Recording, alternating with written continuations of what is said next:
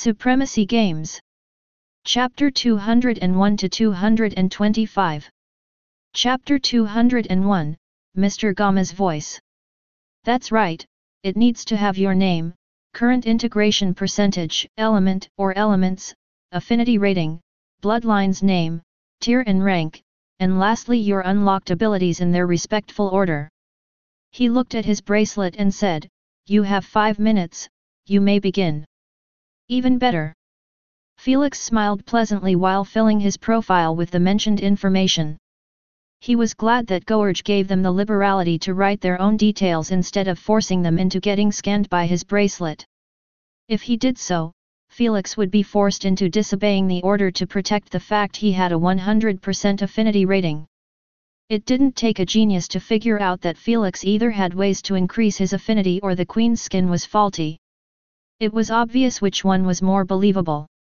To not put himself in that position, Felix was planning on rejecting any scanning attempts at him. As long as he didn't give the Queen his permission, no one could scan him and figure out his private information. Truthfully, Gorge made them create their own profiles as he knew that displaying results publicly would only make the team members compare with each other. He didn't want that as he had no plans to make some members feel shitty about themselves while some feel superior. That would defy the purpose of making the team united. In fact, it would just make it worse. It was all fine and dandy to know about each other's abilities, but knowing even the integration percentage and affinity rating? That should be private to oneself. After a while, Felix finished writing down everything. He swiftly made his hologram visible to only Gorge, showing him what he needed to know and hiding what he didn't.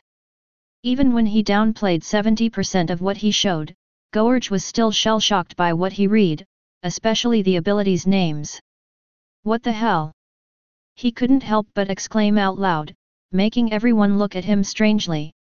Indifferent to their looks, Gorge dashed towards Felix and pointed his shaky finger at the shown abilities' names: Advanced Poison Resistance, Super Strength, Poison Bombs, and lastly, Poison Pillars.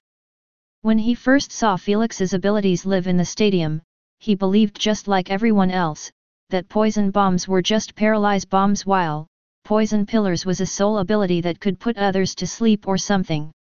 However, after reading poison in them, he knew that he was completely gassed out just like everyone. "Does your abilities allow you to switch inducements?" he stuttered as he asked. "Switch inducements?" Amelia murmured in disbelief. "What is that?" Walton scratched his red beard as he asked her. "Hee, Brother Felix can use 5 poison inducements in his abilities." Olivia bragged with her chest puffed out in pride. After hearing so, Felix just shrugged his shoulders while pointing at Olivia, entailing that she summed it up perfectly. The F***CK? Does that mean he still didn't use his full strength in the tournament? Aghast and somewhat frightened, Walton exclaimed while staring at Felix with widened eyes. Lena and Amelia figured as much the moment they heard Olivia. At this point, they honestly didn't know what to feel. Felix just keeps getting bigger and bigger in their eyes, not stopping for a single second to look down at them. It was obvious that he didn't acknowledge their existence in the team and they were hoping in those 2 months to change that. Find authorized novels in, faster updates, better experience, please click number. Gama's voice, _50364640852201117 for visiting. However, the more they knew about him the less confident they got in their chances of achieving so. Ding! Ding! Ding! Just as Gorge wanted to ask Felix to show him the 5 inducements that he had, he got interrupted by loud annoying bell noises. "Email me your profiles. We will carry this conversation in the evening when Adam regroups with us." Gorge regained control of his composure as he pointed at the residential area. "The entire field is going to be packed soon with the juniors. And we are not planning to train with them," he suggested while leaving. "If you wanna stay and watch them train, be my guest. Just remember my second rule." He turned around giving them a strict gaze, "No trouble." After seeing that he truly left, Felix waved the hologram away and walked in a completely different direction than the residential area. He was planning to explore the camp until the residential area gets emptied out from the juniors. From the humongous size of the camp, there were many buildings left to be seen. Felix, wait for me. Olivia chased after him while waving her hand in the air. Sarah soon followed after her as well. The rest of the main team each went in their own direction, leaving Amelia, Walton, and Lena to gaze at Felix's back, having absolutely no idea how to approach him. Crack! Crash! Thud! In an exquisite hotel suite, an old man with a white beard was trashing the entire bedroom, destroying anything in his path. How could you get wiped out by one F***ing person? How could you? Enraged, the elder kept screaming with flushed cheeks while throwing empty glasses into the wall, uncaring about how he appeared to the rest of the elders in the room. Though, it seemed like some of them wanted to jump in and start venting the boiling magma in their chest. That's enough, Elder Joseph. A middle-aged man with L.U.S.True's golden hair and a few wrinkles under his eyes, tabbed with the side of his fist at the table, forcing Joseph to calm down a little. It seems we still underestimated that junior's strength. The middle-aged man said while massaging his temples. Who would have thought that a full mercenary squad made out of 12 retired S.W.A.T. veterans was still not enough for a legendary bloodliner? He shook his head and said, we can't blame them though, as no one expected that his body was bulletproof. It was a failed mission before it even began. Another elder chimed in with a dispirited tone. Dejected, Joseph took a deep breath as he sat on the bed with his head lowered. He kept gazing at the floor while thinking about the time he rashly promised Mr. Gama that he was going to bring him a legendary bloodliner. This was the main reason he was furious. He knew that Mr. Gama didn't tolerate failures or having his expectations brought up just to be crushed. Joseph was terrified about contacting him and giving him the report of the failed kidnapping attempt. He understood that Mr. Gama could not touch him or send his own people to do so.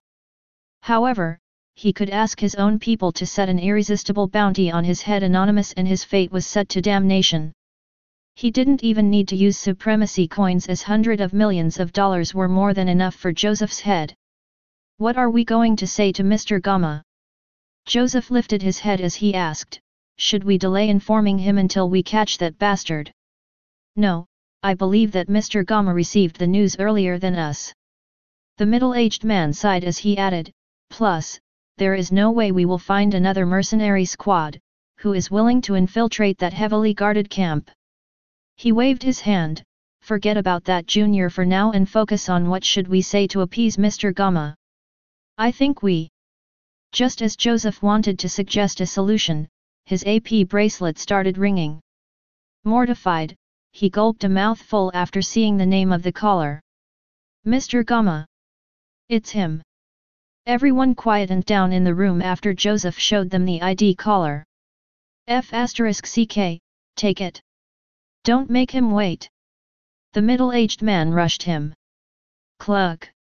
Where is my promised legendary bloodliner? The moment the call got connected, a deep hoarse voice resounded in the room, making the elders all quiver in their places. The tone used was as flat as it could get.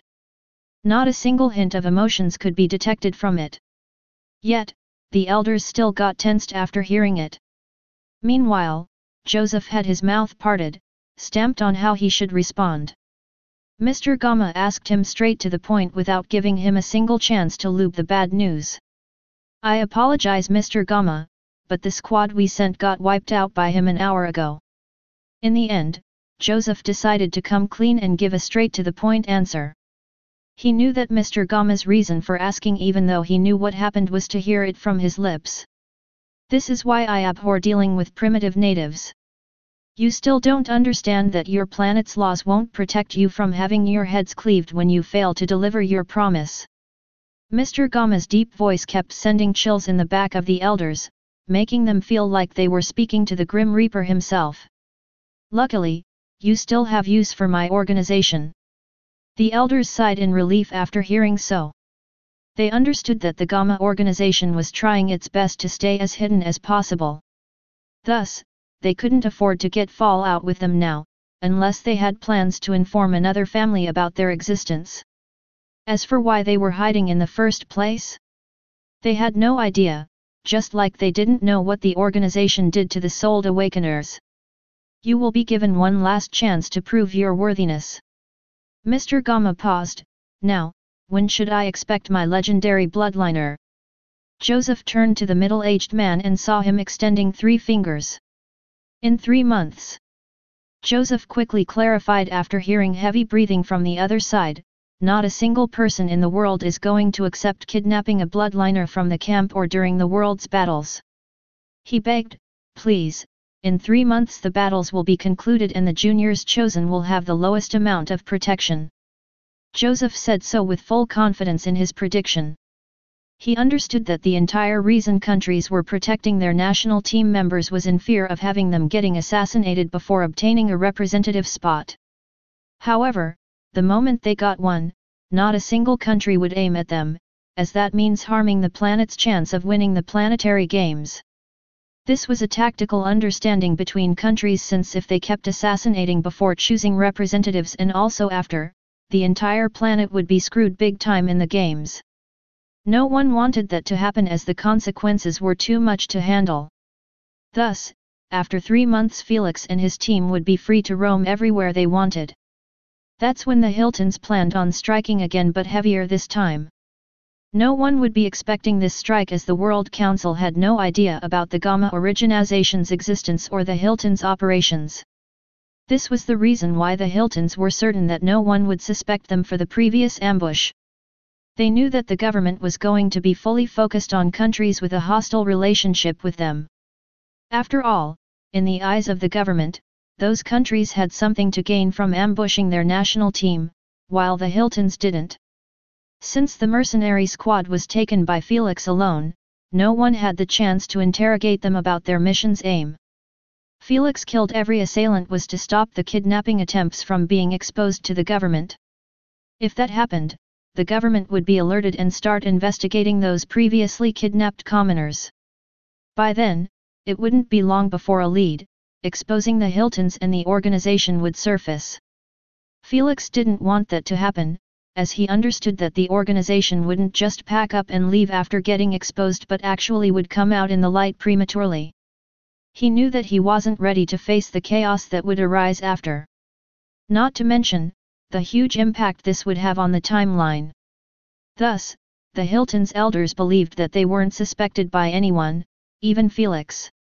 But in reality, the only reason they were still alive was due to Felix not wanting to flip the chessboard prematurely. Remember, this is your last chance. Before Elder Joseph could respond, his mouth was left parted after hearing Mr. Gamma adding, and send 5 awakeners in a month as compensation for failing to deliver your promise. Of course, of course. Joseph gave a forced laugh. We were planning on doing s. Cluck peep peep. FCKU. Enraged, Joseph screamed at his bracelet with veins throbbing on his neck. If Joseph was carrying a phone, he would have thrown it from the window after getting treated like shit by Mr. Gamma, and especially after hearing his last order. Kidnapping 5 awakeners? What a joke! They struggled to kidnap 6 of them during the last 7 months, yet now they had to kidnap 5 in a month. Not to mention their favorite mercenary squad was wiped out. They absolutely had no idea where to start. Obviously, Mr. Gamma didn't give a shit about their dilemma when he gave out his order. What now? A sudden silence engulfed the room after hearing Elder Joseph's question. They just kept gazing at each other with hopeless expressions. Should we ask Adam to assassinate Felix in his sleep? That will solve both of our problems at once. An elder suddenly offered a shocking solution. Yet, before the elders could even digest what he said, a slap landed on that elder's face, making his cheek reddened within a second. I dare you to suggest that again. The middle-aged man narrowed his eyes dangerously while looking at everyone in the room. Anyone else has a retarded idea he wants to share with us? He asked. Respectful and somewhat scared, the elders all lowered their heads while answering, No, Grand Elder. That's what I thought.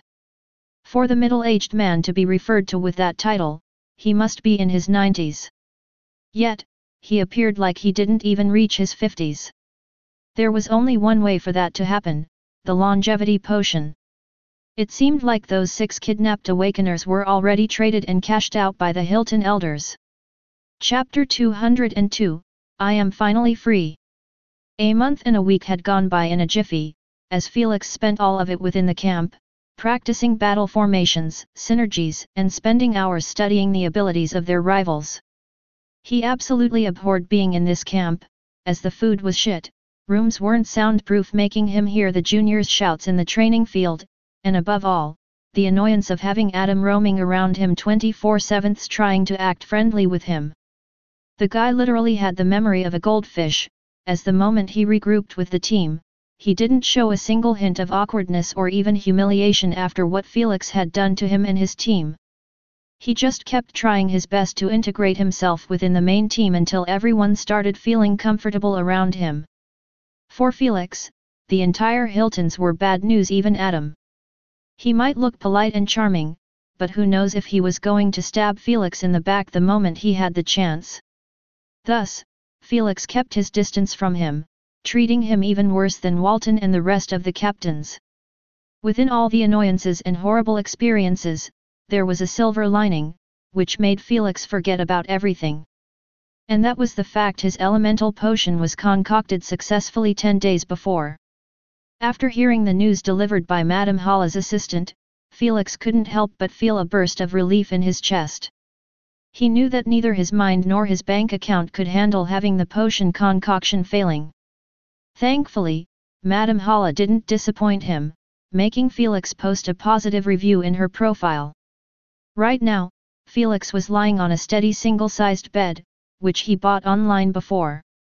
He had his cheek resting on his palm as he kept waiting for a call from Bodadai. It had been 1 hour or so now, and he was starting to lose his patience.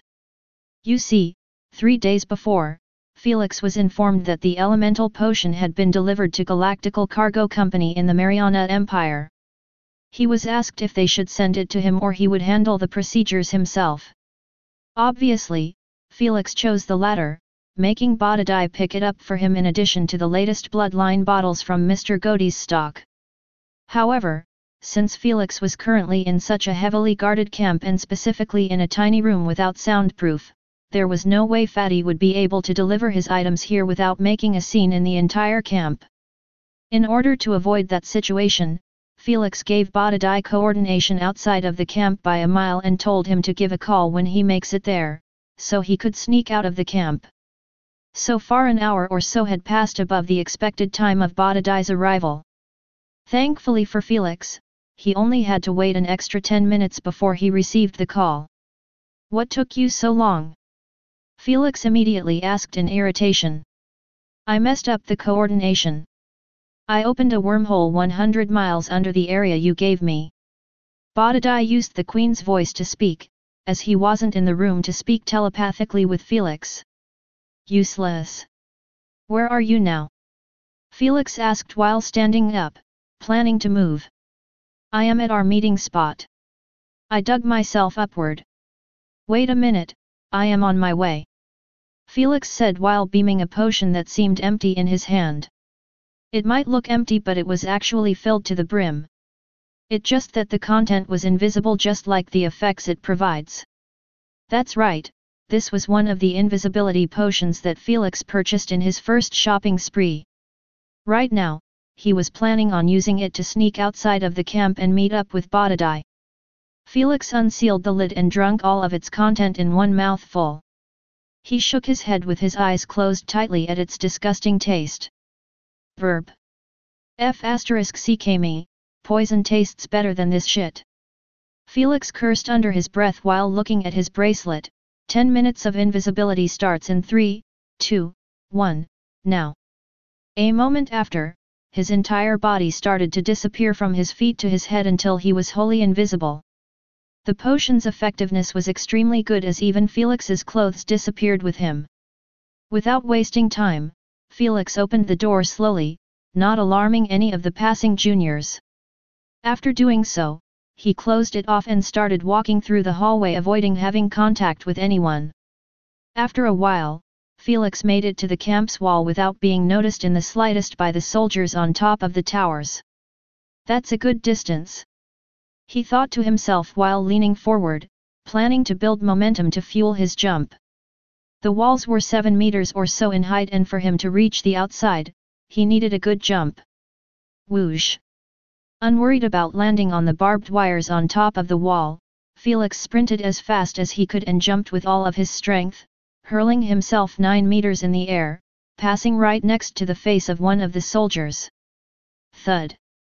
Cluck cluck, cluck! Who's there? The 4 soldiers on the tower immediately aimed their guns at Felix after hearing the loud noise of his landing.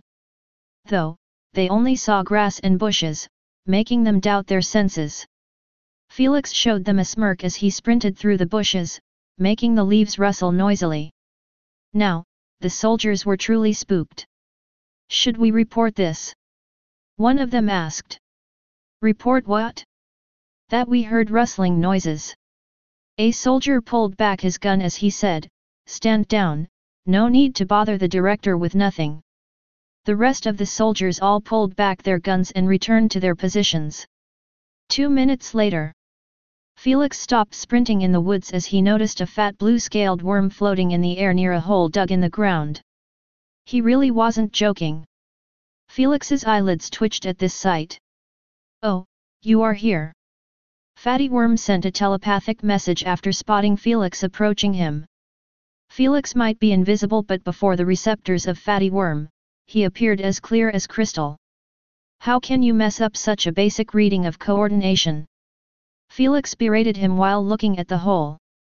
He knew that Bodadai was forced to dig himself upward as he couldn't open 2 wormholes tunnels one after the other without recovering his energy first. Cough, none of your business. Embarrassed, Bodadai swiftly opened his mouth and spat Felix's items near his feet. Here is your stuff. With this delivery, my part of the contract has been fulfilled. Kiki kiki. I am finally free. Bodadai's receptors kept flailing randomly while laughing in Felix's mind, expressing his utter happiness at finally getting rid of that damned contract. This was the last contracted delivery from the 17 ones, which Felix had. Now, if Felix wanted to ship items to him, he needed to wait 7 days instead of 3 and also pay the shipping fees. I thought we had a real brotherhood between us. Felix sighed while displaying a hologram filled with numbered data. I even kept our private deals well. .u.ment and organized to enjoy reading the sweet memories we made together. Kiki, Kiki.ki?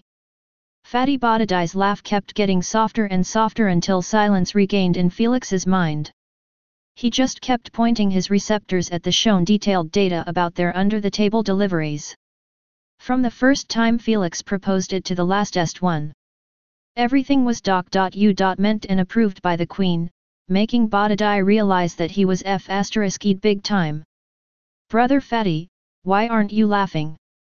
Felix asked with a warm smile. You didn't like our memories to be .u.ment. So what if you .u.ment them? They are as harmful to you as they are to me. Bodadai yelled in Felix's mind, displaying his una.d.u.l. Terrated rage. He couldn't believe that he actually trusted Felix into keeping their under-the-table deliveries a secret. The thought that Felix would use those deliveries as blackmailing material didn't cross his mind, as he knew that since Felix was on it as well, he would be thrown in one of the Alexander's Kingdom jails if he dared to expose their dealings. You are right. Felix licked his lips as he gazed at Bodadai akin to a bird gazing at a worm. If any information about our secret dealings got out in public, I will definitely get thrown in jail for years without bail. However, I have a way to get out without spending a single minute inside a cell. He chuckled devilishly while pointing his finger at Bodadai. You on the other hand are going to be kicked out from the wormhole company for life. Bodadai knew that Felix was absolutely right, as the moment any news about him getting bribed got exposed, he would definitely have no way to escape the mentioned punishment. But still, he refused to get blackmailed again without a fight. I don't believe you. No one can get you out of the prison. Even if you were the son of the king himself. He sneered, don't even mention you, a country bumpkin. Queen, if I was thrown in jail for bribing a delivery worm, can my silver wish bail me out? Felix asked while smiling at Badadai, making sure that he heard the question as well. Yes. She answered in his mind. Please share your answer with Badadai. He requested. The moment the Queen's answer resounded in Fatty Badadai's mind, his receptors couldn't help but freeze stiffly. Find authorized novels in, faster updates, better experience, please click number, _50555767815726602 for visiting. Impossible, how could he obtain a silver wish in such a short amount of time? His planet has just got discovered. Badadai was shocked silly, not daring to believe the Queen's answer. Wasn't it just 8 months ago, he was still struggling to push me out of the wormhole. Badadai was truly about to lose his shit as he felt cheated. Cheated by the fact that Felix never mentioned a single time about his strength or his rank in the SG. The only reason he accepted bribes was because of his confidence that Felix had nothing to rely on if he got thrown in jail. Thus, there was no way Felix would think about blackmailing him. If he knew about any of this beforehand, he wouldn't even entertain the thought of accepting the bribes. Alas, it's too late for regrets. As Felix never had the thought of letting Badadai out of his grasp. However, this time he wanted to do things differently. Fatty, I'm willing to destroy this data and never mention it again. Felix smiled faintly as he looked at the crestfallen Badadai curling around himself, but, I want to renew your lifelong contract to the original version. He coughed, minus the 20 billion penalty. Why do you keep bullying me? Fatty's receptors started to get watery. I am only an honest worm trying to make living and gaining resources to further increase my space manipulation. That's why I am going to be paying you every delivery fee. Felix smiled, I only want you to continue delivering in a minimum of 3 days like usual. For real. Enlivened, Fatty's watery receptors dried up within a split second. Yes, however, the contract this time is going to be lifelong. Felix gave a confident smile, if you are worried about your safety, don't worry, in a couple of years, my name would resound in the entire Milky Way galaxy. He narrowed his eyes dangerously, at that time, who will dare touch you? If Fatty Badadai heard him boast like this before, he would have laughed his ass out. However, after knowing that Felix was strong enough to win silver games in such a quick amount of time, he somewhat believed him. You have a day to think about it. Felix beamed the items laying near his feet and turned around, planning to return to the camp. No need. I agree. Surprisingly, Badadai shook his head as he said, as long as you pay for the deliveries, I don't mind continuing our partnership. As for the protection, he joked, hopefully I will be alive by the time you reach that level. Tisk, if you keep getting fatter and fatter, hunters will not take you even if you give yourself to them, Felix said, snickering. F***ck off, I am on a diet. Fatty's made an X with his receptors while displaying a holographic contract. After Felix read it, he signed it within a moment, as the terms discussed between them was all in it. Now, Felix would always have Badadai as his delivery worm. Honestly, Felix wasn't doing this just for the 3 days policy, but because he dealt with Badadai for a while now and he never asked him about what he was doing with the bloodline bottles. He liked that about him, the fact he keeps his curiosity in check. Above all, he had no problems doing under-the-table deliveries. So even if he was going to be paying for the delivery fees, he didn't mind it that much. All right, beat it. Felix waved his hand dismissively, I got matters to handle, I will call you later. Cough, you don't have anything extra to deliver. Badadai gave a sheepish smile to Felix, making him not know whether to laugh or cry. Ha ha ha. This worm is so cute. Asna guffawed while covering her mouth. Go away. I will call when I need you. Felix threw a pebble at Badadai, making him dive into the hole while cursing out loud. After seeing that he left, Felix smiled wryly while shaking his head. He didn't think that Badadai would get used to those bribes to the point he asked for one right after getting blackmailed due to them. Well, they weren't nicknamed Wormpires for no reason, as their love for money transcends anything. Chapter 203 Drinking the Elemental Potion. 5 minutes later. Felix was sitting on his bed while examining a small spherical potion that had a logo branded on its lid, appearing as. He knew that was Madame Hala's logo, which she put on all of her successful potions and substances in order to make her reputation reach far and wide. He didn't understand what it stands for as it was written in the witch race's language. He had no intention to ask the queen about it as he was too eager to open the potion and drink the creamy white content inside of it. Here we go. A bit nervous, Felix unsealed the lid, which resembled an old wine bottle's lid.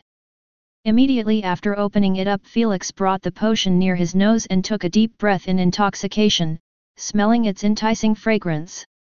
Though, Felix honestly didn't know if its smell was that good or was it just the smell of 1 billion SC and 26 kgP all put in one tiny bottle. A couple of seconds later, Felix put the bottle on his lips while closing his eyes shut. He knew that the process of unlocking another element wasn't going to be in an instant but take a couple of minutes to even an hour or so. It was better to be quick about it as the daily team's practice was going to start in 3 hours. Gulp. Gulp. Felix drank everything with 2 gulps, not letting a single drop wasted. If the opening of the potion wasn't small, he would have put his tongue inside and started licking the glass, uncaring about Asna shaming him for it. Based on the instructions I read, the potion's effect won't kick off until a minute later. Felix murmured while glancing at the time. Please be a good uncommon element, please be a good uncommon element. With nothing to do in that 60 seconds, Felix kept chanting with his hands folded. Well, since Felix used the uncommon elemental flower as an ingredient, it meant that he was going to have a chance to awaken one element either from common elements, such as fire, water, wind, lightning, etc. or uncommon element, such as sound, ice, magma, fog, darkness, shadow, light, etc. If he used all elemental flower, rare elements such as time, space, death, life, and such would have been added to the available options. Honestly, even if Felix had that flower, he wouldn't use it for the potion, as he wasn't a retard to awaken another rare element just to keep it collecting dust like his illusion element. It was better to focus on what was available instead of focusing on the best. Oh, it's starting. After 60 seconds sharp, Felix smiled widely as he started feeling a gentle touch on every fiber of his being, the total opposite of awakening with a bloodline. The reason bloodliners feel pain in the awakening or during integration was due to the fact their human genes get destroyed and replaced with beasts' ones. On the other hand, awakening an element doesn't destroy anything at all, as the potion's effect simply tries to unseal one of the human sealed affinities. You see, humans just like all races had an affinity to every element in the universe no matter its grade. However, during birth only one of them gets unsealed, leaving the rest sealed forever. For some lucky individuals like Felix, Kenny, or Princess Bird, 2 elements get unsealed instead of 1. Yet, the truly gifted ones were called triple elementalists as they were born with a whopping 3 elements. That being said, being born with 3 or even 10 elements was one thing, but having a good affinity rating for them was another. No one would give a shit about a triple elementalist if the 3 elements he had were all below 20% affinity rating, as he would still struggle with integration due to the long cooldown. So, having more elements didn't mean anything if one wasn't able to increase his affinity rating. Felix, who was currently in the process of unsealing an element, was going to have only 1% after the process finishes. This meant he would need to raise it just like he did with the poison element if he wanted to use it for the first stage of replacement. Thankfully with Asna, that wouldn't be hard, as he would simply require energy stones to achieve so. Half an hour later. Relaxed and peaceful, Felix had his eyes closed shut with a pleasant smile on his face, clearly enjoying the feeling of being caressed. Unfortunately for him, the feeling started withdrawing slowly until only a feeling of emptiness was left behind. Sigh, that ended a bit too soon. Dejected, Felix opened his eyes while stretching his arms behind his back. This was the first time ever that he drank a potion that was sold with 5 billion SC+, and he gotta say, it wasn't a bad experience. Time to see the new element. Felix looked at his bracelet with a gaze filled with anticipation. He took a deep breath and requested the queen to scan his body. Race, human, gender, male, element affinity, poison, illusion, sand, affinity rating, 100%, 12%, 1% respectively. Sand? Not bad. Felix nodded his head in satisfaction. He honestly would have reacted the same to any uncommon element he awakened. After all, he didn't pay 350 million to get a common element. Asna, do you know the sand primogenitor species? Felix suddenly asked. Nope. She clarified, we might have been born at the beginning of the universe, but our races never interacted or bothered each other. I only know about their existence. But their species and take root before Felix got smacked by the reality that he had absolutely no **ing clue, which species should he start buying? Shapes? I have no clue. Sigh, how am I supposed to find it then? The excitement of awakening a new element didn't even take root before Felix got smacked by the reality that he had absolutely no **ing clue, which species should he start buying? Damn it, I got pretty lucky last time with the Hormungandr. Felix scratched his chin while thinking of the time of his awakening. If it wasn't for Asna finding the Hormungandra's essence, Felix would have continued with his awakening without having a single clue about the primogenitors. However, now even though he knew about them, how was he supposed to find the sand primogenitor, when he didn't know which species should he target? Was it reptiles, insects, felines, birds, etc.? Asna, do I really need the same species as the primogenitor to get the essence? He asked with a ray of hope in his eyes. Not really. She explained, you can find Hormungandra essence even in other poisonous species. However, efficiency won't be as good as using the same species forefather. Good. I just need to find it once, and at that time you can read the bloodline memories and see its species. Felix said, smiling. That will work. Asna nodded her head. After making a plan to tackle this issue, Felix opened his bank account wanting to check on his balance. This strategy was going to need a quite large sum of coins to pull off since he needed to buy a lot of bloodlines from every species that had sand elements. PFFFFF. Welcome to the broke gang. Asna immediately laughed out loud after seeing only dirt and dust in his bank account. From 1 billion to 1 million. Saddened, Felix touched the last remaining million with his eyes getting a bit watery. Well, what did he expect, when he was spending his coins by hundreds of millions every time he needed to pay for something? If it wasn't for the movie Human Melodies still airing in some cinemas, he wouldn't even have this million by now. It seems like I won't make it until the series gets released next month.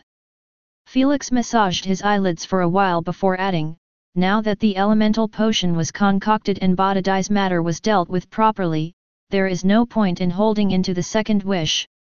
Oh? You are going to wish for coins? Asna brushed her crimson hair before a mirror as she suggested, isn't it better to wish for game points? That's against the rules. Felix shook his head, just like wishing from the SGA to assassin someone for you, wishing for game points is not allowed. There is only one way to get them and that is during the games. He clarified in a lazy manner, if the SGA allows players to wish for game points, the balance will be broken and everything will get messy. Asna immediately understood what he was implying after reading his mind. She assumed before that wishing for game points was the same as wishing for supremacy coins. However, unlike supremacy coins, which were affecting only the UVR, game points touched many sensitive markets. One of them was prize pool free trading. If game points were wishable, players could literally get 10k or 20k after one win, then go on a shopping spree, buying exactly what they need. This was just from one win and one player, now imagine others doing the same. The loophole which was harmless before was going to bring the SGA to its knees, as everyone would start having a flood of game points in their accounts ready to be spent. The prize pool was called as such to let players get an extra reward after winning, or letting the losers get a chance to win something after the game. It wasn't created to resemble a shop where players could simply just buy from the pools and ignore the markets on the outside. That was definitely bad for the economy, as a lot of shops, vendors, and stalls universal-wide would get forced to close down after the prize pools would steal all the players. Even ones in bronze and silver. That was definitely a big no-no for the Alliance. The last thing they wanted was to get accused of having a monopoly on every trade. Thus, wishing for game points was out of the question, leaving Felix considering to wish for coins. In the end, he called for the Queen and requested for his wish to be fulfilled. "Are you certain?" the Queen asked for a confirmation. "Yes." Felix nodded his head. Ti ring. Chapter 204, Tripping or a Reality. 800 million SC has just been transferred into your bank account from the SGA Bank, UAM. A couple of minutes later, Felix's eyes snapped open as he bit on the leather belt as hard as he could while letting out muffled noises. His fingers were digging deep into the concrete floor, making him sit stiffly in his place. If he didn't do so, he would have started thrashing everything in sight to alleviate just a tiny bit of his anguish.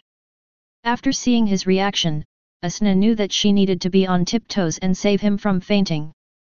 She might enjoy watching him squirm and scream in pain, but she was always ready to stop him from fainting in the middle of the integration.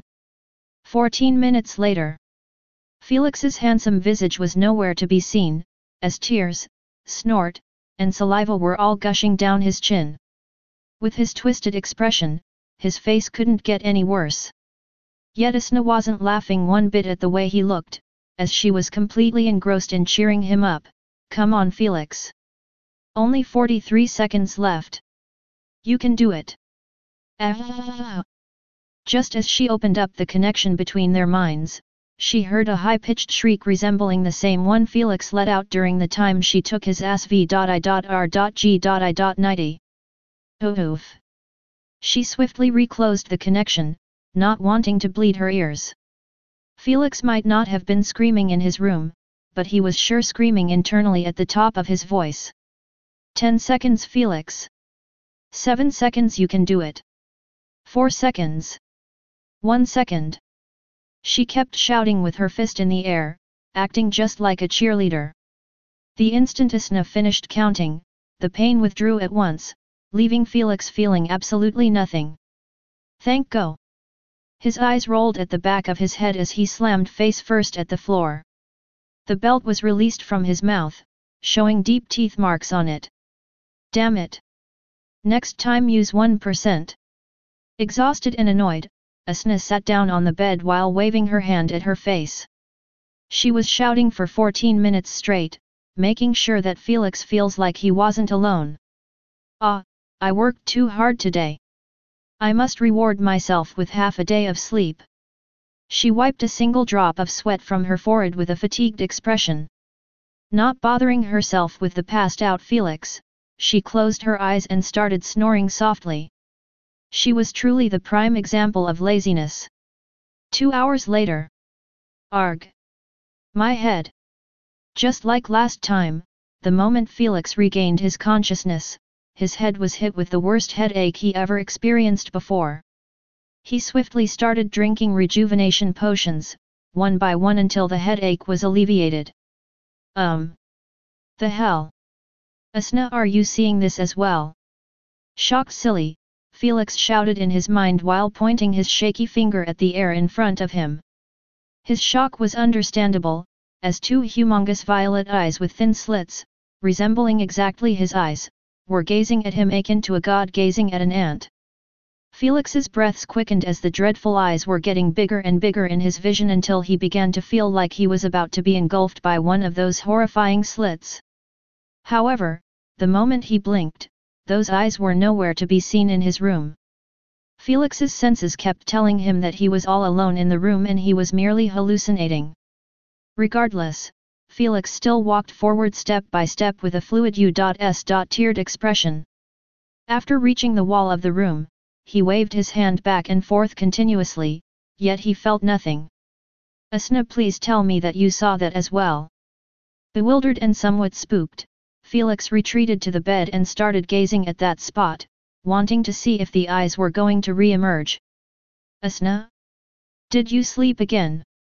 Felix could only guess so after having his questions get ignored twice. If it was another time, Felix would have left her to sleep in peace. However, he couldn't do so now, as he needed to know if he was tripping or what he saw was a reality. Thus, he immediately closed his eyes and entered his consciousness. Asna, wake up!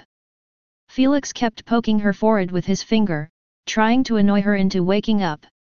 Leave me alone. Too bad, she just murmured softly while covering her entire body with bed sheets, not letting a single part of her skin exposed. It's a serious matter.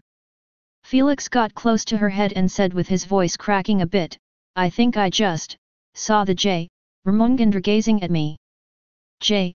Ramongandr, what? The instant Asna heard what he said, she exposed her face, which was showing a dumbfounded expression. However, it soon was replaced with a solemn expression, making Felix gulp a mouthful as he rarely saw Asna being this serious before. Are you for real? She asked while sitting up. That's why I am here. He pointed at his temple and clarified, I need you to see my memories and check again. I see. Asna nodded her head in understanding. Without further ado, she closed her eyes and dove within Felix's latest memories. Since the memory was still fresh, it didn't take her even a millisecond before she snapped her citric eyes wide open with clear agitation in them. Felix, I think you are screwed. She gave him a bitter smile while closing her eyes. No, we are both screwed big time. Chapter 205, Revisiting Fuzzy, a Stone Shop. You're joking, right? Felix couldn't help but exclaim in disbelief. I wish. She removed the bed sheets, exposing her cute furry pajamas while speaking with a serious tone. What you saw wasn't in your imagination but a tiny piece of J. Ramongandra's consciousness waking up for a split second before returning to sleep. She sighed, and if you keep integrating and adding more of his essence into your body, he will wake up for real and none of us is going to like the outcome of that happening. What do you mean? Felix clasped his hands on his head as he said, I understand that I am nothing but dirt in front of such a being, but you are one of the superior beings just like him. He asked while looking deeply into her eyes, so why are you worried about him waking up? Of course, I will be worried. She yelled, if he wakes up, he will either destroy your soul, killing me with you, or be a nice beast and start living with me in this tiny consciousness. She sulked, none of those options are good for me. Nice beast? Felix shook his head at such a far-fetched idea. He was more inclined into believing that the J. Ramongandr wasn't going to let go of such a free method of revival. This meant, he would need to kill them both as there was no way he would prefer sealing himself inside Felix's consciousness with the whiny Asna. What now? He passed his hand through his hair with a thoughtful expression, am I supposed to halt my integration? Not really. Asna shook her head as she clarified, I believe that the consciousness will truly wake up only after you reach 98% to 99% in your integration. She stretched her arms above her head while yawning, so, you can carry on your integration like normal. Just stop at 96% or 97% until we think of a solution. That's some good news at least. Felix sighed in relief. Oh, now that I think about it. She reminded him, don't integrate more than 2% at each time. I think that the reason you feel a headache after each integration is due to the J. Ramongandra's attempts to keep his consciousness up for as long as possible before sleeping again. She explained, your mental strength is too weak to handle his oppression pressure. No wonder. Felix smiled wryly. He understood that he and Asuna might have one soul, but their social status was further apart by light years. This meant the Ramongendra's oppression had zero effect on Asuna. However, for him, just a single thought, word, or a gaze with intention of harm, was enough to seal his fate. Asuna had no way to help him out defend this oppression feeling as it was aimed at his consciousness, not at their soul. If he wanted to avoid all of this together, he had to start integrating with 2% per 2%, either from 2 days to 2 days or 3 to 3. It all depended on his choice. Sigh, I should have known that integrating with a primogenitor isn't going to end well. Felix sighed while shaking his head. Obtaining full manipulation of the poison element? He knew that it was too good to be true. However, he actually never had a chance to think deeply about it since Asuna gave him only a couple of seconds to make a decision during his awakening. She told him the benefits of awakening with this bloodline and the negatives which she knew about, like the fact he needed to hunt for its essence. Only now, did the real dangers of awakening with a primogenitor bloodline resurfaced. At this point, he didn't know if there were still more or not. Thank you, get some rest, you worked really hard today. Unbothered by his sarcastic tone, Asuna flipped him the finger while closing her eyes, returning to her sleep. Felix chuckled and left his consciousness. 4 hours later. Felix finished his daily team practice routine and now he was taking a quick shower at the end of the hallway's bathroom. After a while, Felix finished showering and was returning to his room, wearing only a towel, which was covering his nether region to his knees. Oh my, he is at it again. If he didn't already have a girlfriend, I would have already jumped on him. Shush, he will hear you. The girls, who saw him walking like that in the hallway, kept giggling and gossiping with flushed cheeks. Well, their eagerness to hit it off with Felix wasn't out of nowhere as he was currently being coined on the internet as the new Mr. Perfect, robbing Adam of his title.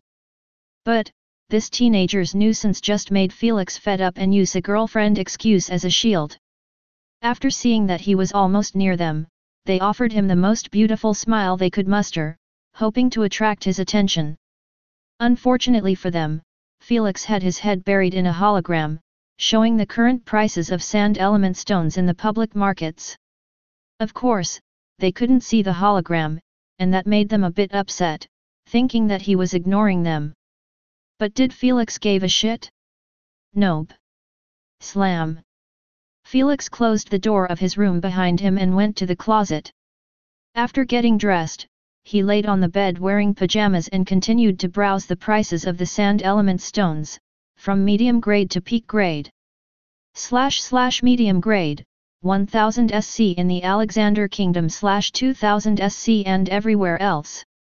High grade, 10,000 SC in the Alexander Kingdom / 30,000 SC and everywhere else. Peak grade, 40,000 SC in the Alexander Kingdom / 120000 SC and everywhere else, // After seeing that the prices weren't really that different from the poison stones, which he bought before, he smiled bitterly. He knew that to reach a 100% affinity rating from 1%, it was going to take a while plus a huge amount of high-grade stones. Felix didn't even consider using peak-grade stones as they were extremely hard to get in public markets. They only get circulated between the upper echelon or inside auctions, getting sold by bulks. The only accessible way to buy them for him currently was using game points or a wish. That being said, Felix had no plans on wasting either of these two on merely energy stones.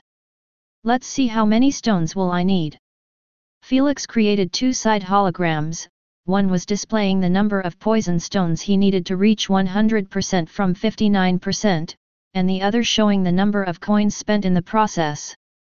After doing a quick calculation, he found out that he needed 12,500 high-grade stones to reach 100% from 1%.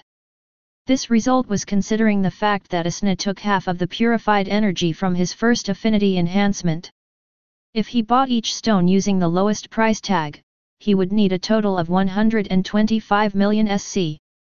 Sadly, Felix wasn't optimistic about believing that he would get even 3,000 stones with that price. Thus, the total should at least triple. I can't be roaming kingdoms and getting spit at again, I need to invest in a mining company.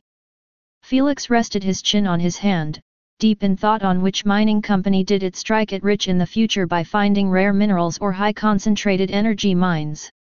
Unlike his investment in movies and series, which he clearly remembered extremely well due to him being a cinema lover, the mining industry on the other hand, wasn't really part of his interest in his previous life.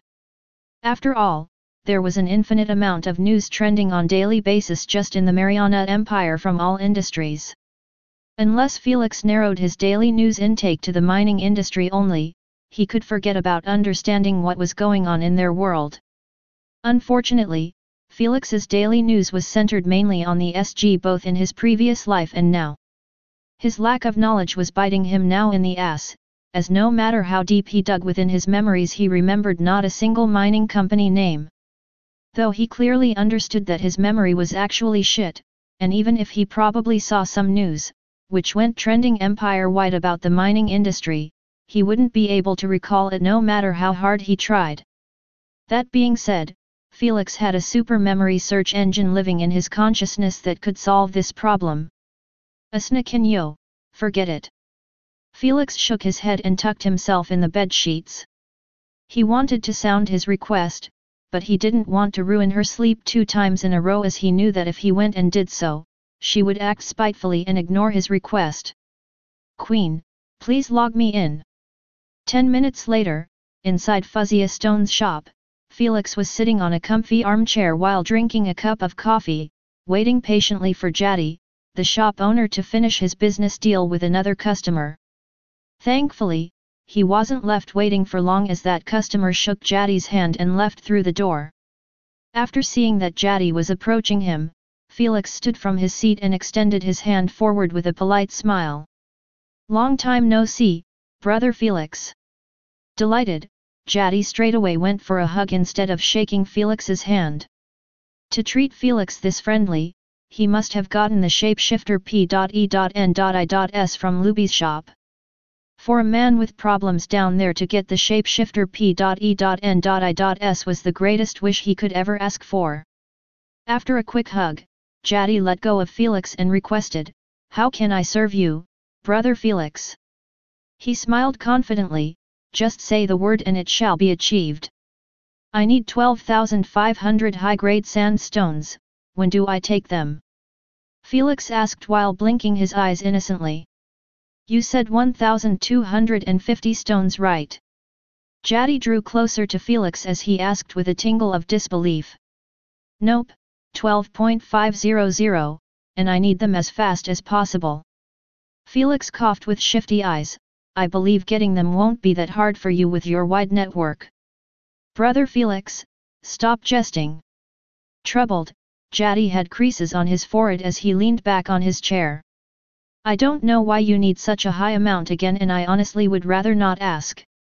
However, I can't give you all that amount at once and you know it already." He smiled wryly, "We discussed it before." "Well, you told me to ask what I need." Felix shrugged his shoulders, "That's what I did." Felix knew that Jaddy wasn't going to sell him that amount even if he somehow managed to secure it. Jaddy's shop was most of the time empty wasn't because he didn't have clients, but in fact, he had hundreds upon hundreds all with business contracts. Some signed a contract entailing that Jaddy had to deliver 100 high-grade stones each month, while some were signing 10 or 500 per 3 months. All it mattered was that the limit was 1,000 stones per 6 months. This meant that Jaddy's stone stock would never be enough to give each customer what he asked for. Felix was well aware of this, but he couldn't help but want to tease him a bit as he was always overly excited whenever he saw him. 1,000 is not doing anything for me." Felix took a small sip. "Can you recommend me to one of your mining companies?" "Brother Felix, I hope you understand that those companies never deal directly with customers." Jaddy informed him with good intentions, "You will just waste your time trying to convince them into selling you what you seek. I am planning on investing in one of them, but I'm not really that familiar with the elemental stones mining industry. Felix said, very serious.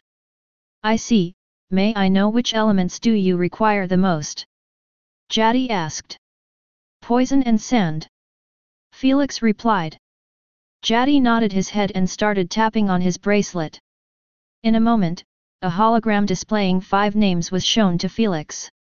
Those are the companies best known for mining stones for those 2 elements in the kingdom. Jaddy pointed at the one in the middle and suggested, do consider investing in this company, as I own some shares in, and so far it has been rising in a steady manner. I appreciate the recommendations. Pleased, Felix smiled while pointing his bracelet at the list, wanting to copy it. It's nothing. Jaddy waved his hand dismissively while asking, are you planning on buying only the 1K high-grade stones, or should I throw in medium grade as well? Give me both. Felix answered. Medium grade might not help much in increasing his affinity, but at this point, Felix would buy anything related to sand element to hasten the affinity enhancement. Please sign this. Jaddy sent him a standard contract, which Felix signed after reading it carefully. After the payment was wired and the serial codes were given, Felix stood up and extended his hand with a polite smile, I will show myself out. You are always welcome. Jaddy smiled and let go of his hand.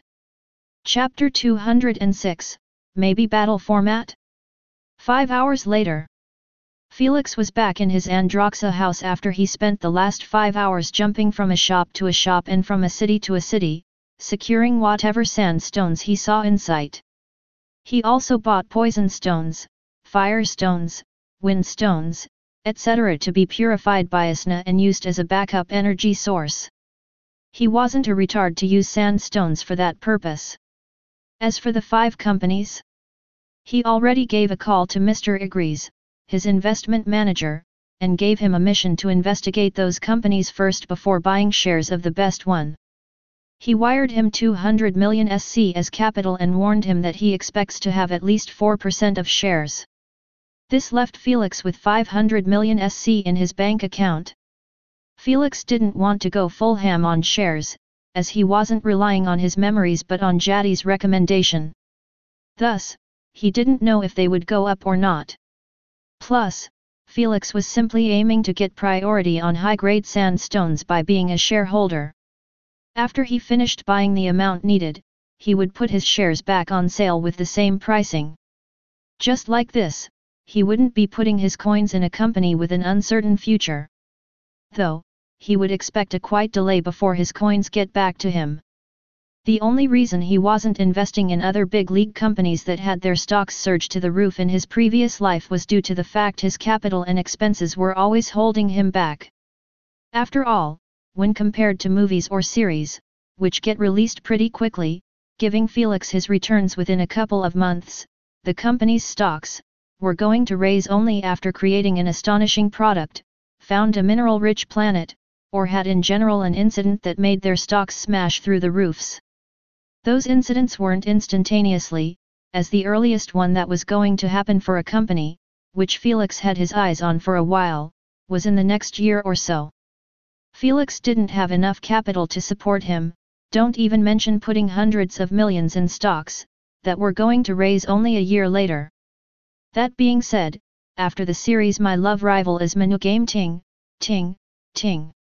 Needle sound continued to resound in the living room, as it kept passing one format by the other until it completely froze on a format. Finally, the moment Felix saw the format, he could help but shout with his fists clenched tightly. Congratulations on picking battle format, TI Ring. Congratulations on picking the King of the Island game, King of the Island Farforce _5844, Silver rank, low tier wins 6/losses 16. For more details click on the name. Alf Attack _1497, Silver rank, mid tier, wins 5/losses 10. 4. CL.U.S.Terfire _7934, Silver rank, mid tier, wins 7/losses 13. 4. Unpaid Landlord _6996, Bronze rank, peak tier, wins 2/losses 0. 4. Biohunter_6687, silver rank, peak tier, wins 9/losses 7. 4. Grimmind_10222, silver rank low tier, wins 6/losses 17. 4. After scrolling to the bottom of the list, Felix found out that he was the only bronze player in the entire list. Why most of them have 3 times losses than wins? Asna asked with a playful look. Isn't it obvious? Felix clarified with a hint of sympathy in his voice, they were the losers, add-ons, who wins games only if by luck or getting there some of their favorite formats. Oh? Just like you. She chuckled at his trembling lips, you lost at least 15 games until you finally made it into gold rank. Felix didn't even lash at her, as it was his fault for falling in such an obvious attempt of teasing. It was clear that she read his memories and knew beforehand, but asked to make fun of his garbage performance in his past life. Though, mentioning so brought him some unpleasant memories, like the fact he had to pause his integration in peak first stage of replacement until he got out of silver. The Supremacy games wasn't merciful at all to losers like him, as it set a specific range of strength between ranks that couldn't be broken. For example, the integration allowed in bronze to silver was from lesser purity to peak first stage of replacement. This meant the players in silver rank, who broke through the second stage of the replacement would not be allowed to play in the platform anymore as their strength outclassed their rank. The platform could add specific silver games, where those with second stage or replacement could compete in. But why would they do so? They were trying their best to minimize the number of players in this overcrowded platform. And by being proactive in keeping those losers, it would defy what they were seeking. Obviously, the players didn't want to be kicked out of the platform, as it meant, heading to the real universe to do clan missions, hunting beasts, and such for gathering their resources. They would rather halt their integration than ending up with such a fate. Nevertheless, there was a silver lining about this. As the more games one plays, the more experience he gathers, making him enhance his chances of gaining victory. As long as they continue to survive and grit in the games, they would definitely get out of their rank at some point. The same happened to Felix in his previous life, as he had his integration halted in peak first stage of rep for at least 3 years until he finally made it out of silver rank. That being said, everything had an opposite, just like there were losers in the games, having a trash 30% win ratio, there were winners, who had either a 50% win ratio or above. Solar Mist, Spirit Visage, Hound Stench, and the rest of the hardcore players in the Shuffle Maze were those winners. Felix knew that he had to watch out for players like them in the upcoming game. Thus, he swiftly started scouting the players with the highest win ratio, spending hours marking the players' names and their abilities in his mind. After he was done, he went to the garage and took his car out, driving towards the training center. He wasn't planning on wasting those 5 days without practicing strategies and tricks to win the game. He was aiming higher than just winning the game. Chapter 207, The Bounty and the Map. 5 days later, 1 hour before getting teleported into the game, Felix was wearing his usual landlord outfit while sitting in the living room, browsing the daily news in the Mariana Empire. Unsurprisingly, Felix found that his name was currently being mentioned by many of his fans in the network, using the hashtag #LandlordIsBack. I bet everyone thought that you died somewhere. Asna said, laughing. Some news platforms actually wrote so. Felix didn't know whether to laugh or cry after reading some news, claiming that he got killed by hitmen sent by Mastermania or he was found drowning in his own puddle of blood on a deserted planet. Well, the news platforms were just trying to milk as much attraction as possible from the fact that Felix was gone an extra 7 days. Everyone assumed that he was going to start another game immediately after the 2 months reset, but when they saw that he was nowhere to be found day after day, rumors started to circulate in the network, starting small then ending up with Felix getting killed. If Felix bothered to create a social media account, he could inform his fans when he was planning on joining another game, just like the majority of the players do. Too bad, he had no interest in social media. Speaking of Mastermania, let's see how much bounty did his agency put on my head. Curious, Felix waved the news hologram away from his face and created another blank one. He wrote in the search engine a guide on how to access the SG Bounties website unpaidlandlord_6996 whoosh. Whoosh, whoosh. Inside a giant ancient-looking hall, which had many crystal chandeliers hanging from above, lighting every corner of it, and a wooden stage with a podium placed right in the middle, players started to get teleported one by one, filling the empty hall rapidly until 100 players were all standing under the stage. Expressionless, Felix kept looking around while walking towards a corner of the hall, planning to sit there until the MC arrives. He knew that it was going to take a couple of minutes. The players he passed through didn't make it difficult for him as they smiled politely while opening a path for him. This was a pure demonstration of respect for one's strength. Felix guessed that probably all of the players had either an extensive idea about him or a slight idea. After all, he was the only bronze player in this game with 2 wins. So, even if the players didn't follow the news and heard about him, they would have done it out of curiosity after seeing his low rank and 2 wins streak. After sitting with his back against the wall for a couple of minutes, light particles started to take shape in front of the podium. Felix, who was paying attention to what goes around him, saw a tall beautiful thin man with purple hair made into a bun, suddenly appear after the light of particles disappeared. I never saw him before. Felix tilted his head slightly in confusion. Well, it was obviously impossible for Felix to know every MC as there were millions of them just in low elo. Good morning my lovely players. A merry feminine voice was released from the MC's glossy lips, making some players confused whether he was a man dressing like a woman or the opposite. However, the majority still knew that he was a man, who swung in the other direction. I am Meliodas, and I will be your judge in this game. Meliodas smiled charmingly and said, let's not dilly-dally and get into the game explanation. He clapped his hands twice and the same large screen descended from above, behind his back. Felix raised his head and saw that the screen was already on and displaying the current map of the game. It was a medium-sized island, stretching tens of kilometers from one end to the other. Rather, ends shouldn't be used as a term for describing it as it was shaped like a circle. Yet, none of the players cared about this but the fact that the island was split into 2 zones, each with a completely different environment and weather. The southern zone was a rainy forest made out of trees, from all kinds of species, painting a gorgeous piece of nature. The only thing they share was their towering height, reaching hundreds of meters into the dark cloudy sky. Meanwhile, the northern zone had only one humongous volcano sitting at the very center of it. The volcano's mouth was closed shut, appearing just like a dormant black behemoth. Felix ignored the top and focused on one enormous tunnel in the volcano, probably leading to the underground. Tisk, at least I'm used to training in a forest environment. Felix clicked his tongue in criticism at the sight of the island. During his practice in the past 5 days, he had to improvise and create many maps, each with a different environment, since the game clearly stated that the map was randomly generated.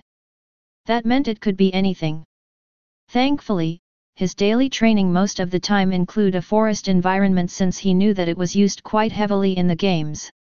Based on the gloomy expressions of the majority of players, it seemed like none of them nailed the map design in their practice rooms. As you can see, the map that was generated has only 2 environments. Meliodas pointed at the volcano tunnel, making the screen display where it was leading.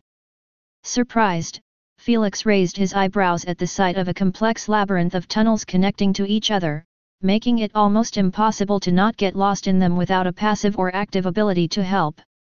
Thankfully, they were dimly lighted, making visibility not a major issue.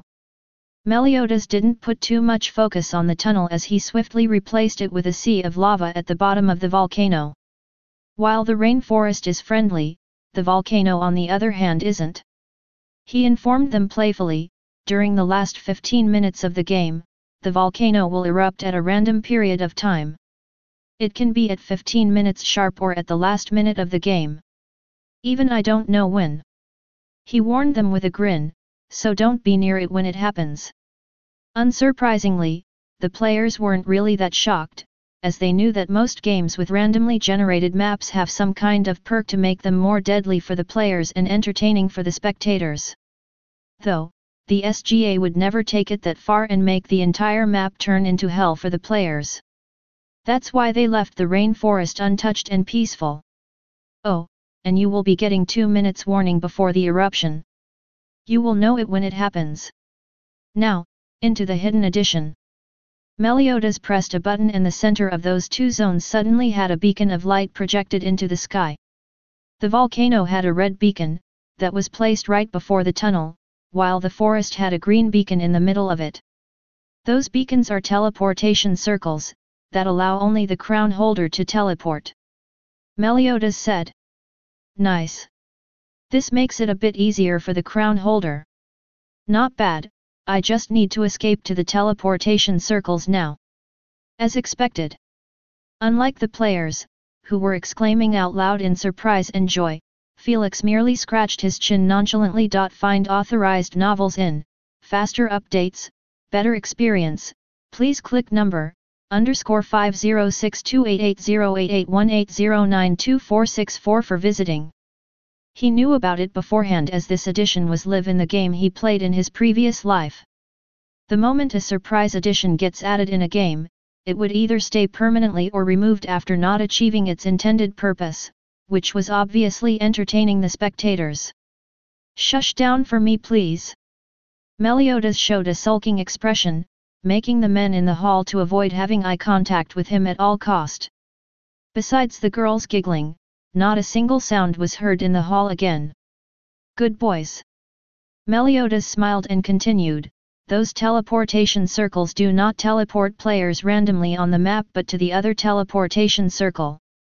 Immediately after hearing so, the players' delighted eyes dimmed instantly. They understood that those teleportation circles weren't escaping routes but gates to hell itself. Hee, life isn't so easy. Felix couldn't help but chuckle at their expressions. Chapter 208, Here we go again. So use them at your own risk. Not wanting to clarify what he meant, Meliodas pressed another button, and a golden crown, embodied with colorful gems was displayed on the screen. This is your key to victory. Hold it until the game ends and you will be crowned as the champion. He looked at his bracelet and said, I need to go back to my bunnies, so be quick with your questions. After receiving a confirmation to start the Q&A, the players started raising their hands above their heads. They still had a lot of doubts about the rules. You, the pretty boy, fire away your question. With an enthralled expression, Meliodas pointed his finger at a burly handsome man, making him tighten his ass cheeks at that invading gaze. Cough, may I know the range of the small distance teleportation after we get hold of the crown? The burly man asked while looking at his feet. Good question darling. Find authorized novels in, faster updates, better experience, please click number, _50648882958353651 for visiting. Agitated, the burly men trembled after getting praised in such f***ed-up manner.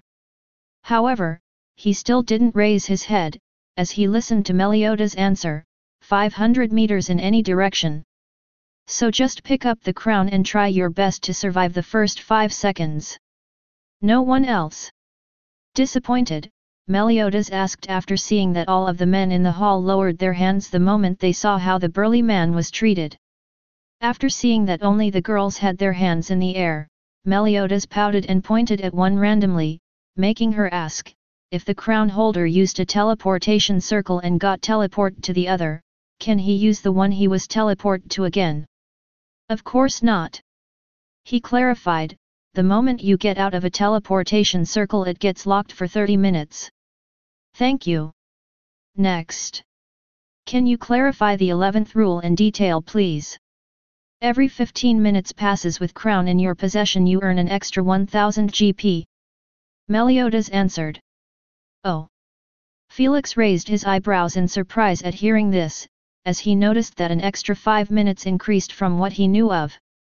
However, the number of points also doubled. So, he wasn't really complaining. Next. Are we allowed to mark positions inside the tunnel labyrinth? Yes. This is not a puzzle game. You can mark the entrance or the exit, or even share your position with others. Do what you want. Next. May I know what's the name of this game's unique title, and how can we get it? I am too lazy to create one, so I will just use this.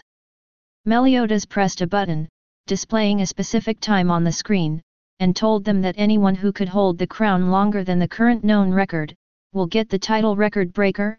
Whoosh! Whoosh!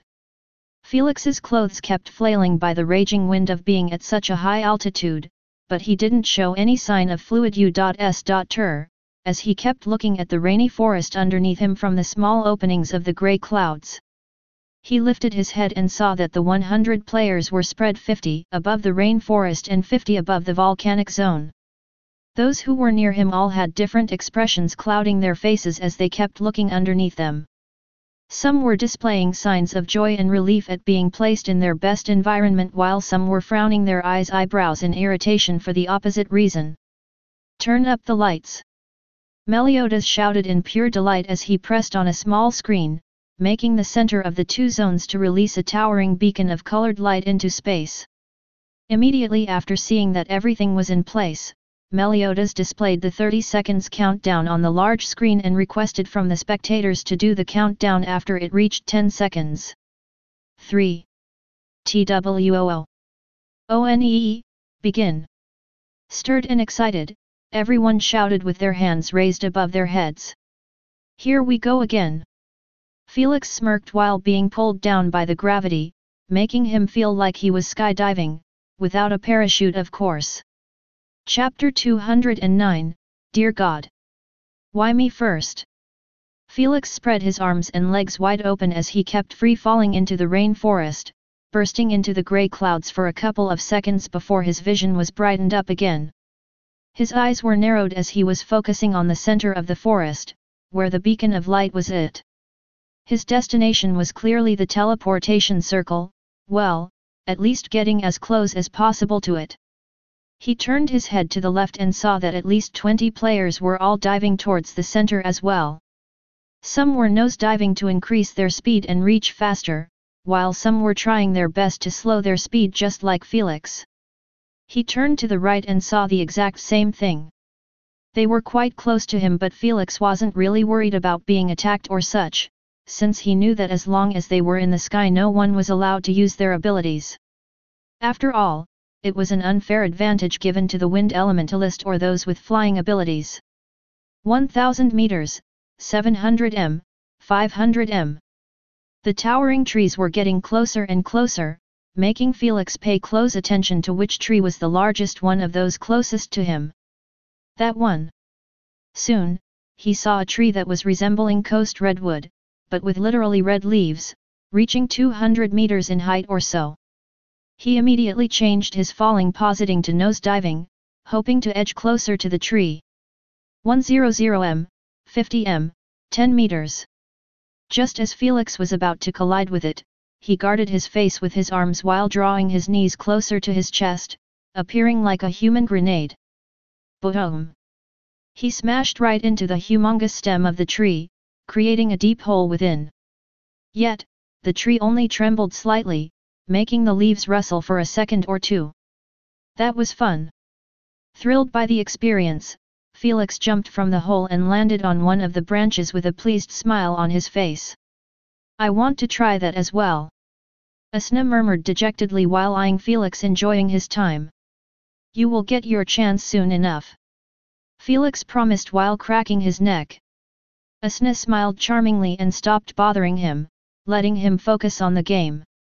Without a single second wasted, Felix looked at his bracelet and voiced his request, Queen, make 3 separate alarms, one for the first 5 minutes, second for every 15 minutes after, the third for 5 minutes of the transmission. As you wish. The queen did as she was told, making 3 alarms each with a different sound and ring 10 seconds before the mentioned periods. Satisfied by the end result, Felix nodded his head and started climbing into the top of the tree, jumping from a branch into the other akin to a monkey. Before long, he reached the top of the tree and stood on a small branch while holding the tip of the tree with his hand. I'm still quite far. He pondered to himself as he noticed that the green beacon was still a couple of kilometers away from him. Let's see if there are any free targets on the way. He activated his infrared vision and pushed it to the limit, making everything in half a kilometer disappear, except for 3 humanoid auras, each displaced on a tree. Felix managed to guess so easily by the fact they were standing mid-air. A couple of seconds later, Felix turned off the passive, not wanting to get a headache. If it wasn't for him increasing his integration from 51% to 84%, his mental energy wouldn't have increased, which in turn made the range of the limit increase 100 meters to a half kilometer. Of course, his energy capacity and physical strength were increased moderately as well. Felix wasn't lazing around during the past 5 days, as he added 4% on his 80%, taking Asna's advice and integrating 2% every 2 days. After the game, he planned on finishing the last 4% in the bottle. Asna, did you note their position? He asked while jumping down the tree. Yes. She informed him, the closest one is about 150 meters away from you. Time to hunt. Felix licked his lips while having his slits narrowing into a string, completely engrossed in jumping from a tree's branch to the other. Hopefully, the crown land in the forest area. A short man with grey furry ears instead of human ears was pondering on top of a branch while gazing at the green beacon in utter focus. Rustle, rustle. Suddenly his furry ears quivered at the abnormal rustling sound of the leaves behind him. Hat, trying to ambush a wolf. He snickered without turning his head, acting like he didn't notice the ambush. However, his human's nails were in the process of morphing into long metallic nails, gleaming under the rays of sunlight. Whoosh whoosh. The moment his furry ears picked up the sound of approaching objects, he immediately turned around with a C.O.C.Ky smirk on his face, planning to cut them into 2 with his sharp nails. He was clearly confident in his ability to achieve so. Too bad, the sight that greeted him wasn't like he expected, as he saw 2 acid green bombs, closing in on him with horrifying speed. Dear God, why me first? Terrified by facing the owner of those bombs, he couldn't help but cry in his mind while dodging narrowly one bomb, leaving the other to hit him right in the thigh. Poof poof. Sadly for him, Felix exploded both of them at the same time, making him get engulfed from behind as well as the front. Before Felix could smile at having 200 GP secured with only 2 bombs, he frowned his eyebrows at the sight of his prey getting encased in a metallic grey fur, making the corrosion less effective than before. Heavy metal uses his best defensive ability, metallic fur. How is Landlord going to carry on his offense? Meliodas wondered out loud. Landlord, the game has just started, there is no need to drain our energy for such a needless fight. Heavy Metal suggested while crouching down on a branch, with his back and head facing Felix. After seeing his form, Felix knew that whether he accepts his proposal or reject it, the bastard was planning to escape either way. But so what? During those first 5 minutes, where the crown still hasn't emerged yet, players were free to do as they please. Felix had no plans to chill in this duration, as he wanted to obtain game points every chance he got. Oxidification inducement. Felix created 2 bronze-colored bombs in his hands with a devilish smile. You either buy your life or die. He hurled the bombs towards Heavy Metal while saying, there is no in-between in my dictionary. Poof poof. Well, F***CKU then. The player cursed him while bolting away, having absolutely no plan on fighting Felix alone. He saw enough footage about Felix in the network to let him understand that Felix wasn't a player but a monster wearing human skin joining the games to terrorize them. Why do they always run? Felix murmured in annoyance as he chased down his prey, who was running in direction of the green beacon. It seems like this chase is going in Landlord's favor. Meliodas commentated passionately while watching Felix catching up to Heavy Metal rapidly. The spectators were in favor, as Felix's movements were quite fluid, making it seem like he was actually traveling on the ground instead of branches. Felix always trained in this kind of environment as he knew that the SGA loved using huge forests in their games. Heck, the first ever practice he had in the training center was in a forest almost the same as this one. Thus, he knew what he was doing. Meanwhile, the same couldn't be applied to Heavy Metal, as the weight of the metal fur was hindering his speed significantly. It was obvious that he didn't have movement-related abilities or even a super strength passive to let him handle the weight properly. He couldn't even remove it as the threats of getting hit by an acid bomb was always on his mind. Those little things, little details, were what caused his furry ears to tremble at the sound of rustling coming from above, making him quiver in fear all over. Landlord is above me. This thought coursed in his mind as he lifted his head, witnessing the most horrifying image in his entire life. A humongous brownish sphere, falling from the sky akin to a bronze coffin descending to seal his fate. Whoosh! Thud! Felix landed exactly 2 meters in front of the petrified Heavy Metal, intercepting his path forward. Why did you run? Felix smiled warmly as he tightened his fist and bashed him right in the stomach. Find authorized novels in, faster updates, better experience, please click number, why me first, _50654086311234068 for visiting. If Heavy Metal wasn't wearing that metal fur, that punch would have, launched him or burst his internal organs. Cough. Unfortunately, it just made Heavy Metal merely cough. However, the sight didn't discourage Felix at all, as he snapped his finger, creating a light yellow bomb right next to his head. F***me. Heavy Metal immediately closed his mouth shut, not daring to inhale after his cough, even when it felt extremely uncomfortable holding it in. That bomb made him terrified about the consequences of doing so. Yet, what was making him despair even more was the brownish aura that he was inside. He wasn't feeling much from the sphere. However, the metal fur, that he was wearing, kept getting rusty gradually, weakening it to the limit. Bam bam! With Felix's upcoming barrage of punches and kicks, the fur was getting obliterated continuously until Heavy Metal's clothes were started to get exposed. // Die ***CKER.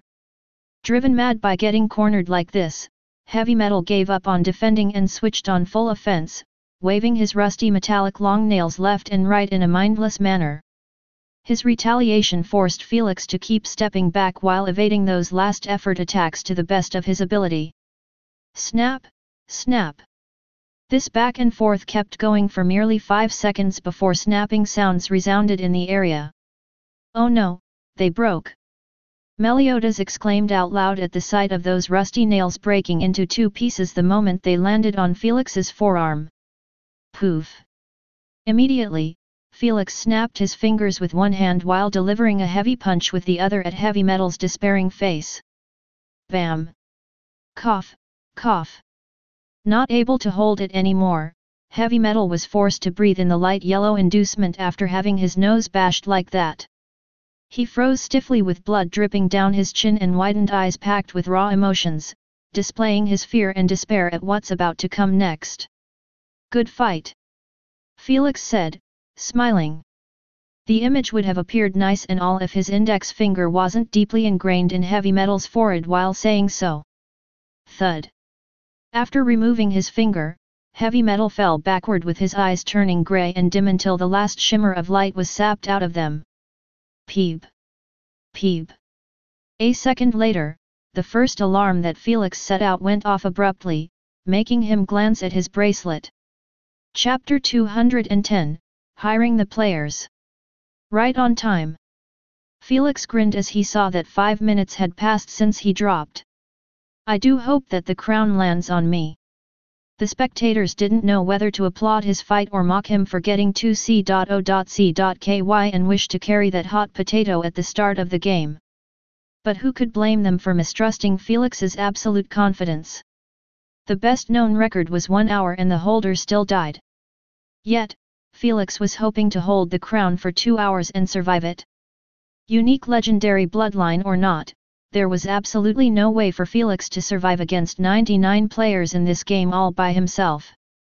Not to mention, all of them were a peak first stage bloodliner. No one entertained the idea, not even his most loyal fans. After waiting for 30 seconds and still seeing that the crown didn't show up above his head, Felix sighed in disappointment and carried on his journey towards the green beacon. Just like everyone else, he was heading there to camp, in case the crown didn't land in the rainforest zone. 14 minutes later.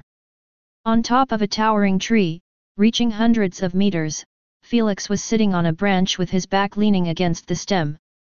Meanwhile, his eyes were focusing on the ground, where a giant green circle with mesmerizing inscriptions was drawn on the floor. He was able to see it clearly as the bright light disappeared the instant he got this close to the circle. Felix switched his vision to the 28 players or so all standing around it. Some were grouped up as 5 or 6 while some were just a party of 2 players. None of them were standing alone. 14 minutes was more than enough to meet and create alliances or partners. I.P.S for the upcoming hunt. Only 30 seconds left before the first transmission. Felix did a quick glance at the time while thinking, I should probably check on the newcomers now. He turned on his infrared vision and scanned the entire area around the teleportation circle. After a couple of seconds, he turned it off while sighing in disgruntlement. He saw that the number of players hiding had increased to 20 in total. Adding that to the 28 or so on the ground, this made him conclude the unlikeliness of the crown holder being in the rainforest zone. No one was retarded enough to hold the crown and stay close to the majority of the players. However, Felix didn't lose all of his hope, as he believed that it was still possible for one of those players to throw the crown somewhere in the forest during those past 14 minutes. Peep. Peep. After reaching 10 seconds before the location of the crown gets transmitted, Felix's bracelet started vibrating. Felix stood up while having his eyes roam around, paying close attention to where the place of transmission will come from. He wasn't the only one doing so, as every player in the map quieted down their chatter and heightened their vigilance to the max.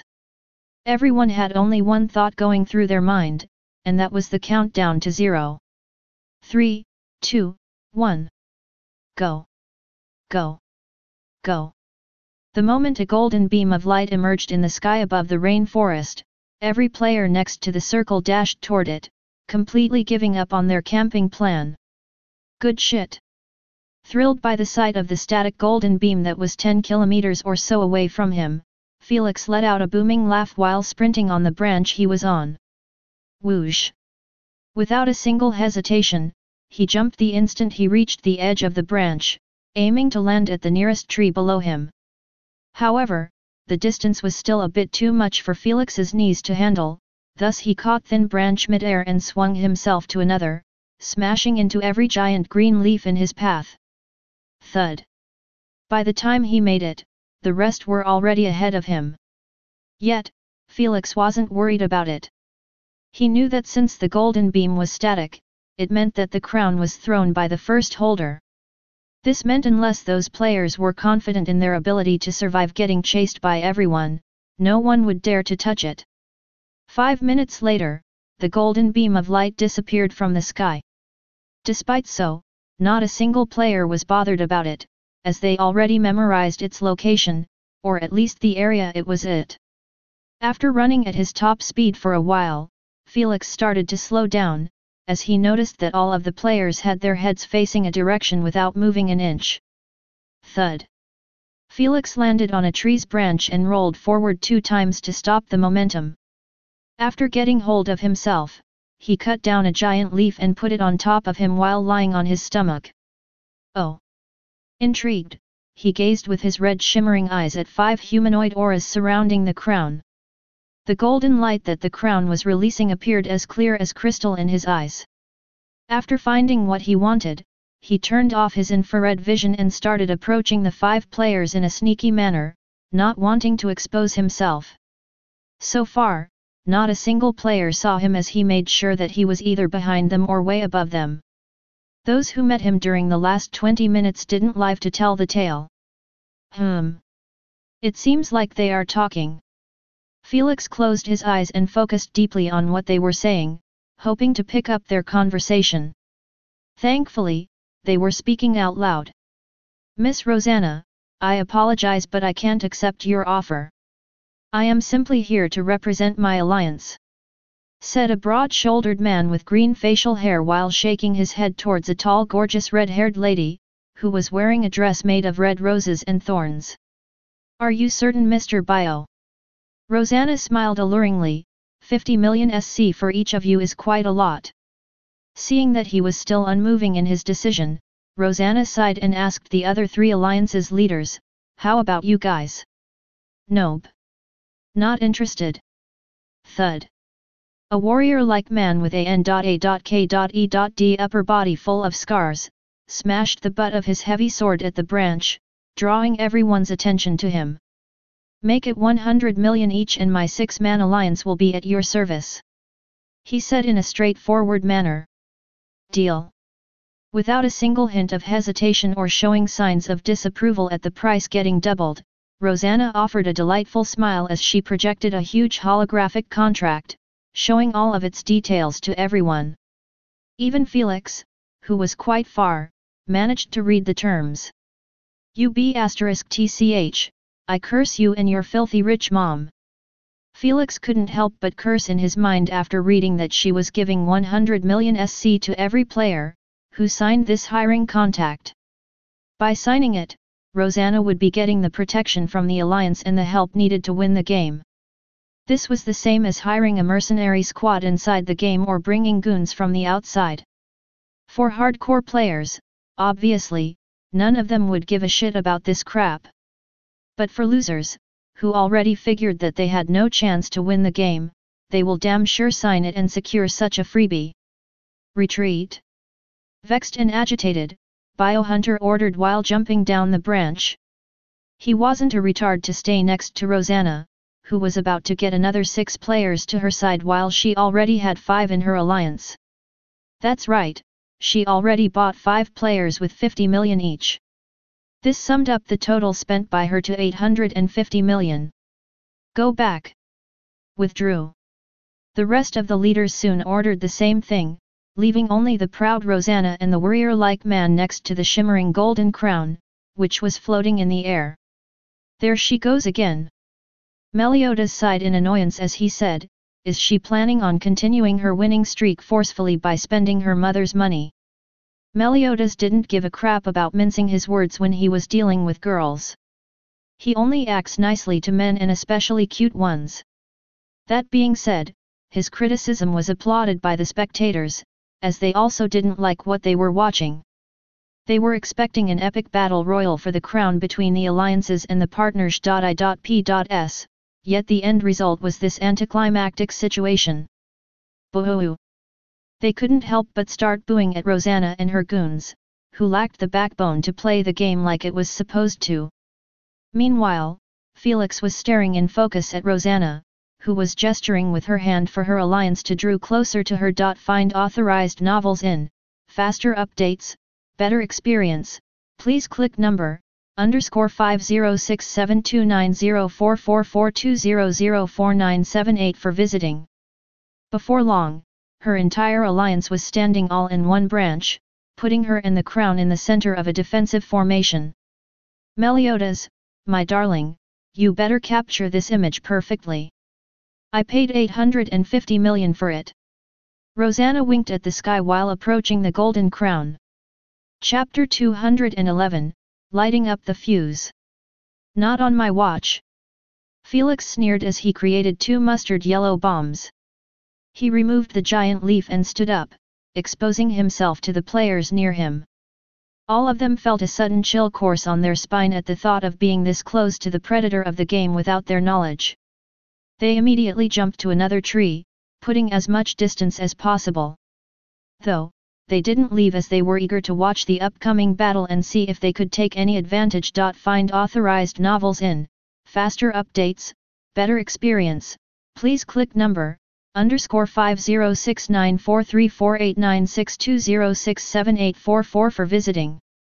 They weren't the only ones eager, as Meliodas, who had Felix in his eyesight all the time, switched the camera from Rosanna to Felix, putting him back on the large screen. Whoosh whoosh. The moment Felix appeared on the screen, he was shown throwing the yellow bombs at the Alliance formation, targeting the biggest CLU.S.Tur, which was behind Rosanna. Poof poof. Before the sound of the bombs approaching them could register in their mind, the bombs exploded right within their ranks, making those with horrifying reaction speed to hold their breaths reflexively while jumping backward, trying to leave the mustard yellow mist. Fortunately for Felix, only 2 players reacted this way. As for the affected 3, who were in the contact zone, they stood stiffly, completely paralyzed while feeling like the world was spinning around them. That's right. The mustard yellow bomb was a merged inducement created from combining paralyze and dizziness inducement. Felix being at 84% integration plus with Isna's backup energy, finally made him feel comfortable to use merged inducements without worrying too much about being cost efficient. Bloodriad, take care of him with your alliance. Displeased by having her pictures ruined, Rosanna ordered the warrior-like man while pointing her finger at Felix, who was rushing at them while holding 2 acid green bombs. Consider it done. Bloodriad and his alliance narrowed their eyes in focus and charged towards Felix, preparing to dodge the bombs at any moment. Too bad, Felix was never aiming at them. Poof poof. Abruptly, 2 acid green bombs exploded exactly on the crown, encasing it in a green misty cloud. Rosanna's expression turned unsightly as she was forced to back away from the crown, not daring to have her skin touched by the acid. Now, even if she wanted to hold the crown, she had no way to approach it unless she had an ability that could protect her against the corrosion.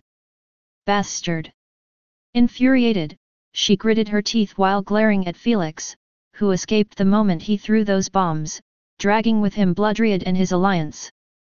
After seeing that she lost half of her army, while the other half had most of its members poisoned, Biohunter's eyes lighted up as he ordered, "Go go! Kill everyone but her! She is worth more alive! Don't let any more approach the crown! Kill whoever you see!" The rest of the alliances and partners .I.P.S hidden in the area, all started to leave their shell as well, aiming unsurprisingly not at the crown but at each other. All of this was part of Felix's plan. He understood that making the first move was all he needed for the fuse to light up and make the situation descend into a one-for-all chaotic battle.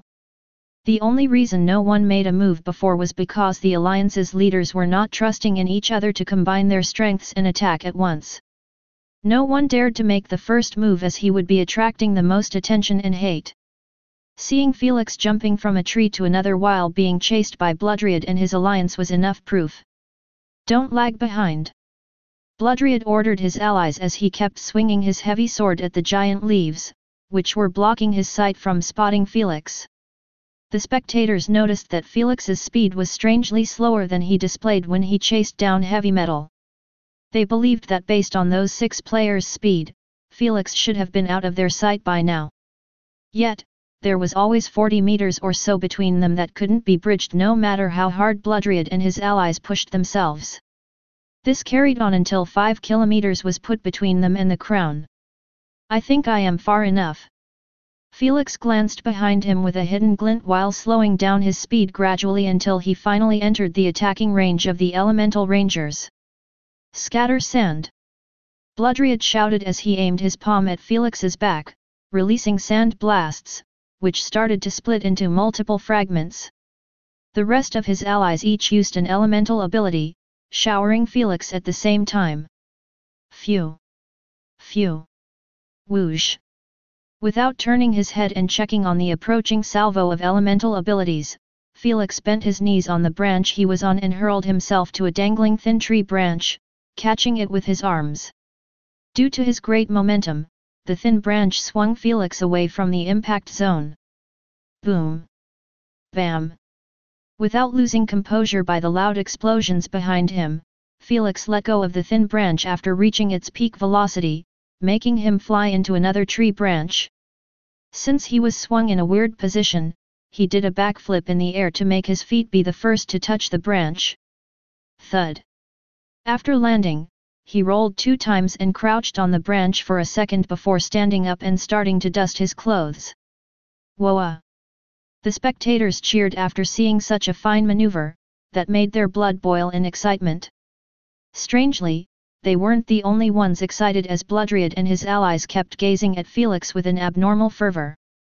Felix grinned faintly at those looks, as he knew what they were aiming for. Hee, they are looking at you like a piece of gold. Asna said in a mis.e.m.e.nt while taking large sips from a can of Coke. Want my head for the bounty? Indifferent, Felix asked out loud while having his hands in his hoodie's pockets, hiding 2 pitch-black bombs. If it wasn't for it, I wouldn't have dared to hunt you. Bloodriad looked at Felix with a stoic expression, but the 500 million on your head is too much to pass by. In 30 seconds, you will change your mind. Felix snickered as he snapped his finger, engulfing himself with a white aura, hindering their vision. CKO, Moonsight, go block his retreat path. After seeing that Felix wasn't planning on running anymore, Bloodriad decided to surround him first before collapsing on him from all sides. However, the 2 players had an unwilling expression as they kept gazing at the white aura without blinking. Greedy morons! Bloodriad understood what was on their minds. They were worried that after they leave, Felix would have already gotten killed by Bloodriad and the rest.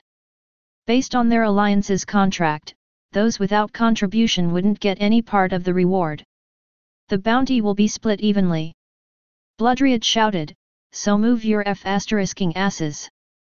CKO and Moonsight stopped hesitating any further after hearing so. They gave Felix one last glance and went both in one direction. However, the moment they jumped on a tree that had fewer leaves than the rest, 2 pitch-black bombs rushed from the white mist, heading in their direction. Poof poof! Just like they were hit by homing missiles, one bomb exploded half a meter above the head of CKO while the other exploded in front of Moonsight. Scared shitless, they both held their breath as they guarded their skin against black inducement. Alas, it was already too late, as all it took was a single particle touching them, and the 20 inducements started raging inside their bodies and minds. It didn't take even a split second before their bodies started to disintegrate into black particles, drifting by the wind and utterly disappearing from existence. The sight was so mind-blowing that the spectators and the players near Felix, all had their mouths left agape, too shocked to close it. Bloodriad's hand, which was holding the heavy sword, started to tremble, expressing his extreme fear at what he just witnessed. He always believed, just like everyone else, that Felix's black inducement was usable only after he activates his ultimate ability. This conclusion wasn't his own but belonging to the majority of Supremacy Games analytics in the network. They watched and analyzed Felix's second game frame by frame, second by second, and after seeing the numerous missed chances of Felix using the black inducement, they deduced that he wasn't able to use it without activating his ultimate ability first. This gave the players in the game, who clearly done their homework on Felix, the belief that he would only use the black inducement when he gets heavily injured. This conclusion might not sound that convincing, but it was the only logical explanation that could be extracted from the available information about Felix in the network. So, neither Bloodriad, the players, nor the spectators anticipated the emergence of the black inducement this early in the game. Stop clowning around in my presence. Felix's nonchalant voice resounded from within the white aura, breaking everyone from their daze. Come at me all at once. Felix smirked while snapping his finger, removing the white aura. My time is too precious to waste on you idiots. Ruhuyuan. Wait, what? Unfortunately for Felix, his taunt didn't make the players as humiliated and mad as he anticipated. Instead, from the remaining 4 players, 3 turned around and bolted as fast as possible with horrified expressions like they just saw the devil himself.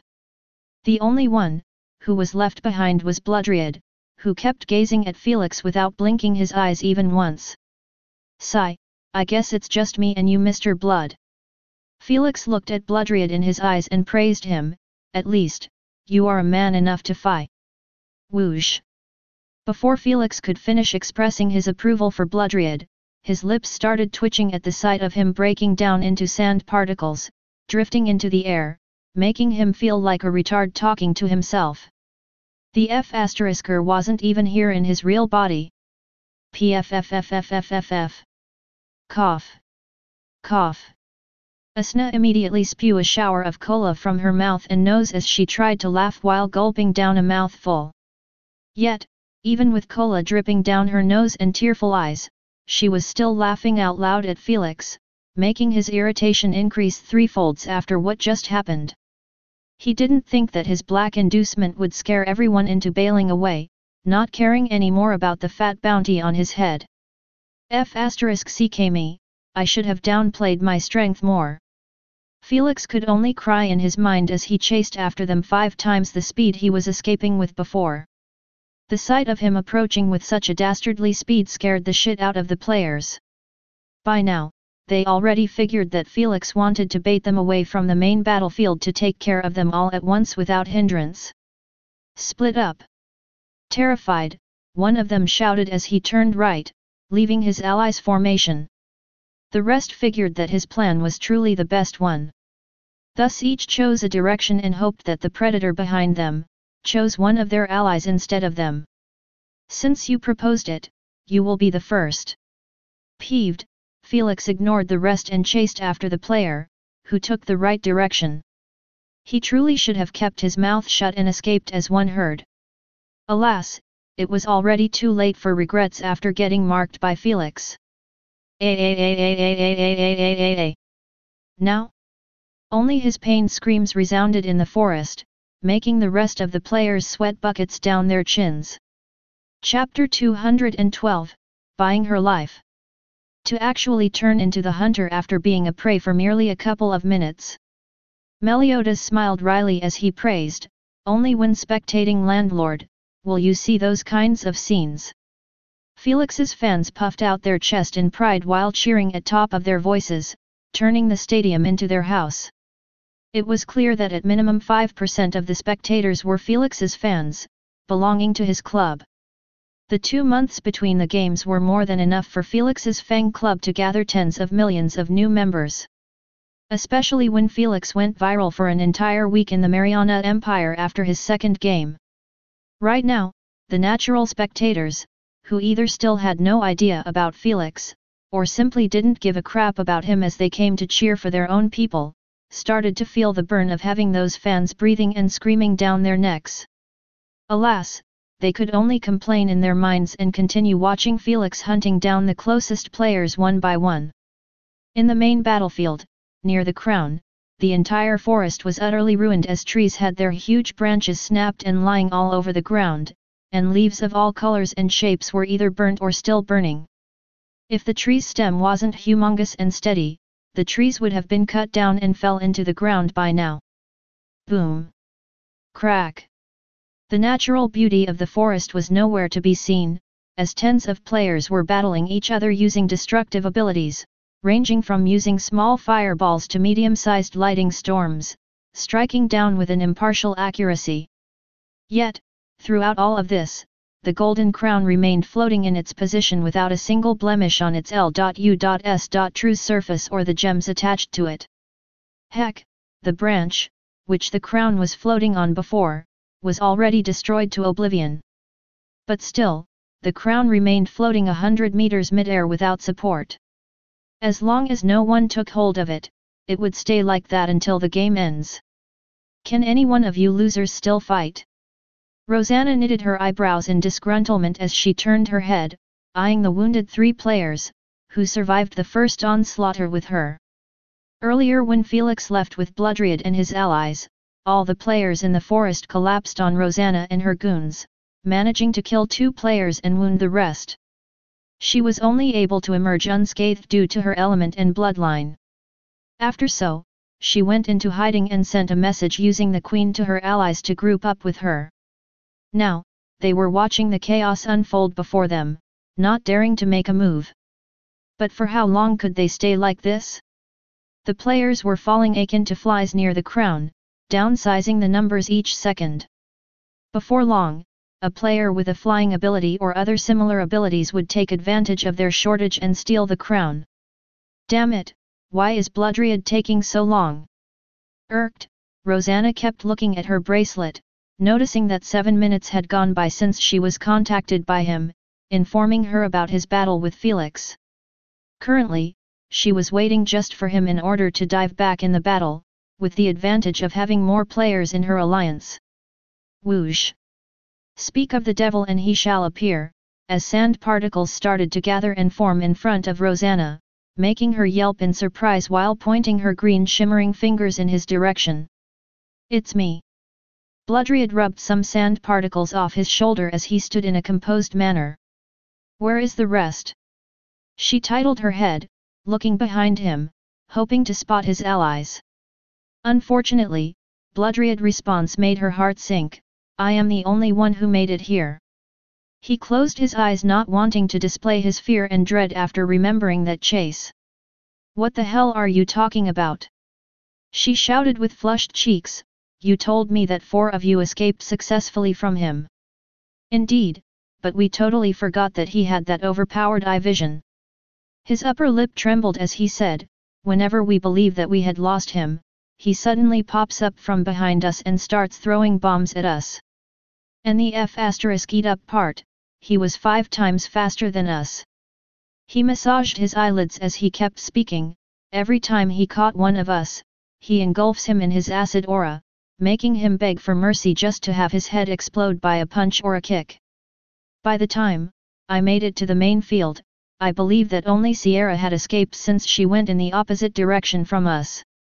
Find authorized novels in faster updates, better experience. Please click number _50698490904364281 for visiting. Horrified and aghast, the wounded players behind Rosanna gulped a mouthful after hearing him retelling what happened like he was telling a ghost story in a camp. However, they believed every word that came out of his lips as they saw what **ing Psycho Felix was inside the maze shuffle. Then how did you escape? She asked. There is no reason for me to tell you. Bloodriad wasn't a fool to explain his abilities to other players. Tisk. Rosanna clicked her tongue in annoyance as she ordered, whatever, get ready, we will join the fight in 1 minute. Arg. Ouch. Pained, the players kept groaning out loud as they tried to stand while putting pressure on their heavy wounded areas. Some had their back or chest completely burnt off while some had a long bloody wound on their limbs. Keep groaning all day long, you losers are coming with me.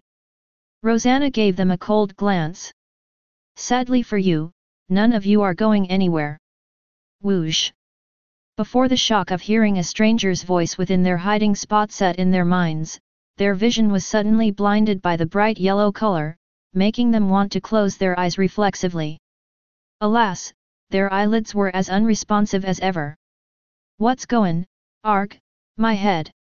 Rosanna didn't manage to finish even one thought before the world started to spin rapidly, making her feel extremely dizzy. Thud thud thud. The only sound that was going through her mind was the noise of hard objects colliding. A few moments later, which felt like years to her, the bright yellow mist was removed from her sight. However, the paralyzed and dizzy effect still lasted for 5 seconds before she regained her senses back. Just as she tried to activate her escape ability, she felt her neck getting clutched and tightened, making her face turn purple. After feeling the strength of the hand around her neck, she knew that her life could be ended faster than thought. How much do you think your life is worth? Felix asked with a faint smile while gazing at her behind the darkness of his hoodie. She kept making muffled noises while looking at him with bloodshot eyes, trying her best to let him know that she was having difficulty breathing. How was she supposed to answer when he was strangling her like that? Some of the spectators had this thought coursing in their minds. Use the queen to give me your price. Felix's faint smile was wiped out of his face as he said coldly, you have 3 seconds to please me with a good price before I snap your neck. He warned, don't attempt to activate an ability. I know that your plant elemental abilities require at least a second to activate. You hateful prick. Rosanna could only curse in her mind as Felix's knowledge of her abilities was spot on. She was a plant elementalist with a legendary bloodline with abilities more oriented towards battles instead of support like Olivia's. As Felix said, her abilities require plants to manifest first and that required time she didn't afford currently. Hence, she could only drop any attempt to escape and laid down her price. I only have 500 million in my account after I spent all the rest hiring those useless SCU.M. Show me your bank account. Felix asked out loud, not giving a shit if the spectators heard him or not. If it was another player, they would have used the queen for such a sensitive matter, as the spectators didn't like seeing players' life getting sold. After all, if every player was caught and given the choice to buy his life with tens of millions or even 100, what would be the point of them buying a ticket to come to watch the games, when all they would be seeing was players buying and selling each other instead of killing each other? Hence, unless the price offered was worth the risk, the players rarely choose to head in that direction. Felix never bothered with offering this option to the rest of the players as he knew that most of them couldn't afford to get him even a 100 million SC. He wasn't going to ruin his reputation in the SG, which was going to make him billions of stream revenue on higher ranks due to momentary greed for those millions. However, Rosanna was a special case, as she was being known as a walking cash pig in the games due to her mother's booming business in the UVR. This made everyone, even Felix, to try and milk her out of her coins instead of killing her and getting 200 GP. Without sounding a single complaint, Rosanna showed her bank account details, making Felix's eyelids twitch at the sight of hundreds of millions getting sent to her by the same account every month. Without needing to ask, Felix figured that account belonged to her mother, sending a monthly allowance for her to play with. Only now did the facade of being born in a rich family wore off, making Felix feel like he was born a poor commoner instead. Chapter 213, Snatching the Crown. See, I'm not lying. Rosanna sent another message, give me the contract to sign and get it over with. She was truly used to this situation for her to be this cool-headed. Not wanting to waste time as well, Felix quickly sent her a mind contract, entailing that she would pay 500 million for her life and they will not interact with each other in the game after. After the Queen delivered it, Rosanna confirmed accepting the conditions and terms to the Queen, making the contract officially valid without signing with the UVR ID. Glad to do business with you, Sister Rosanna. Felix unclutched her neck, making her drop to the ground while coughing her lungs out. Her purple face soon started to regain some of its natural colors. After feeling a bit alright, she raised her head and glanced around her. The sight that greeted her didn't please her in the slightest, as corpses of her allies were lying around the area with a bullet-like wound on their foreheads. You bastard! Why did you kill them? They are worth 50 million each. Unfortunately for her, no one responded to her irked curse. Landlord. Bewildered, she looked behind her back and saw that Felix was already gone. The moment he got 500 million out of her, she lost her worth in his eyes. Rosanna, what are we going to do now? Out of nowhere, sand particles started to reform again in the shape of Bloodriad in front of Rosanna. You useless pig! The moment she noticed him, she started throwing all kinds of insults and curses. UF*er led him to us and left me all alone against him. She asked while clenching her fists, how dare you appear now after he left? What do you want me to do? He shrugged his shoulders with a careless attitude, he had your life in his hands, if I showed myself, I will just complicate it more.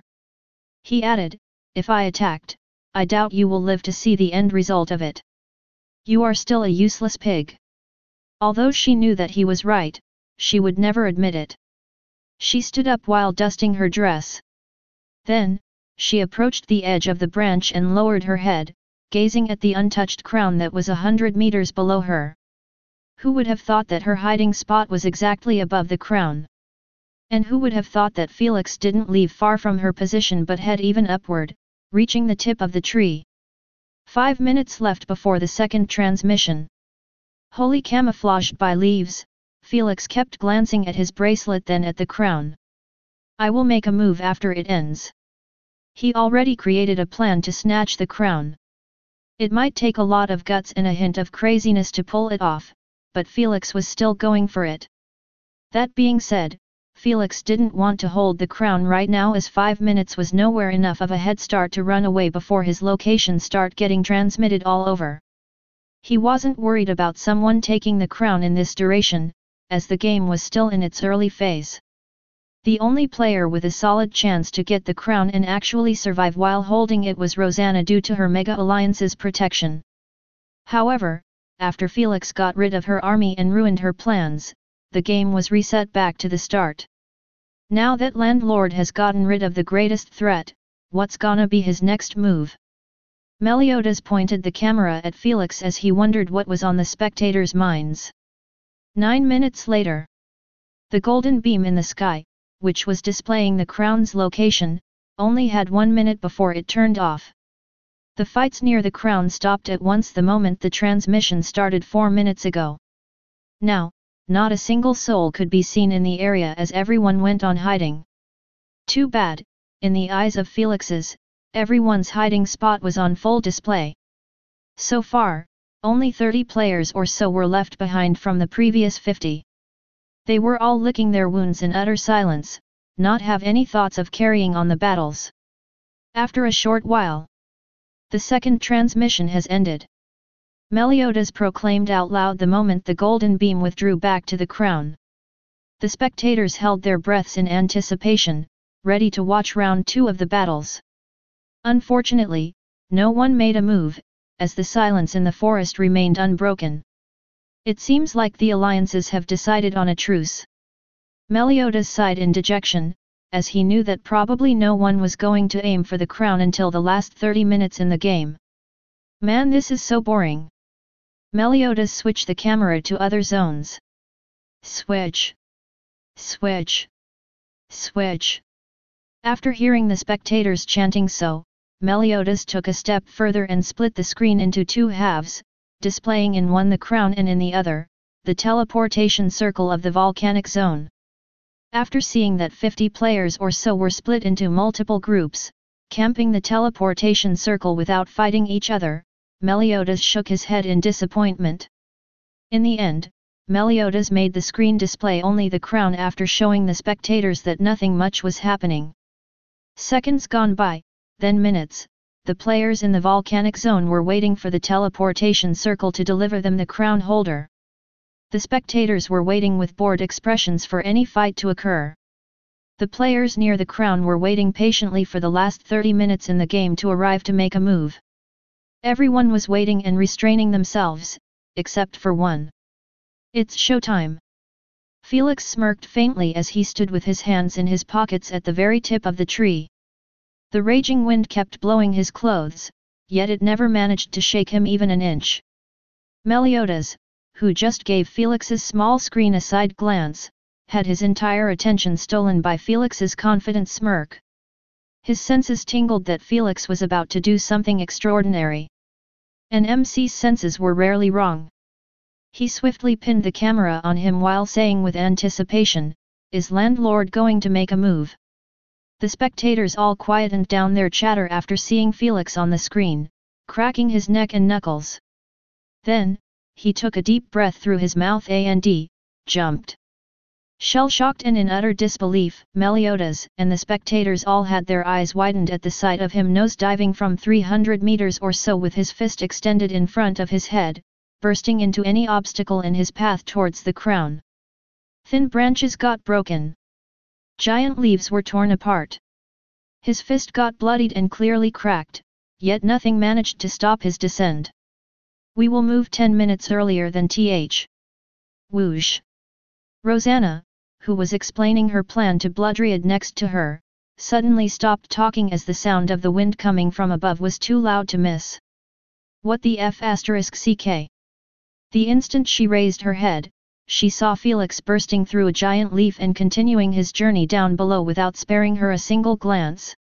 Felix was wholly focused only on one target, and that was the floating crown in the air. 150 meters, 100 m, 50 m.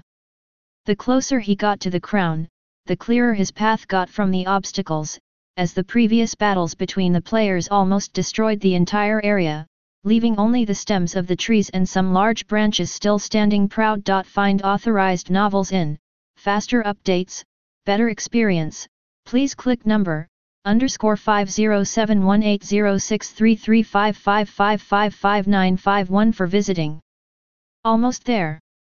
Calm and collected, Felix opened his bloody fist with a bit of difficulty, and extended the other hand forward next to it, making him resemble a football player wanting to catch a ball.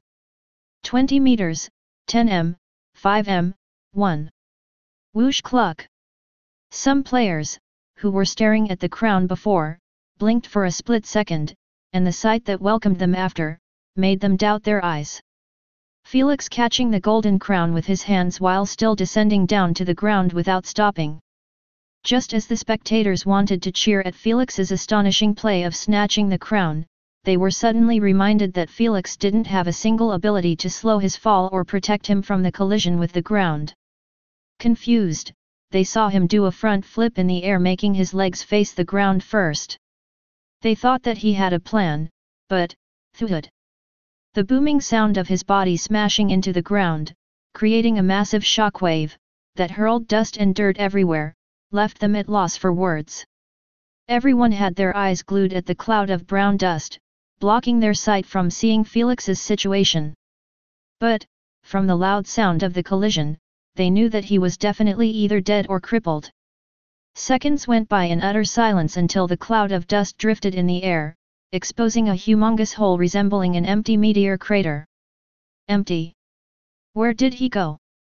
Before this question could take root in their minds, the players and spectators were suddenly reminded of the 5 seconds rule. As long as a player kept holding into the crown for 5 seconds, he would get teleported randomly in 500 meters radius. Felix was falling for 2 seconds after catching the crown and 3 more after landing on the ground. Everything was calculated beforehand. Holy shit! Meliodas' feminine voice was nowhere to be seen as he screamed in excitement like a burly man. The play was too godly, his true gender took over the wheel. Whoa ah! Meliodas' excitement was shared by the entire stadium, as everyone was screaming at the top of their voices, using whatever gadget in their hands. They didn't think for even a second that Felix was daring, ballsy, and f***ing nuts to actually jump from 300 meters without having a single safety on him. They always knew that his plans were always on the risky side, but this was the next stage of craziness. Is it just me, or did we really just lose the crown under our noses? Biohunter murmured with a hint of disbelief next to his allies, still not able to comprehend what had he just witnessed. Alas, his allies behind him were just as shocked and aghast as he was. They believed that no one was going to touch the crown this early, and even if a player was stupid enough to attempt so, it was impossible to do it without being noticed by them. After all, some of them had abilities related to vision, so invisibility and such were totally useless in this situation. All of this without mentioning the fact that the crown was floating hundreds of meters above the ground without anything near it, since the branch that it was on before was completely snapped from the battles. This meant anyone who was retarded enough to make a move would be spotted from miles away. This increased the difficulty to snatch the crown by 10 folds. All of those obstacles made the players certain that a final battle was needed to decide who would hold the crown. Yet, all of those thoughts were thoroughly uprooted from their minds by Felix's unorthodox plan. They were waiting, but he was planning. Chapter 214, Reaching the Volcano Zone.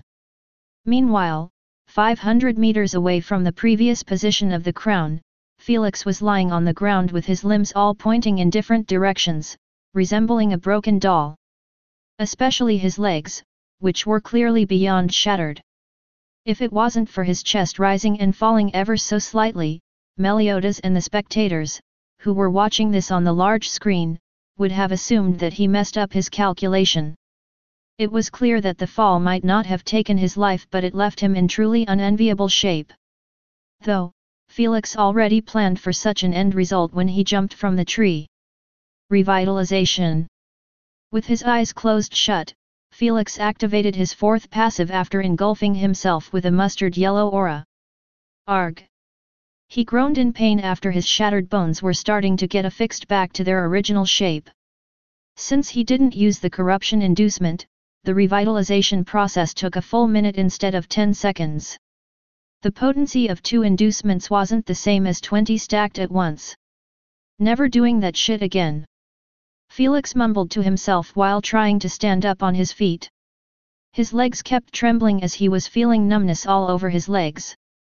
Felix knew that he could have avoided all of this by simply waiting until the final battle starts 1 hour later and snatch the crown during the chaos. However, he never was focusing on the win only, but on getting as many points as possible while doing so. In other words, securing the crown as early as possible was a must in order to start gaining 1000 GP each 15 minutes that passed. After the pain withdrew completely, Felix stretched his limbs, cracking his joints. Oh! As he cracked his neck, he noticed that the golden crown was slightly hovering above his head. He didn't notice it before, as its bright light was reduced to the bare minimum as well as its size, making it fit perfectly in his head. Not bad. Satisfied, he smiled while touching the smooth gems decorating it. Find authorized novels in, faster updates, better experience, please click number, _50722624594042802 for visiting. Unfortunately, he didn't get even a second to enjoy the crown before it got ruined by the sight of 2 humanoid red auras approaching him from the front. They were extremely close to him as he noticed them without pushing his infrared vision to the limit.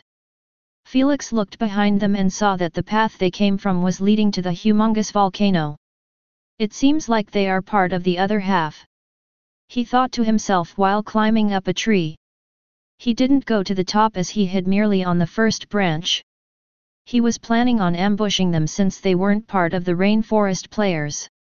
If they were, Felix would have escaped in a heartbeat. After all, who knows if they were sent as scouts by an alliance to locate him. If that was true, they would easily send Felix's coordination by using the queen. A couple of seconds later. Thud. Thud. Felix took out his fingers from those 2 players' foreheads and wiped them clean from the blood. The ambush went smoothly without a single hiccup, not taking Felix even 2 seconds before ending those 2 poor players' lives. After dealing with the obstacles, Felix pushed his infrared vision to the limit while turning his head all around. Immediately, he spotted 4 players rushing in his direction while having the green beacon behind their backs. The rainforest's players were here. Not planning to meet up with them, Felix turned off his vision and started sprinting in direction of the volcano at his top speed. His destination? Clearly, the tunnel leading to the labyrinth, as he understood that if he wanted to survive the entire duration, he could only pull it off inside the volcano. The island was merely medium-sized, and no matter where Felix ran in the forest, he would eventually get found out by the majority, and worst of all get surrounded from all sides. Even the volcanic zone players would take part in. The only reason they didn't bother to aim for the crown this early was due to seeing its location being static 2 times in a row while being in close proximity to the green teleportation circle. However, when the next transmission goes off and they notice that Felix was on the move, those players wouldn't hesitate to ditch camping the teleportation circle. At that point, Felix would be dealing with everyone on the island chasing him in such an open area. But, if he entered the labyrinth? The story would be narrated in a completely different manner. In the labyrinth, Felix knew that he would be the hunter and they would be his prey. He licked his lips in anticipation at the thought of it, sending chills down the spine of the spectators who saw it. It's clear that Landlord is putting his faith of survival on the volcano's tunnel. Meliodas looked at the time and wondered, but will he be able to reach them before his location starts getting transmitted? Felix's fans were also worried about so, as they could see that Felix might have gotten rid of most players in the forest area after getting teleported randomly, but the players in the volcanic zone were gathered near the red teleportation circle that was on Felix's path to enter the tunnel. If the transmission went off before entering the tunnel, he would be literally delivering the crown right in their hands, saving them the trouble. 12 minutes later, Felix was hiding on top of one of the last trees, which were separating the two zones from each other. After those trees, there was only a flat black ground stretching for a kilometer or so, leading to the humongous black volcano. Felix narrowed his eyes in concentration at the humongous tunnel, which had a giant red circle engraved right next to it. He looked at it for a second before switching his vision to the parties of players, which were spread around the circle. Some of them were sitting on large black boulders near it while others were standing further back, keeping their distance. The alliances had zero trust in each other to remain that close. They might be certain that no one was going to make a move, as it was simply stupid to battle without a purpose. But, they still preferred keeping their distance. This led to the tunnel having only a couple of players beside it. No one bothered with the tunnel as the crown in their eyes was still in the forest, especially when the next transmission was about to start in 2 minutes. Due to the constraint on time, Felix spent only 1 minute to come up with a somewhat unreliable plan, which could help him bypass the players and rush into the tunnel before his location gets transmitted. Hopefully this works. He sighed and snapped his finger, engulfing himself in a milky white aura. Then, he jumped down into the ground and sprinted in direction of the tunnel. He was still far from the red circle and the players. Thus, everyone, who was looking in front of them, managed to notice only a tiny white sphere advancing towards them. What is that? They raised their eyebrows in surprise as they pointed their fingers at it. Is that an aura ability? I believe so as well. Before long, everyone was staring at the approaching white sphere, guessing what it was, and unsurprisingly a lot of them managed to land on the right answer. What the hell is Landlord up to?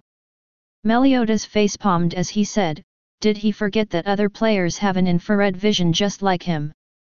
He shook his head with a hint of disappointment in his eyes. They will notice the crown on top of his head and inform the rest, by then he won't escape even if he has 8 legs. The spectators couldn't help but agree with him on this one.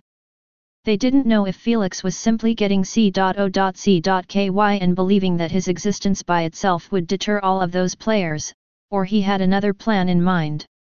Whatever it is, they were about to find out, as Felix was getting closer and closer to the tunnel, which had a 6-players alliance standing on a giant black rock right next to its entrance. I think that's Landlord. The hell? Why is he wasting his energy like that? By now, the players already figured that Felix was the one approaching them, as his white aura was iconic to him. Yet, from what they saw about Felix in his previous games, he didn't have the habit of wasting energy for fun. They weren't retards to not see that Felix was hiding something. And in this game, what was there to hide beside the crown? Visionary, please check if he has the crown or not. A stunning blue-haired man with an icy cold stare ordered one of his 5 allies, who were standing right behind him on top of that giant rock. Nonchalant, Visionary walked in front while removing his glasses, exposing reptile-like eyes. Though, he didn't turn on his ability yet, as Felix was still 40 meters away from him. He had only an intermediate infrared vision that allows him to see infrared objects within 20 meters. Such an abyssal radius was even from an epic Tier 2 bloodline. A huge contrast to Felix's infrared vision. After Felix saw that he was about to reach 20 meters from Visionary, he snapped his finger, creating a pitch-black bomb on top of his head. Immediately after, he made it explode, engulfing him and the crown. Meliodas and the spectators all tilted their heads in confusion over his play. They had no idea what he was aiming to achieve, as they were still able to see him with the crown. However, after seeing the clear confusion on Visionary's face, they were reminded of something. The large screen was displaying everything with an omnipotent vision. Meliodas turned it off in split second, and changed it to infrared vision, making the large screen display exactly what was appearing in Visionary's eyes. SSSSSSSSSS. The crowd immediately drew a deep breath in shock and awe at the sight before them. The crown was gone. Chapter 215, Booby Trapping the Tunnel. So does he have the crown or not? Mr. Frosty asked Visionary. He doesn't have it. Visionary scratched his head in confusion as he said, I'm only seeing a normal humanoid red ore. Watch out. Poof poof. 2 pitch-black bombs exploded on top of the large rock, one next to Visionary and the other at the party behind him. The strike was so sudden, by the time Visionary heard the warning, he was already engulfed inside the bomb.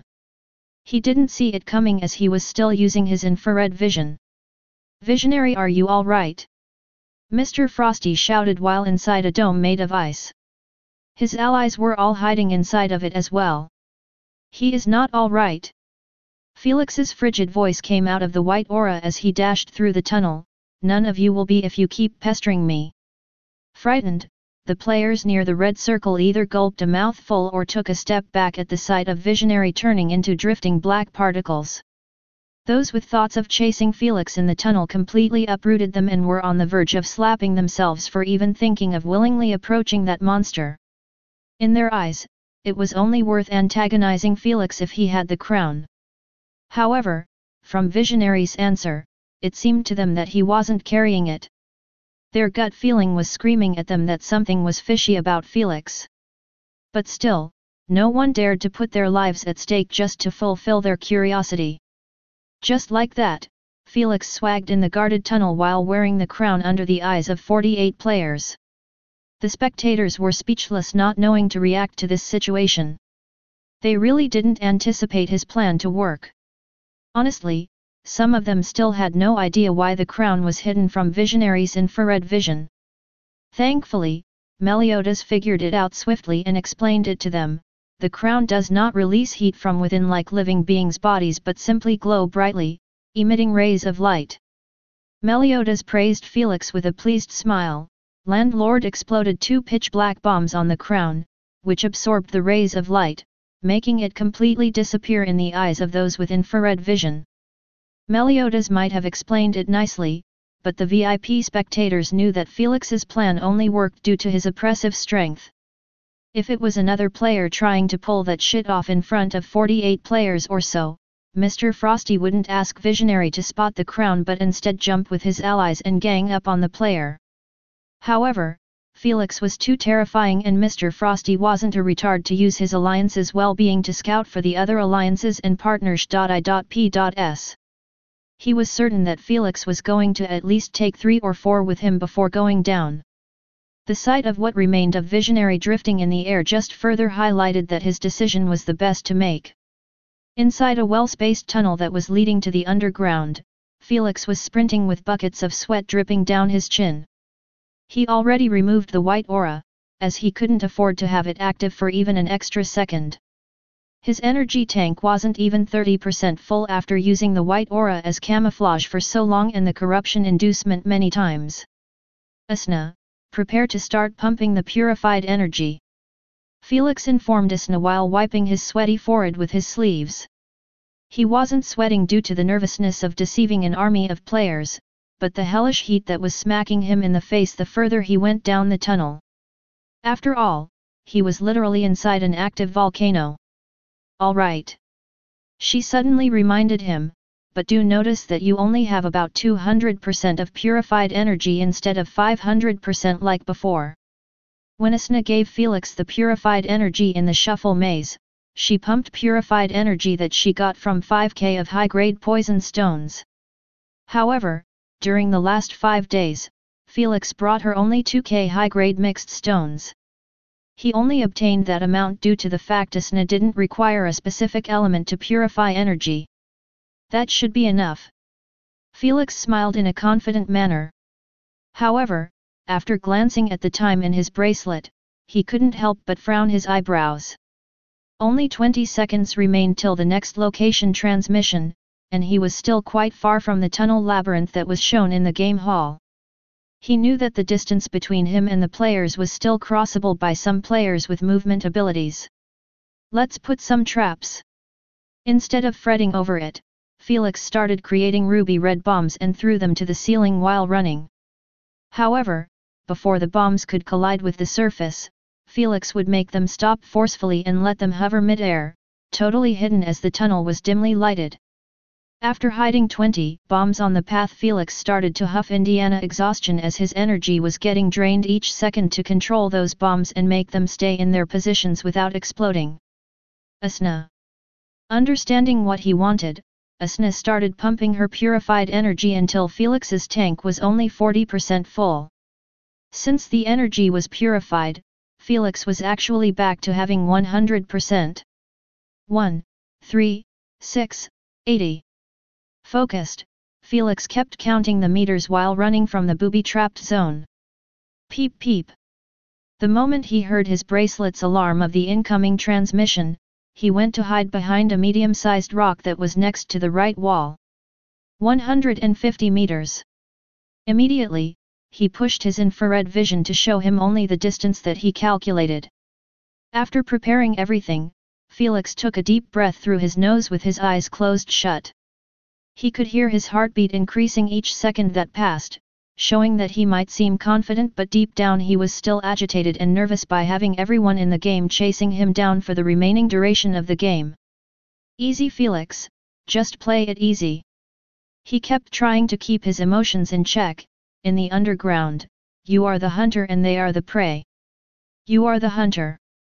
In desolate silence, Felix kept repeating this phrase over and over again until his eyes snapped open at the last second of the alarm, shimmering with a dangerous vibe, that it would make anyone tremble by a single glance. Peep! A sudden golden beam emerged on top of Felix's head and broke through the ceiling, heading into the sky.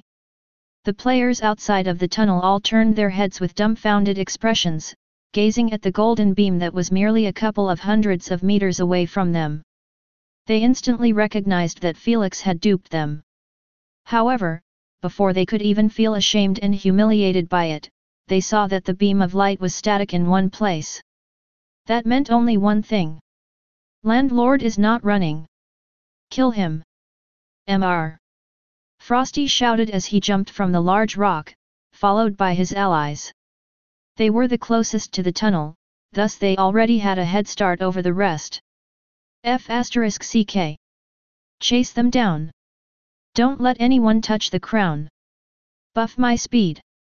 Complete chaos has erupted near the red circle as the Alliance's leaders voiced their orders to rush into the tunnel, ignoring everything else. Find authorized novels in, faster updates, better experience, please click number, _50786479231782508 for visiting.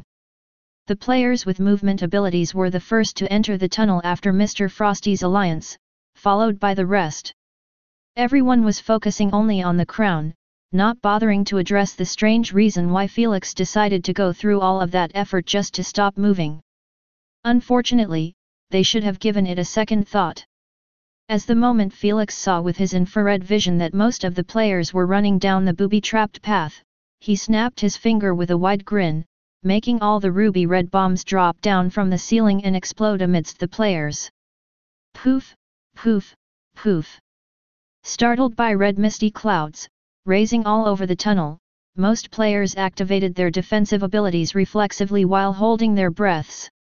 Sadly, there were still some players, who were slower to react, as they inhaled the inducement thoroughly. The spectators, who weren't familiar with Felix's inducements, believed that his trap had failed since most of the players got out of the booby-trap path without losing a single hair strand. However, the moment they saw that the affected players had actually activated their offensive abilities and started barraging everyone on sight akin to madmen, those thoughts were removed from their minds. Boom. Phew. Bam. Don't fight them back, they are hallucinating. Mr. Frosty screamed at his allies, who were trading abilities with the poisoned players. Alas, his voice didn't reach far as the tunnel was filled with explosion noises, players' war screams, and pitiful wails. Boom! Arg! A thick purple lightning bolt struck down on a beautiful girl, making her groan for only a split second before dropping into the ground, completely scorched. Boom!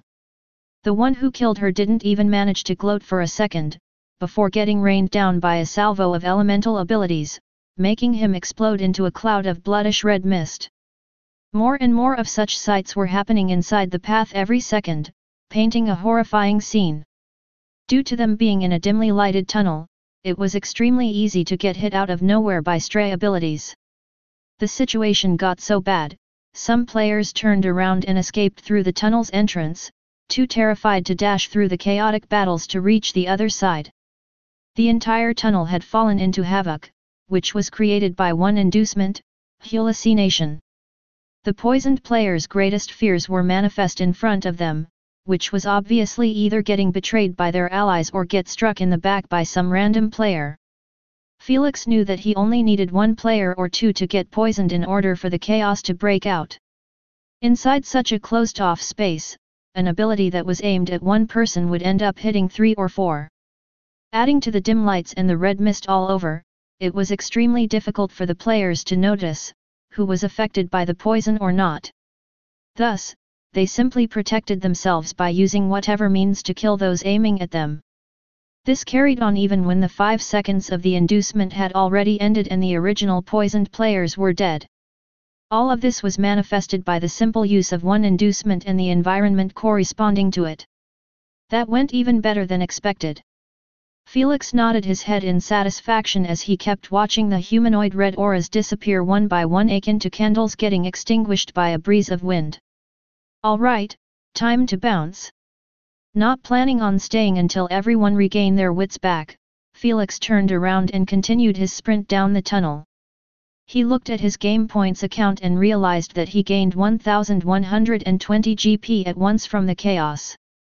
Not bad, he said, smiling. He didn't know exactly how many players were eliminated in the chaos, as the game points rewarded for eliminations get split evenly between the players who had a hand in the death of that said player. Felix didn't rely on his infrared vision to get the correct number of deaths, as he knew that some players might have escaped the booby-trapped path safely. He might not know the number, but the spectators, who were still watching the chaos unfold in excitement and awe, already counted that more than 19 players had been eliminated at once. This number without counting the players who escaped the tunnel. Felix had literally used one ability, and one inducement, to downsize the number of players by almost 50%. The spectators had never seen such great efficiency before, and they were dying in anticipation to watch how the rest of the chase was going to play out. Chapter 216, Fake Groaning. Landlord. You crafty bastard. Infuriated and frustrated, Mr. Frosty cursed out loud while glaring at the golden beam of light that was moving swiftly away from them. You might have lowered our numbers, but you have offended everyone who remained. He sneered as he focused back on what left of the players. Some were hiding behind rocks while some still fighting with bloodied bodies and murderous gazes. Enough fighting, damn it! Landlord is escaping. Mr. Frosty furious proclamation resounded in the tunnel, forcing the players to halt throwing abilities and remember what was their target in the first place. They all glanced above their heads and saw that the golden beam was truly moving away from them. He played you all like a fool with one inducement. Mr. Frosty continued shouting while pointing his finger at the golden beam. He set everything up in order to lower our numbers and build distrust between us. The Alliance's leaders froze at hearing the last part, as they discerned that now they had a bigger problem than chasing Felix. How were they supposed to leave their backs in the open again after what had just happened? Before, the players had a tiny bit of trust in each other as they had one common target, which was the crown. They believed that not a single player was retarded enough to start a fight when there was clearly no benefits in doing so. But now? From the way everyone was having their abilities active and staying away from each other, the Alliance's leaders knew that no one was going to repeat the same mistake even when they knew that Felix's hallucination inducement was the cause of the chaos. Cyberfly, Valkyrie, Miss Dusk. Mr. Frosty called the names of each Alliance leader while staring into their eyes. I suggest we merge our alliances and hunt down Landlord. He clarified hastily to not waste time. The moment we kill him, the alliance will automatically break. Mr. Frosty didn't bother addressing the partners. I.P.S. as he believed that the moment the other leaders agreed to his proposal, the rest would be forced to accept joining the alliance or leave the tunnel. I agree. Valkyrie was the first to voice her alliance's decision. She was a wide-shouldered woman, wearing a knight armor while carrying 2 long swords on her back. I accept your proposal. A man with bug receptors on top of his head nodded his head slightly. Since even Cyberfly already joined, what else for me to say? An elegant lady with short curly hair said while chewing gum. The players in the tunnel all started voicing their desire to join the alliance after seeing the big 4 dogs in the volcanic zone decided to combine their strengths. Sign this contract please and be quick about it. Mr. Frosty sent them a standard contract, entailing that they shouldn't harm each other and anyone who breached the contract would be required to pay 2,000 GP. He wasn't a retard to make the penalty more extreme as that would make players hesitate to sign the contract, and at this point, he just wanted to hasten the process so they could start the chase. Felix was toggling further and further down the tunnel while they were standing here trying to make friends in order to build a thin line of trust. After a short moment, the majority of the players signed the contract as some of them were too wounded to carry on fighting. They withdrew to the entrance of the tunnel, dwelling the number of players further down. Mr. Frosty's expression couldn't help but get ugly after counting the current number of the Mega Alliance didn't even reach 20. They started the chase with 48 players or so and now they were left with lower than half. If you found Landlord, don't engage but use the Queen and send us his position. Mr. Frosty jumped from the rock and said lastly, move out. We will plan the rest on the way. Kill. Find. Authorized novels in, faster updates, better experience, please click number, _50797176099488639 for visiting. Boiling mad, the players let out a war cry as they chased after Mr. Frosty, who was running with the 3 alliance leaders. This time every player was paying close attention to the ceiling and walls for any further traps. They learned their lesson the hard way. 3 minutes later, the golden beam disappeared, making Felix sigh in relief. The 5 minutes transmission truly felt like 5 years. But now, Felix had 15 minutes of freedom to go wherever he wanted, and especially to start his plan. Thrilled, Felix rubbed his hands together as he turned on his infrared vision limit to 100 meters and left it as it is. Then, he chose a random tunnel from the 3 ones in front of him and continued his sprint. However, he didn't run for even 2 minutes before seeing that the tunnel was split into 2 paths again. Without slowing down he dashed through the right one, not worrying about finding a dead end like he was in the maze. The tunnels in the labyrinth were all connected one way or another to each other. Thus, no matter which path he took, he would end up finding other paths. Heck, he might take one and see that he actually ended up making a full circle and coming back to the same spot. This might mean that the labyrinth wasn't really that massive, but its complexity was Felix's best environment. And those players, who were stepping into it in separated groups, had no clue what was waiting for them. That should do it. After spending 3 minutes entering and exiting tunnels randomly, Felix finally stopped running, making his fans wonder what he was up to. He walked to a wall and started punching it with his fists as hard as he could, scaring the shit out of his fans. Bam bam bam! The noise of his punches kept echoing in the nearest tunnels to his position, giving him away to any player in the area. Meliodas kept switching the camera in those tunnels to let the spectators see if the noise had attracted anyone. Fortunately for his fans, none of the players were near Felix at this point. They were still close to the entrance of Labyrinth. Felix forgot to calculate the aftermath of the chaos, which delayed the players 2 extra minutes from making a move. Tisk, I toggled too deep. Felix clicked his tongue while massaging his tingling knuckles. Speechless, the spectators saw him turn around and return where he came from. Didn't he enter the labyrinth to facilitate his escape? They thought to themselves. Sadly, the sight of Felix narrowing the distance between him and the players showed them that he never was planning on escaping. After a while, Felix suddenly stopped his journey back as he noticed 5 humanoid auras on the other side of the tunnel. The walls weren't really that thick, as the labyrinth's tunnels were resembling holes left by humongous worms. 5 at once. Even better. Felix grinned as he turned around and started sprinting diagonally with the 5 players. A couple of minutes later, Felix saw that there was a tunnel, leading to the other side of the wall. His eyes brightened up in delight, but he didn't enter it.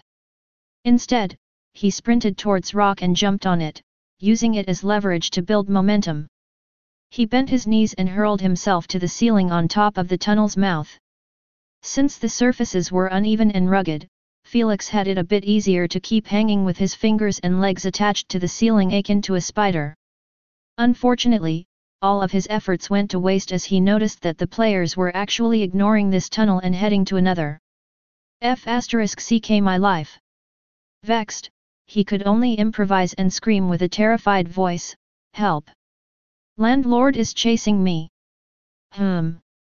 Startled, the 5 players froze their footsteps, as their ears picked up Felix's echoing voice quite nicely. Unsurprisingly, Valkyrie was leading this team as the 20 remaining players were split up into 4 teams, each being led by one of the 4 big dogs.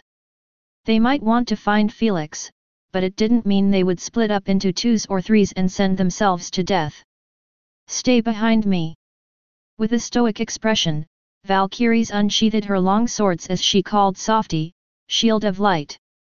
A moment later, bright light started to gather before her until a wide shield was manifested. The shield kept emitting a blinding light only in front of it. As for Valkyrie and the rest, they were able to see through it like it wasn't even there. The players behind Valkyries started to either morph or create their own offensive or defensive elemental abilities. So far, not a single one of them was a pure support player. This was honestly understandable, as not a lot of support bloodliners chose to play individual games. It was too risky for them. Arg! Arg! Abrupt pained groans began echoing through the tunnel's mouth, making Valkyrie and the rest to frown their eyebrows in worry. They knew that whoever called for help earlier must have been caught by Felix. "Chronomania, send our position to Mr. Frosty and the rest." Valkyrie entered a battle position as she walked step by step towards the tunnel. "Tell them that we found Landlord." Unlike the tense atmosphere Valkyrie's team was experiencing, the spectators were laughing their asses off at the sight of Felix fake groaning while hanging upside down on the ceiling without a single ounce of shame. This just showed them how far Felix was willing to go for game points. Chapter 217, Bona Fide Massacre. After Felix noticed that they were approaching the tunnel, he closed his mouth shut and tightened his grip on the rugged rocks, worried that they might give in and drop him at the worst possible timing. Pitter-patter. Meanwhile, Valkyrie's team footsteps kept resounding in the silent tunnel as they walked while having their eyes surveying every single area. The tunnel wasn't really long as it was merely connecting the 2 paths together. Thus, it didn't take even a couple of minutes before they reached the other entrance, where Felix was hanging above it. Only 15 meters were separating them. "Chronomania, please scout the entrance for us." Solemn, Valkyrie sent her request by the Queen. She knew that in this deafening silence a soft whisper would echo far and wide. Chronomania nodded his head and stepped in front of them. He was resembling a 2-meter white tiger with long fangs protruding down his jaw. His senses were sharpened after he morphed, thus each step he took forward made his gut feeling scream at him to back off. By the time he reached the mouth of the tunnel, his fur was standing upright without his control. "Lady Valkyrie, I can't walk any further." He sent a message with a grave expression. Without waiting to receive her response, he took a step back, planning to retreat. He might agree to be a scout due to his heightened senses, but he would never put himself in danger for strangers. TSSHSHS. Chronomania's furry ears suddenly picked up a slight movement coming from above him. Alerted, he raised his head, wanting to inspect the origin of the sound. What the F***ck? The moment his eyes landed on the ceiling, he saw Felix grinning at him devilishly while dropping mid-air with his foot aiming at his face. He swiftly put furry thick arms in a guard position while holding his breath. Thud. Felix's foot landed on Chronomania's arms, making him step back 3 times before he stabilized himself. Whoosh! Felix used Chronomania's thick arms to do a backflip, landing inside the tunnel where Valkyrie's team was at. The moment his feet touched the ground, he snapped his finger, engulfing himself in corruption inducement. Arg! Felix didn't need to turn his head as Chronomania's pained groan was enough to let him know that he was dealt with properly. Let's dance. Playful, Felix licked his lips while dashing rapidly towards the terrified Valkyrie's team, who reflexively used whatever they had while escaping backward, hoping to put as much distance as possible. They knew that one single touch by the corruption inducement and their fate would be sealed. Boom thud.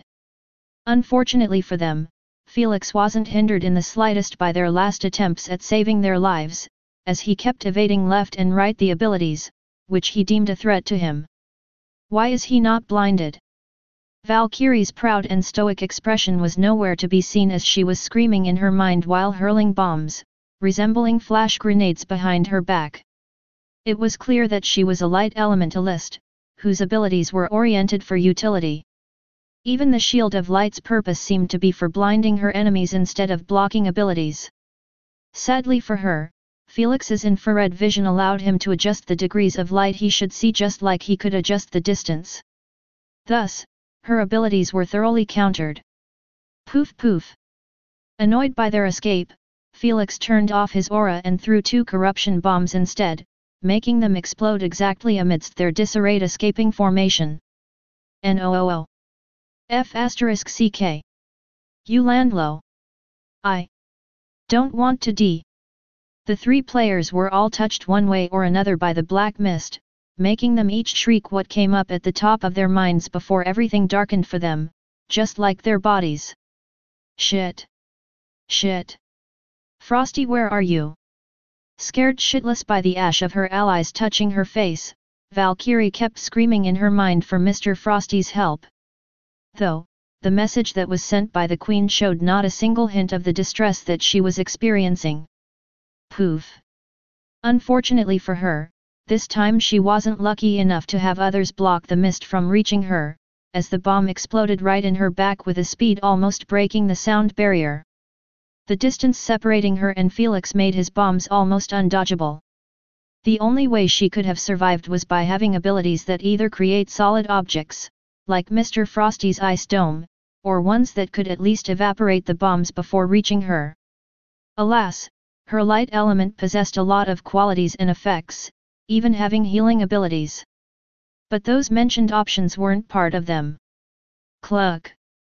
Cluck. Her swords, which dropped into the ground, were the last things that proved her existence, minus the ash mound near them. What a stupid girl! Asna insulted her without care, she is clearly a melee form fighter. So, why the hell she bothered to approach you? She was counting on her abilities to blind me, then cleave my head with her swords. That's her famous combo, which I saw in the network. Felix shook his head while leaving the fight area. Too bad, my infrared vision allows me to adjust the light intensity. He suddenly chuckled, well, even without it, my corruption inducement is enough to block her from approaching me. Tisk, doesn't that mean she is still stupid? Asna clicked her tongue in criticism. You are wrong. Felix shook his head with a devilish grin, everyone who willingly decided to chase me in this labyrinth is stupid. The spectators didn't know why he was grinning to himself, but that didn't stop them from cheering him after showing them such a one-sided fight. It seemed to them that his corruption inducement was truly too strong even for a legendary bloodline. especially when he was using it from the beginning of the game without any clear limit or weaknesses. If only they knew that Felix's energy tank was getting emptied by 10% each time he threw a corruption bomb, they wouldn't have had those thoughts. And with that, Landlord's personal current elimination tally is 17.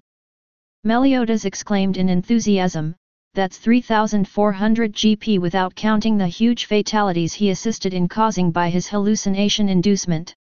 Marcus, Felix's true number one fan, who was responsible for menting everything about him, already had calculated the total game points that Felix currently earned from the instant his foot landed on the island.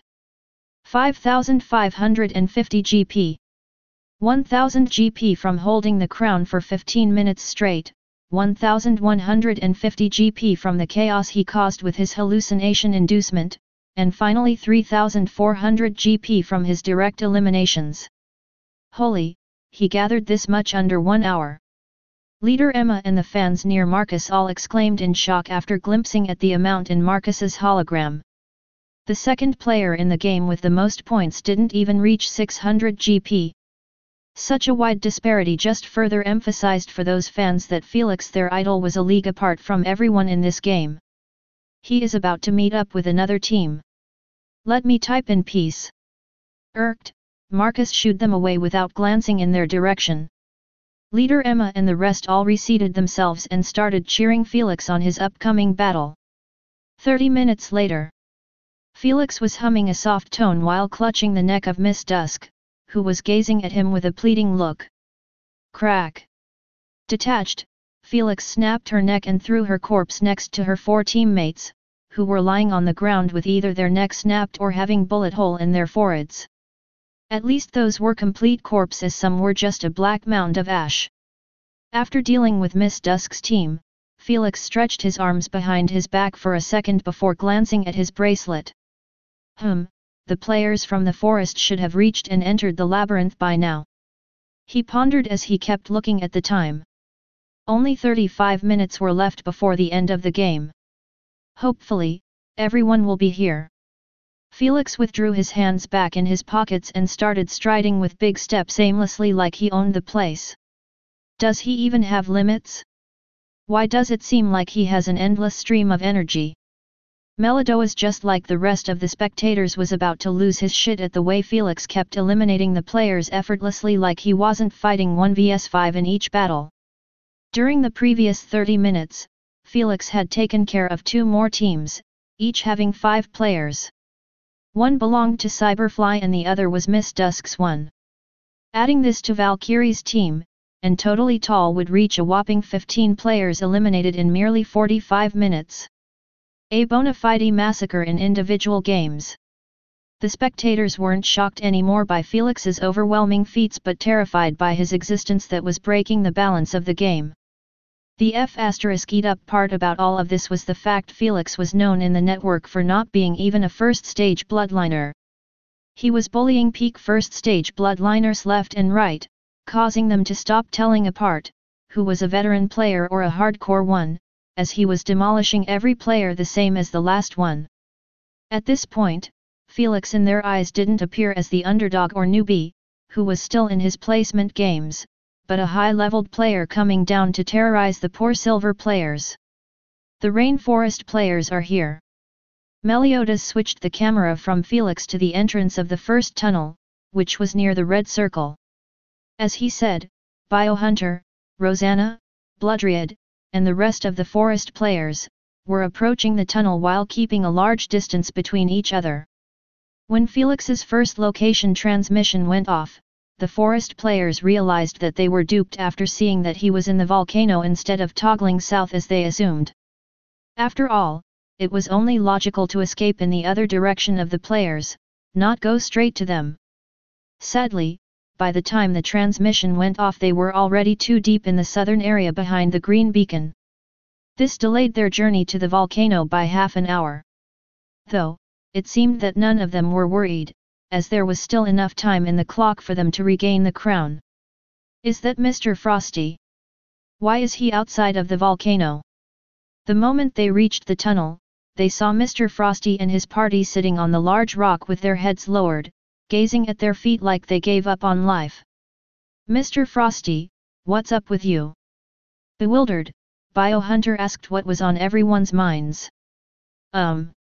Startled awake, Mr. Frosty looked beneath him and was shocked to see 30 players or so were spread in the area into multiple groups. Color regained in his face at the sight. He immediately started informing them about what happened here since the moment Felix's foot landed on the volcanic zone. Rosanna and the rest kept listening to him retelling the events with chills coursing on their spine. Getting rid of 28 players by traps? Killing team after team being led personally by a hardcore player? They didn't want to believe him nor dare to. However, they knew that Mr. Frosty had no reason to lie to them as it brought him zero benefits. By the time Mr. Frosty finished retelling everything, the players' backs were drenched with cold sweat and began to have thoughts of withdrawing from the chase. In their eyes, the tunnel's mouth appeared the same as the gate to hell.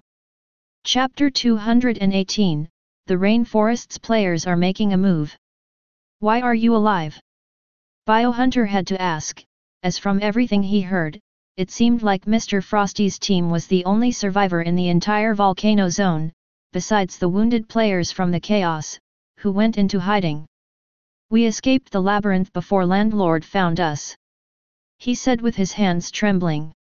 When Mr. Frosty and his team heard Valkyrie's cry for help, they forwarded it to the rest of the teams with the latest position sent by Chronomania. However, instead of going to check by themselves, they let the other teams do it. Till this moment Mr. Frosty was thanking his 9 stars that he made that decision, as it didn't take even 10 minutes before he heard Cyberfly's cry for help that lasted for merely 2 seconds before he stopped receiving anything from him. When that happened, he decided to leave the labyrinth, as he wasn't confident in his strength to pull off what Cyberfly and Valkyrie couldn't. Thus, instead of throwing his life away for no reason, he gave up on the chase, not having any more thoughts about snatching the crown from Felix. Thankfully, he marked the position of the labyrinth entrance. Hence, it wasn't hard for him to escape. So no one is currently inside the labyrinth besides Landlord. Rosanna threw a question of her own. Mr. Frosty nodded his head slightly. "You heard him." Rosanna coiled a hair lock on her finger as she asked Biohunter, "How are we going to play this out? Since Landlord can handle 5 bloodliners at once, we should ally and split our forces 10 bloodliners in each team." He lifted a finger as he added, "And each team will have 1 mental type bloodliner." Chatter immediately broke down between players, as each was discussing Biohunter's proposal with their own teammates. They knew that the only way for them to have a shot at the crown was by dropping their ego and zerg Felix with numbers. "I will be the first to agree." Rosanna threw her hair behind her back as she said to the rest of the players, "Stop wasting our time. The crown's location transmission is about to start in a few minutes. We need to be in the labyrinth when that happens." After hearing so, the players stopped mumbling pointlessly and raised their hands in the air displaying their agreement to the alliance. A few moments later, everyone signed the contract and separated into 3 teams, each having 10 players and 1 mental-type bloodliner. Mr. Frosty and his allies joined the 3rd team and took leadership of it. "Those bastards truly have no pride. This is making me pissed. Damn it. They are even protecting mental-type players." Concerned, Felix's fans had their hands before their mouths as they booed out loud, making their displeasure resound in the stadium. It was clear that they weren't confident in Felix's chances of defeating those teams, as they knew that his only weakness was mental type abilities. Before, he was either ambushing or taking out the players in a couple of seconds by his corruption inducement, not letting the mental type bloodliners to activate their abilities. But now? Those players would be protected at all costs. "Move out!" Biohunter shouted as he charged into the tunnel, followed by Rosanna and the rest. "The second round of the hunt has begun." Melodoas switched the camera to Felix as he yelled passionately, "Does Landlord have enough energy to repeat the same feat and recreate another massacre?" He smiled widely, "I for one can't wait to see." Meanwhile, inside the labyrinth, Felix was sitting on a flat-surfaced rock with arms resting on his knees.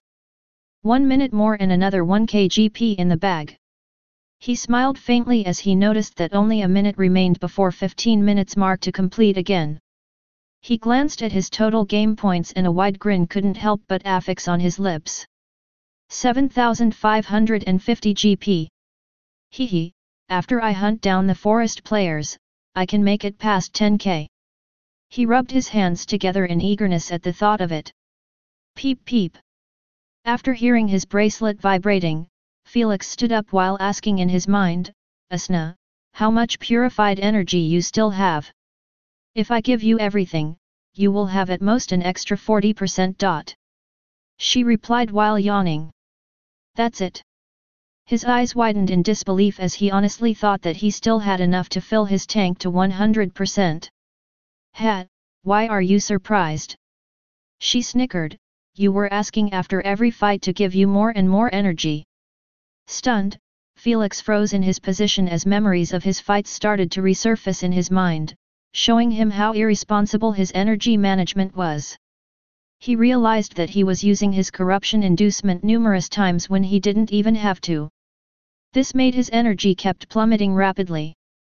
But since he had Asna's purified energy, he never bothered to think for a second that another cost-efficient inducement was a better option than corruption inducement.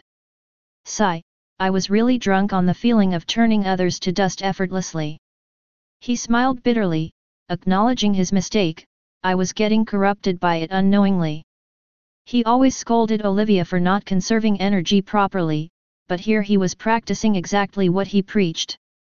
The worst part? The purified energy wasn't free. He literally was wasting needed coins just to hasten the battles by a few minutes. The purified energy was supposed to be left behind as backup energy when he was left with nothing to use, not be counted as part of his energy tank. That's what he was doing now, and what needed to be changed. Just as he was about to slap his cheeks to wake himself up, the golden beam was projected into the sky from the crown. After Asna saw the beam, she transferred all of the remaining purified energy to Felix, fill his energy tank to 50%. He previously had 10%. Change of plans. Felix stopped having any thoughts about hunting the rainforest players, as now his main priority was to survive until the game ends. If he played it smart and didn't waste his entire energy on corruption inducement, he might have had enough to continue eliminating other players. But now? He could only turn on his infrared vision and start toggling deep within the labyrinth, escaping at his fastest speed. Sadly, no matter what tunnel he took, the golden beam was giving him off to the 3 mega teams.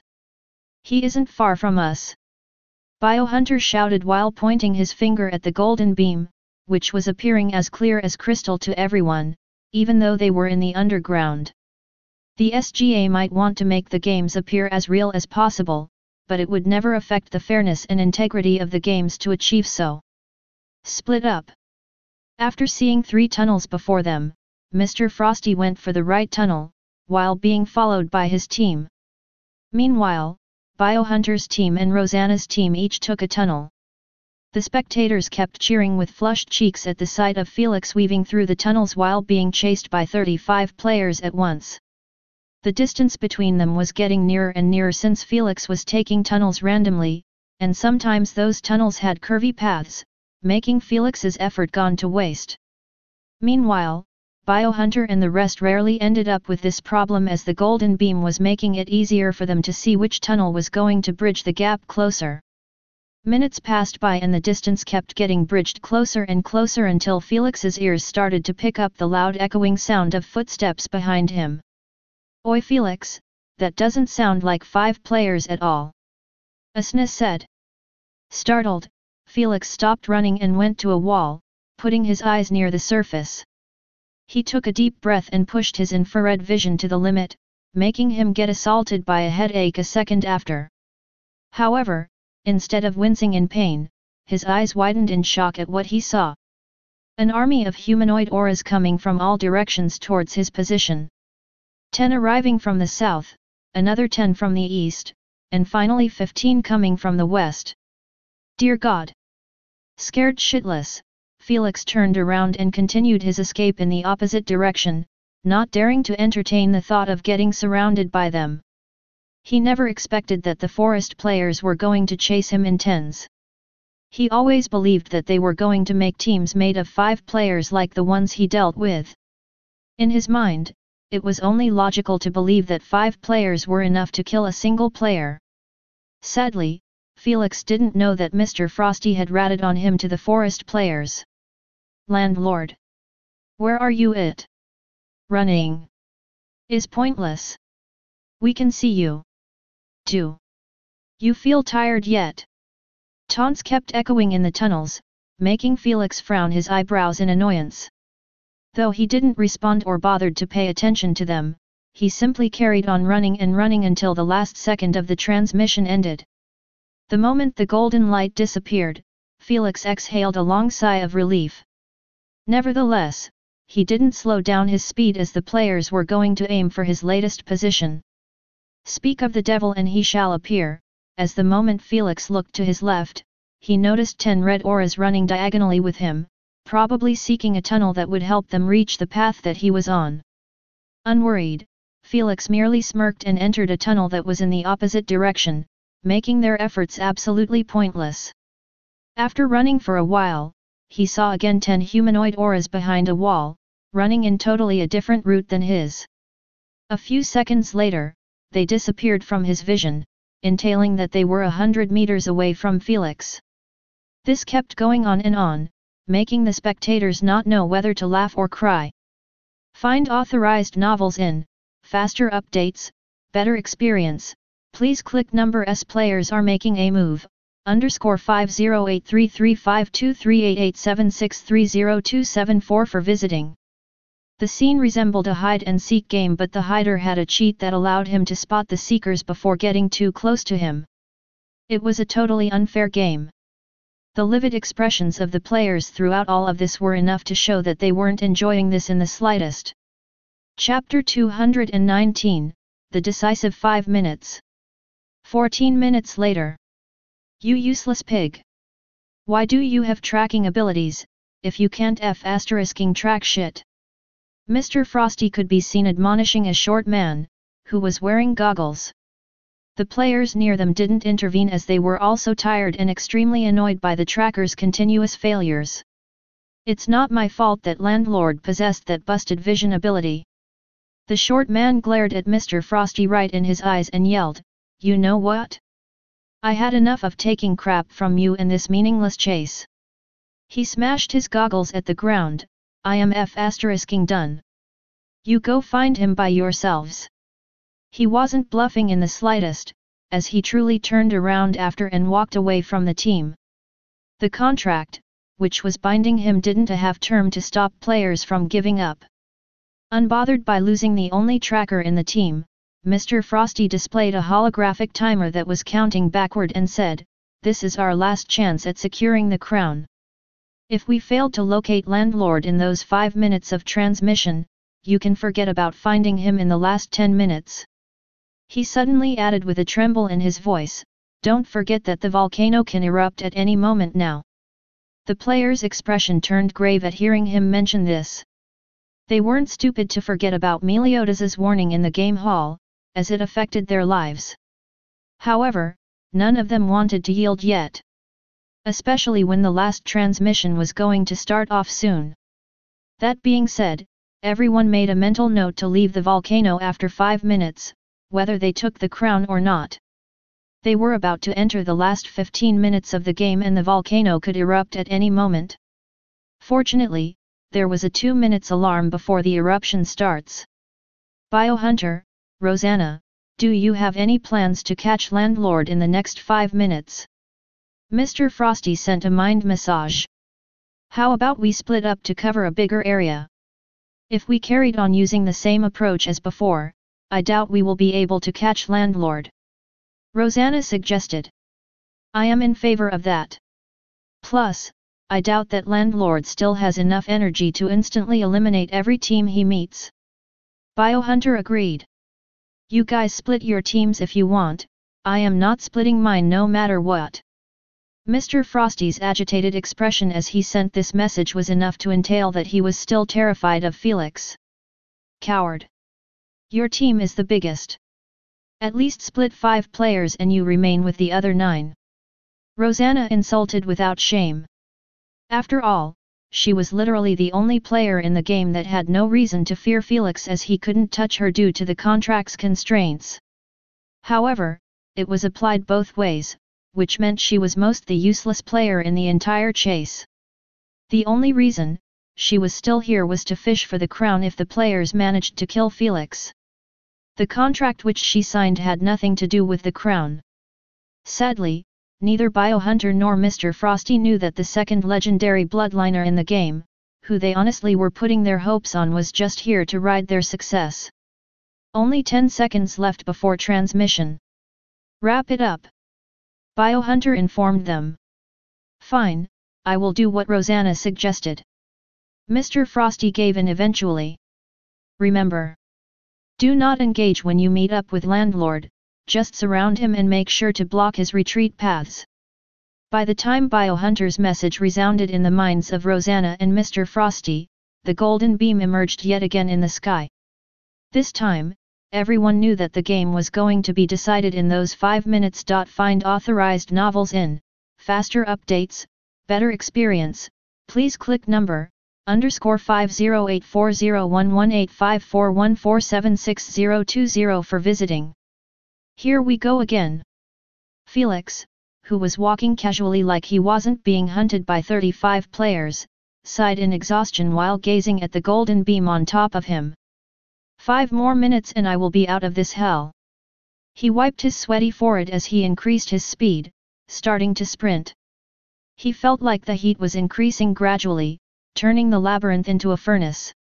He believed that this was a sign that the volcano was on the verge of erupting, which was honestly quite understandable, as the 2-minute alarm was barely enough to give the players a head start to escape. But now, after feeling the raising heat, everyone with a brain would understand that it was time to bounce. Sadly for Felix, everyone was too committed in the chase to yield that quickly. Did they split up? Felix raised his eyebrows in surprise as he noticed 5 red auras approaching him from the left. As always, he chose the nearest tunnel that was in the opposite direction from them. However, after running for a couple of seconds, he saw another 5 auras intercepting him from the front. Exasperated, he pressed his lips together as he turned around, going back from he came from. Too bad, he didn't move even 2 steps before seeing 5 auras rushing at him from behind as well. Shit! I will be surrounded soon. Felix understood that his situation was getting direr and direr, as he didn't doubt that the players weren't going to engage him but just block his retreat paths until the rest arrived. Then, they will all collapse on him at the same time. He knew that he would be doomed when that happens. I can only make the first move. Without hesitation, he turned around and dashed rapidly towards the approaching 5 players from the front. 2 acid bombs were lying peacefully in his jacket's pockets. He wasn't planning on using the corruption inducement anymore, as his energy won't support it, and even if it did, Felix planned on keeping it only in dire situations. He is coming towards us. Enter a defensive position. Surprisingly, Biohunter was leading the team that Felix chose. The players in his team immediately activated their defensive abilities as they encircled a girl, who had 2 fingers placed on her left temple. Felix, who just entered their line of vision, couldn't help but lower his eyebrows in restlessness, at the sight of the girl within their ranks. However, after seeing that she had her eyes open, he sighed in relief while snapping his finger, engulfing himself with a white aura. Good luck using your abilities on me. Felix chuckled while dashing towards them, making Biohunter's expression to turn unsightly.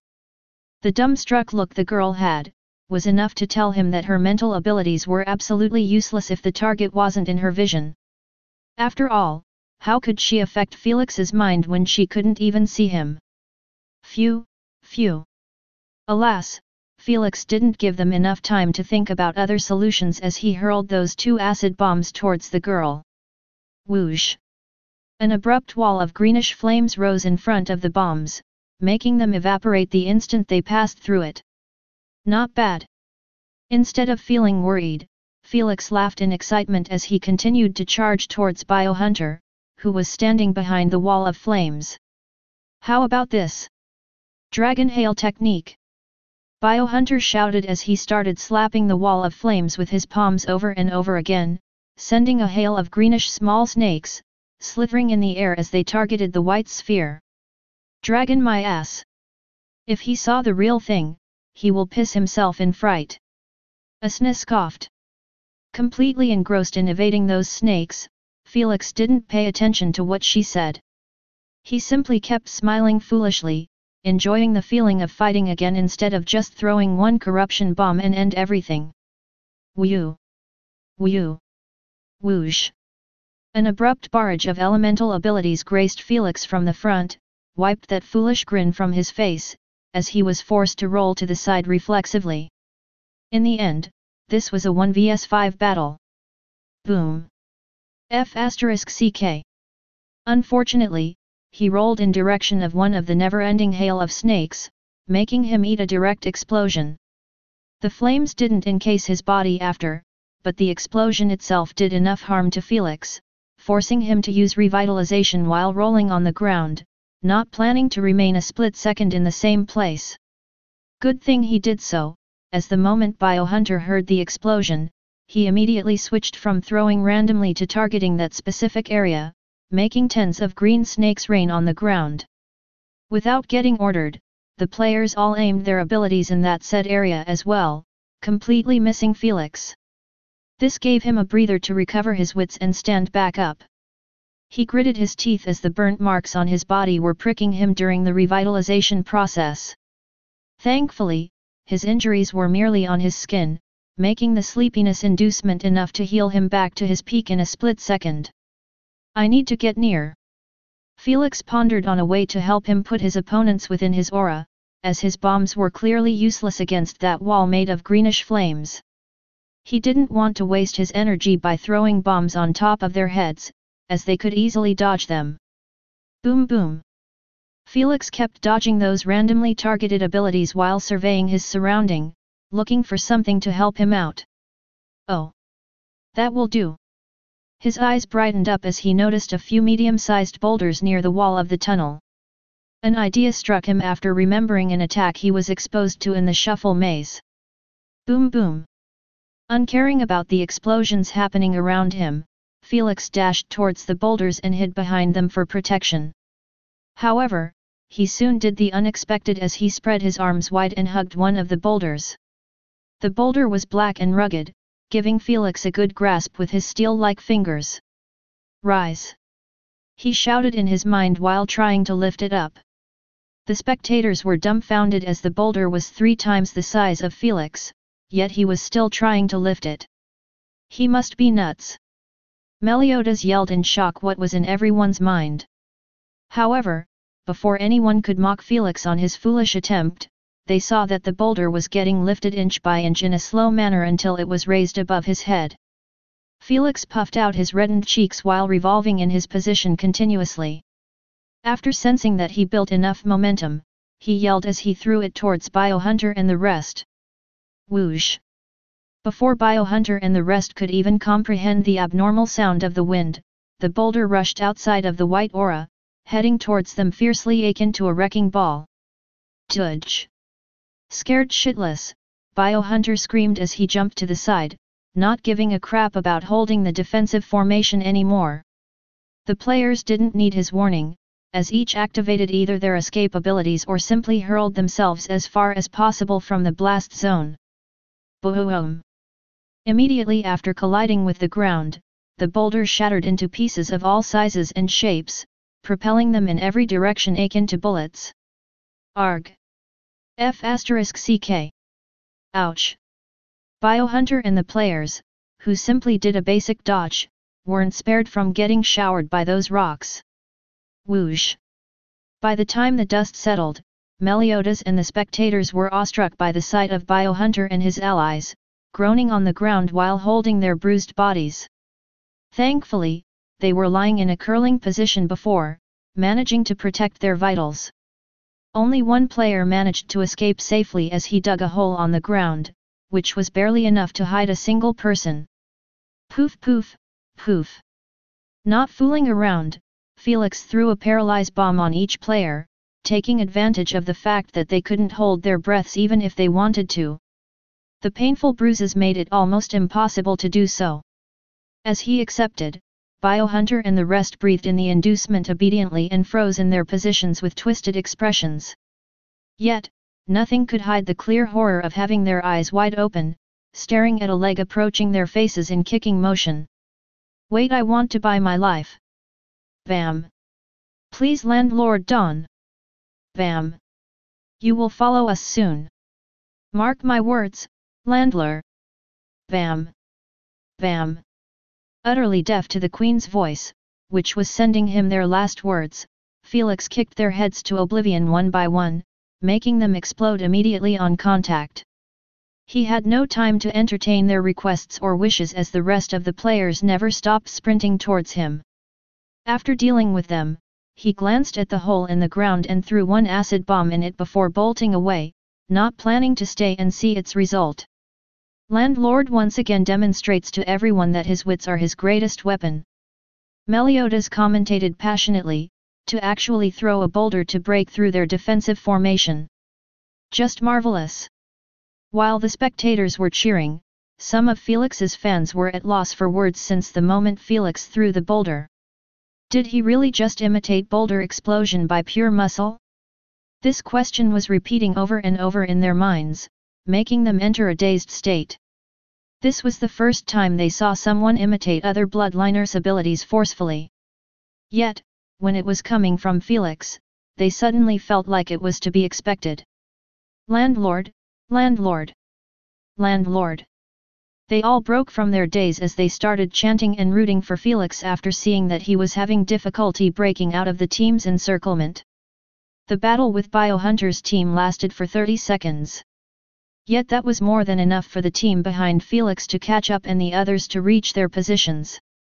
As Felix expected, they didn't approach him but kept waiting for everyone to make it before they attack all at once. What can Landlord do to escape from this wide encirclement? Rumble.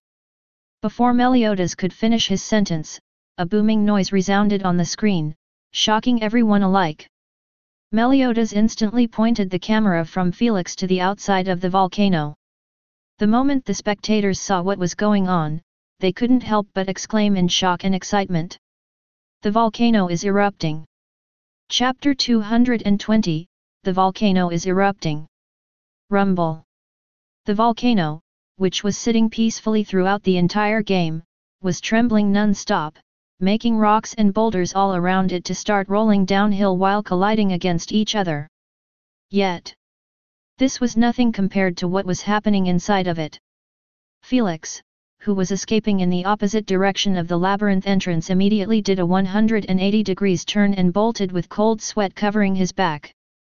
The players didn't give a shit about him or the crown anymore after seeing the tunnels trembling like they were struck by a major degree earthquake.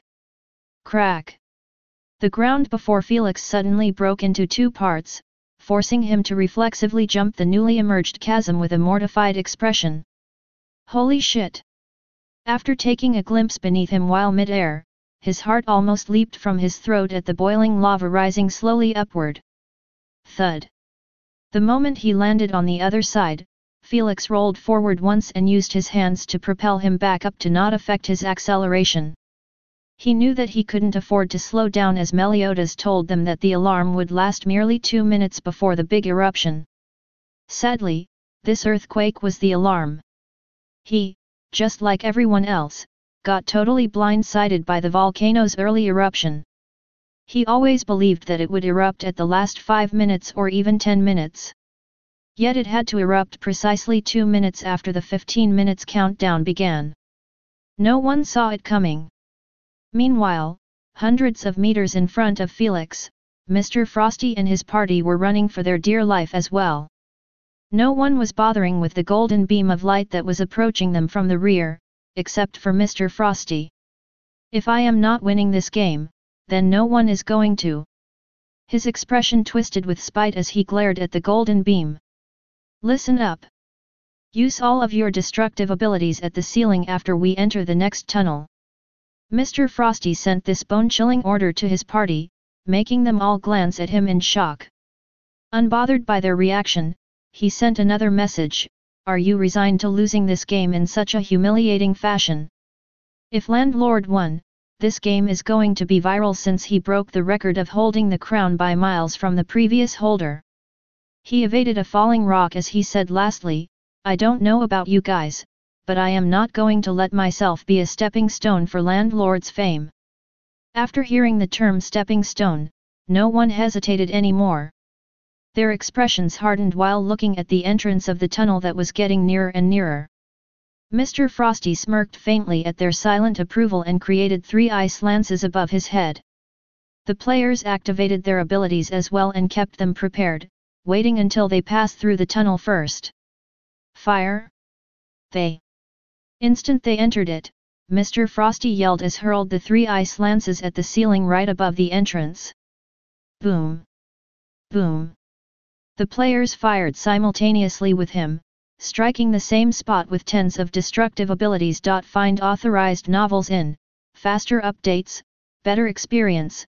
Please click number _508622392168822263 for visiting.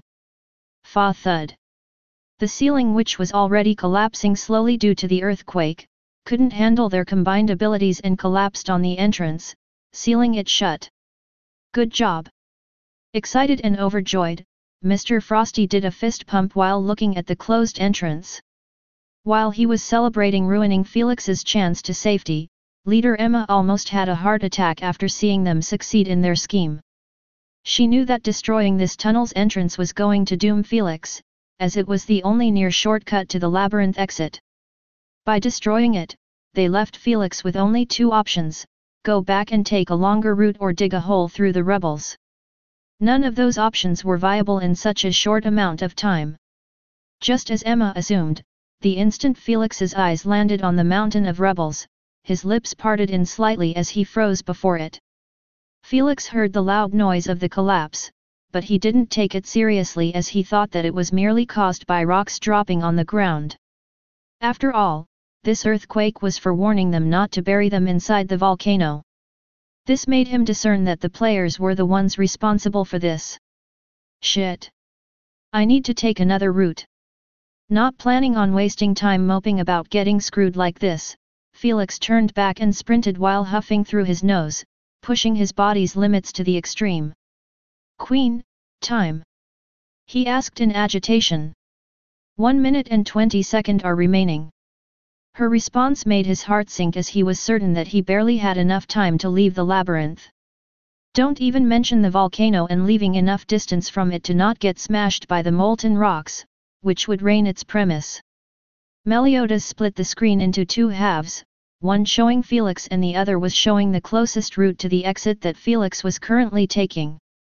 He wasn't done yet as he swiftly added a timer on it, showing exactly the time needed for Felix to actually reach the forest from his position. 5 minutes. A whopping 5 minutes was needed to survive the eruption for Felix. But he didn't even possess 2 minutes. It can't be. This is bullshit. Stop spewing lies, there's enough time for Landlord to escape to safety. Sigh, he shouldn't have entered the volcano in the first place.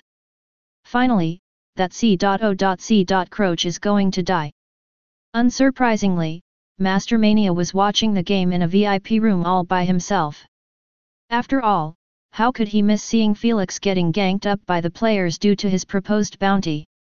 Alas, throughout the entire game he was served only disappointment after another. But at last, Felix met the only opponent, which was impossible to defeat even by him. Mother Nature. Master Mania's eyes were brightened up in excitement and eagerness to watch Felix finally meet his maker. While the spectators were giving up on Felix and doubting his chances of survival, he wasn't losing heart yet. His brain was working at full capacity to seek a solution to get him out of this shithole. Meanwhile, his eyes were examining every single detail in the tunnel with full clarity, making him feel like he was seeing everything in slow motion.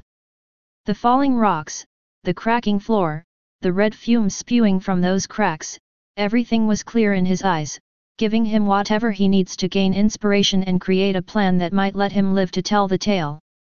He didn't know if it was the doing of adrenaline or something else, but his brain was already occupied with his survival to bother about this matter. Suddenly, his slits enlarged at the sight of a flat-surfaced long rock, resembling a surfboard stuck underneath a massive boulder. That's it.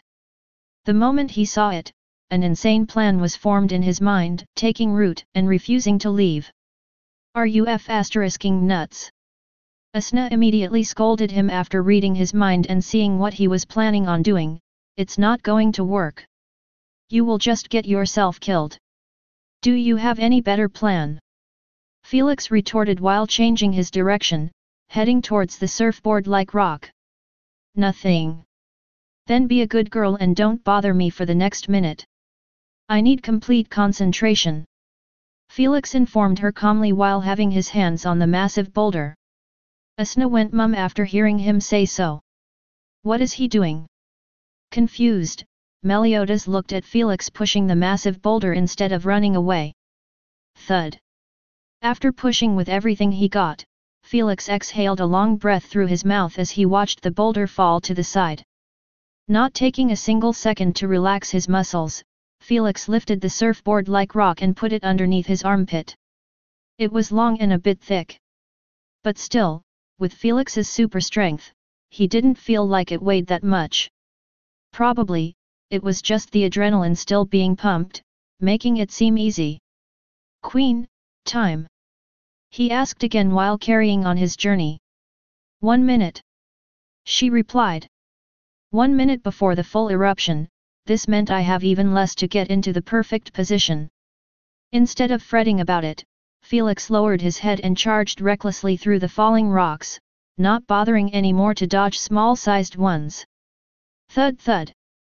His head and shoulders were smashed by small rocks every once in a while, making Felix grimace in pain.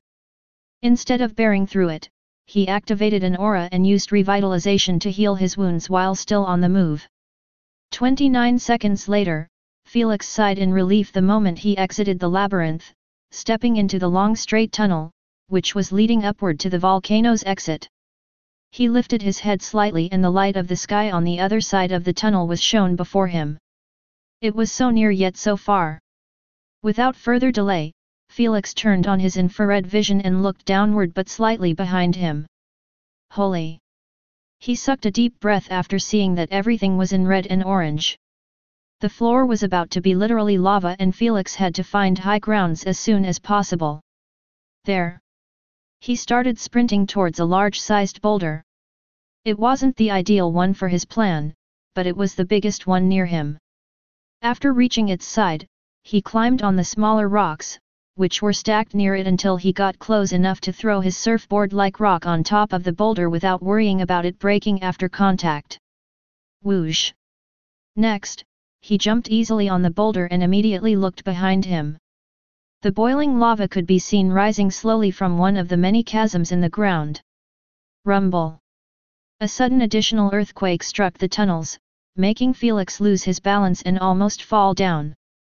Yet, Felix's focus was entirely on the chasms behind him, which were spewing boiling lava everywhere, filling the tunnel behind him first, before rushing fiercely towards the one he was at. Without asking the queen, Felix knew based on the increased speed of the lava, that the eruption has begun. The entire reason the sea of lava underneath the volcano didn't rush in a few seconds explosively, was to give the players those minutes to back off. However, after they ended, nature was back in course.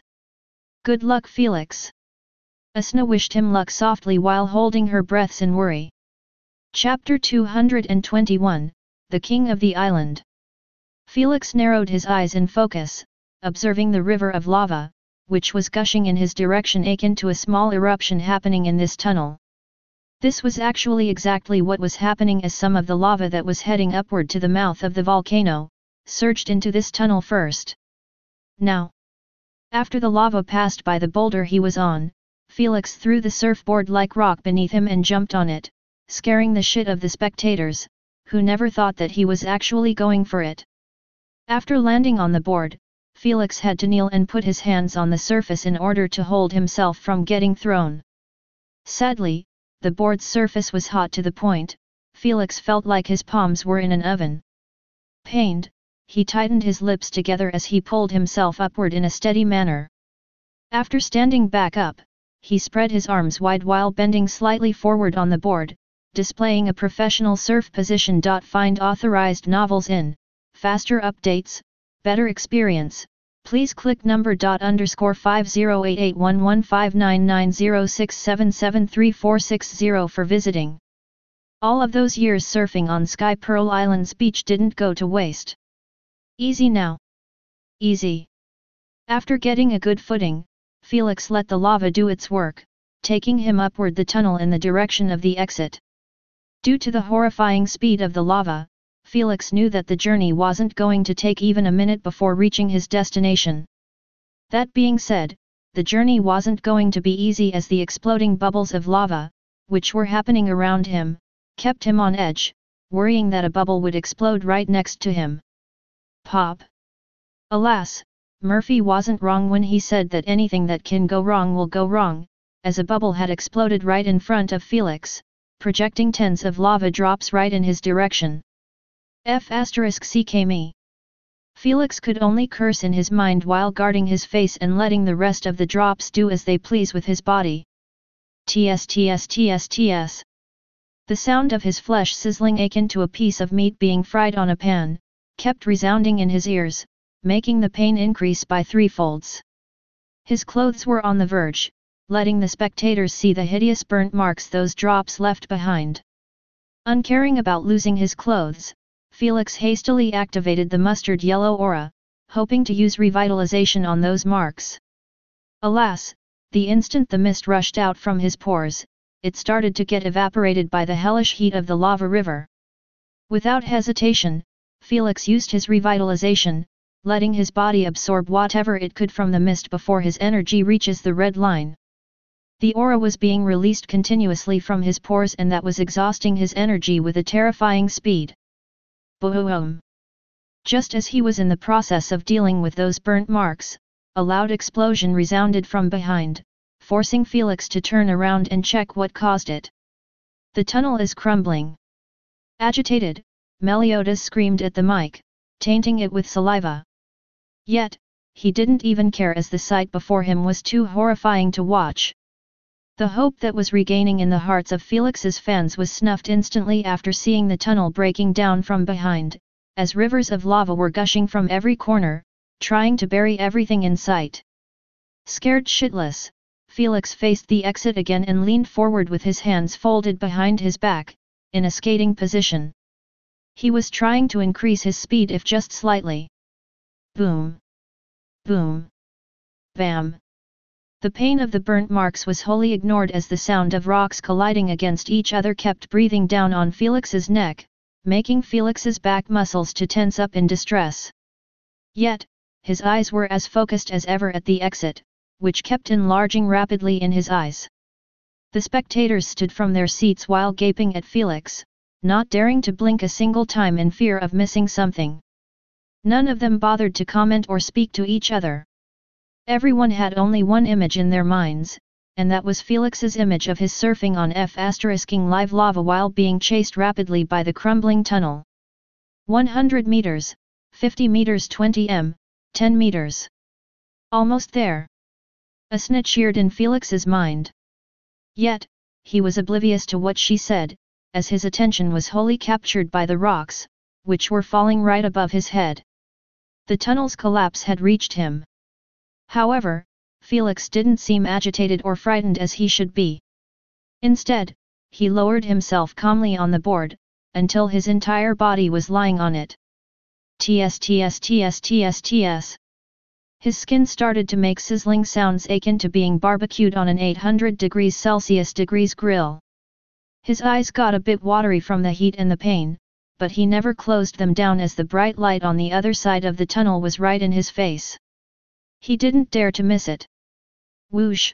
Boom! Meliodas, the spectators, the players, who were running downhill, heading towards the forest, all froze in their position at the booming sound of the volcano erupting. The lava had reached the sealed-shut mouth of the volcano.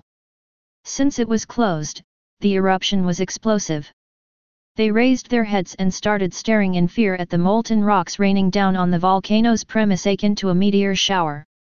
Yet, in the air, right beneath those molten rocks, a surfboard-like rock was flying above a river of lava that was split in half after the collapse of the tunnel.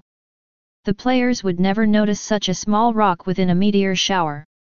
However, the golden beam that was projected into the atmosphere made them ignore everything, even their safety, and gaze at it with their mouth agape and eyes bulging out of their sockets.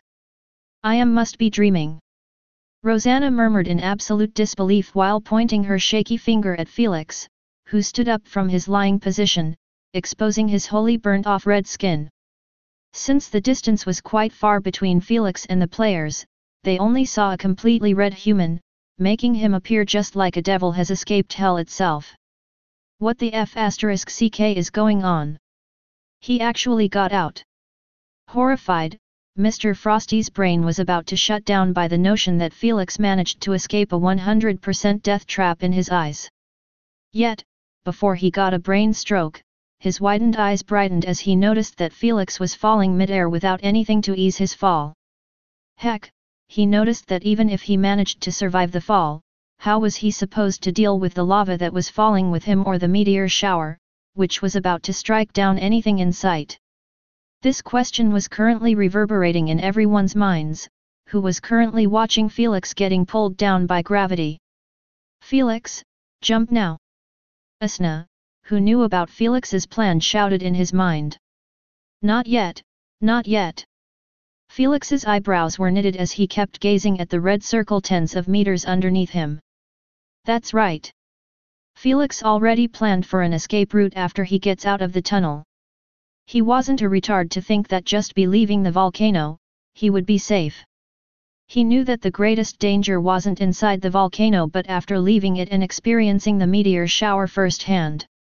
Felix wasn't confident in his ability to escape the strike zone of the meteor shower unscratched. Thus, he had to create a second plan concerning his escape. The teleportation circle, which was lying near the tunnel exit unused the entire game, was the perfect gateway to safety. Now, agitated and somewhat thrilled, Felix threw himself with his hands extended forward. He knew that he only needed a finger to get inside the teleportation circle for it to activate it. Thankfully, the teleportation circle was massive, making his extra efforts pointless, as his entire body managed to enter it. Still mid-air, his body started to disintegrate into light particles before drifting by the wind under the dumbfounded and awestruck eyes of the players, Meliodas, and 60 million concurrent live stream viewers. No one wanted to believe what their eyes were feeding them, and they didn't dare to. They were already shocked multiple times by Felix's plays, escapes, wits, strength, bravery, but nothing came close to what they had just witnessed. They believed that his play of snatching the crown was going to be his peak performance in the game, just to be shown this. Silence descended in the island and stadium alike for a second before the booming noises of the molten rocks slamming into the ground woke them up from their stupor. Boom! Boom! Boom! Suddenly, hell broke loose in the stadium and on the island simultaneously. What ***ing daredevil! Holy shit! I never seen anyone does that in the 100 games that I watched. My landlord is ***ing unkillable. No one paid attention to the players, who started to run away from such an apocalyptic scene, as the spectators were jumping from the seats while pulling each other's shirts in excitement and exhilaration. Meanwhile, the live stream viewers made it almost impossible to read what they were typing in the chat as everyone was spamming at the same time in a frenzy. Landlord proves once again. Meliodas stood on his commentary table as he shouted with his head bent, that he is the beast. The best. They. Best. They. Best. Chants raged throughout the whole stadium, as the spectators, whether they were Felix's fans or not, all chanted in perfect harmony, making Emma's eyes watery. Just like football fans on Earth feeling emotional and proud about their team or their favorite player, Emma, and the rest weren't any different. They feel proud when Felix achieves something unordinary and bothered when he fails. But till now, Felix was showing them only the best performance in every single game. He was always outdoing himself. From being 100% dead to being the first one to leave the volcano's premise safely. Who could pull that off besides Felix? They were proud of being his loyal fans through thick and thin. After a while the hubbub was reduced a little, making Meliodas regain his wits back and continue doing his job. The play was nuts all right, but the game wasn't over yet. There were still 10 minutes on the clock. Yet, after eyeing the players, who reached the forest in one piece, he didn't know if the game truly still had 10 minutes or not. No one was moving. Heck, even Mr. Frosty was sitting on a branch with his eyes closed shut, clearly showing that he had no intention to head towards the green teleportation circle where Felix was currently at. Everyone gave up on the game. Meliodas soon understood their reason why from hearing a conversation between two players. It turned out, 10 minutes was barely enough for the players to reach the teleportation circle. After all, Felix being one of the fastest runners in the forest, took 10 minutes to reach the volcano premise when he snatched the crown. Don't even mention some of those players. Of course, those with movement speed abilities could reach the green circle in under 5 minutes or so if they pushed their limits. But, then what? They knew that Felix wasn't a retard to stay in his place and wait for them until they arrive. Hell, they were certain that he was currently on the move running at his fastest speed in the opposite direction from them. In their eyes, the game was already over the moment Felix used the teleportation circle which was unguarded. Thus, they could only sit in silence on the branches contemplating how were they going to respond to the media after the game ends. Felix might not get interviewed, but all the players were going to get attacked by the media due to him. Even better. This was the perfect conclusion to the game. Meliodas laughed in delight as he switched his vision from the players to Felix's small screen. However, after seeing what Felix was doing, he couldn't help but exclaim in stupor, "Why the hell isn't he running away?" The spectators with omnipotent vision immediately zoomed into the teleportation circle after hearing Meliodas's exclaim.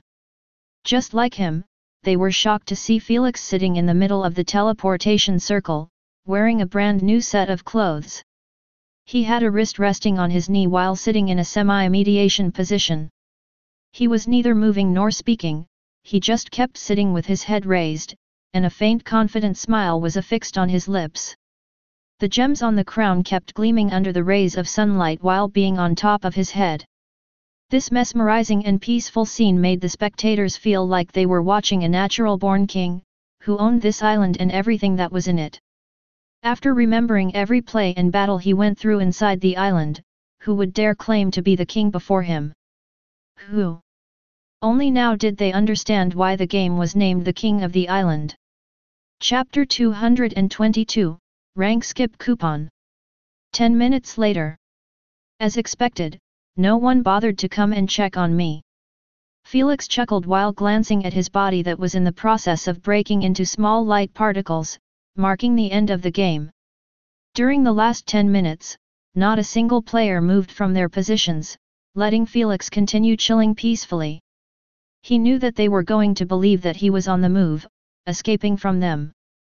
Since they had functional brains, not one of them was stupid to go for such a meaningless and hopeless chase. By knowing so, Felix simply didn't bother moving from his place, using reverse psychology. He was drained from everything that happened in the game. Thus, he honestly felt thankful that some retard didn't come and bother him. Ladies and gentlemen, please give your loudest applause to your champion. Meliodas pointed his mic at Felix's body that was in the process of reconstructing and yelled with his eyes closed shut, "Leond, Lord! Clap! Clap! Clap! Not bad." Felix smiled faintly after opening his eyes at the sight of the spectators giving him a standing ovation. He kept basking under their applause while waving his hand mildly. "Clap! Clap! Surprised by hearing clapping noises near him, Felix turned his head and saw that some players were applauding him with a respectful look. Though, there were some who were too egoist to acknowledge Felix's gameplay, like Mr. Frosty and Rosanna. "Bastard, ruining my third win streak." Rosanna humphed in annoyance while teleporting outside of the stadium, not planning to stay and bask in his glory. She paid 800 million SC to forcefully turn the odds in her favor. Yet, it all gone to waste, as Felix had no intentions of ruining his win streak for others. He understood that the longer his win streak lasts, the more perks he would be getting from the SG platform. The king. They. King, they. King. Under the ardent chants of the audience, Felix waved his hand one last time before teleporting out of the stadium, not giving Meliodas even the chance to drop near him and seek a chance for an interview. After all, he did everything right without offending Felix at all. He had a tiny bit of hope that Felix might see him favorably and give him a minute interview, or at least stay for the unique title coronation. Sadly for him, Felix was dying to have a cold shower after staying inside the volcano for over an hour or so. 12:30 p.m. in the camp, 30 minutes after the game. That was refreshing. Felix got out of the public showers at the end of the hallway with a relaxed smile on his face. He walked to his room barefoot while wearing a towel that covers his lower body and using another to dry his wet long hair. It was a while since he last got a haircut, and now his hair was long and messy. "Damn it, Felix. Wear some clothes already." Olivia, who was standing next to her room's door with two girls, scolded Felix after seeing that he was exposing his upper body, yet again. Peeved, she pointed her finger at her friend's reddened cheeks and complained, "Look how uncomfortable they got after they saw you." Felix approached the girls with a playful smile and asked, "Do I make you uncomfortable?" No, oh no. Embarrassed and quite shy, the girls waved their extended hands in denial. "See." Felix smirked at Olivia's vexed expression and turned around, going back to his room that was at the other end of the hallway. This was already a daily occurrence in the hallway, Felix getting picked on by Olivia for showing too much skin in a merged complex. Unfortunately, no matter what she said, Felix never budged and did what she asked, as wearing only a towel after a shower was a habit ingrained in his being for decades now. It was already a lifestyle for Felix, and he wasn't going to force himself and change it due to some chicks, who get horny after seeing him like that.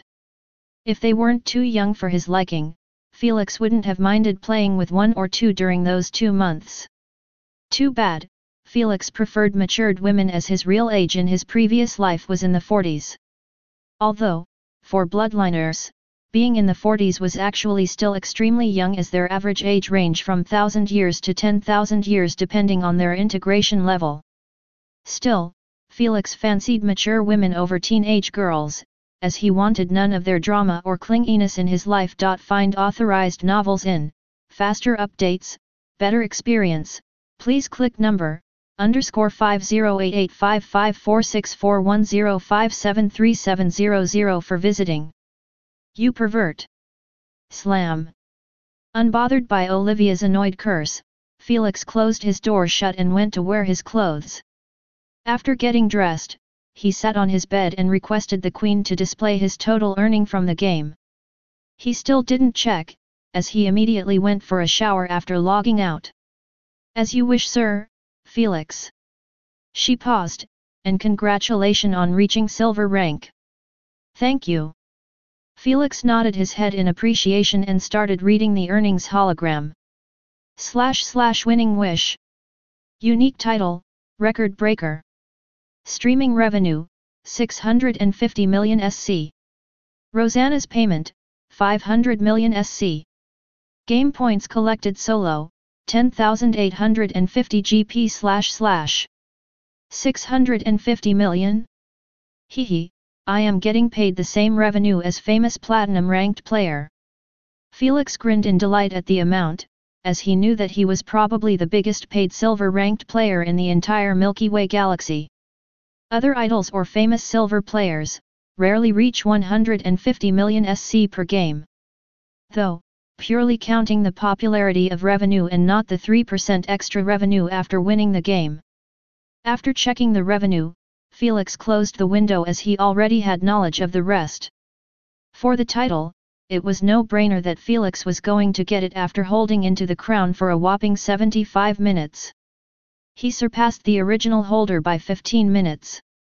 Yet, the best part, he lived to wear it proudly above his head, unlike the original holder. As for his game points, he managed to earn 5,000 GP purely from holding into the crown for 75 minutes straight. The rest came from his elimination tally that surpassed 30 players. Felix didn't wish to receive battle format for no reason. He knew that he would be able to gather game points faster than other formats. The only reason he got 10k in Shuffle Maze before was due to having beasts for him to kill. If the game was purely finding the exit, he wouldn't have gotten even 1k. But in battle formats, fights take priority above all, which was Felix's jam. "Queen, please show me my profile," he requested. /rank, mid-tier silver, play one more placement games to get your final rank. Games played, 003. Wins, 003. Loss, 000. Win streak, 003, eligible for perks, / click to get details on the win streak system and its perks. Loss streak, 000. Eliminations, 0045 //.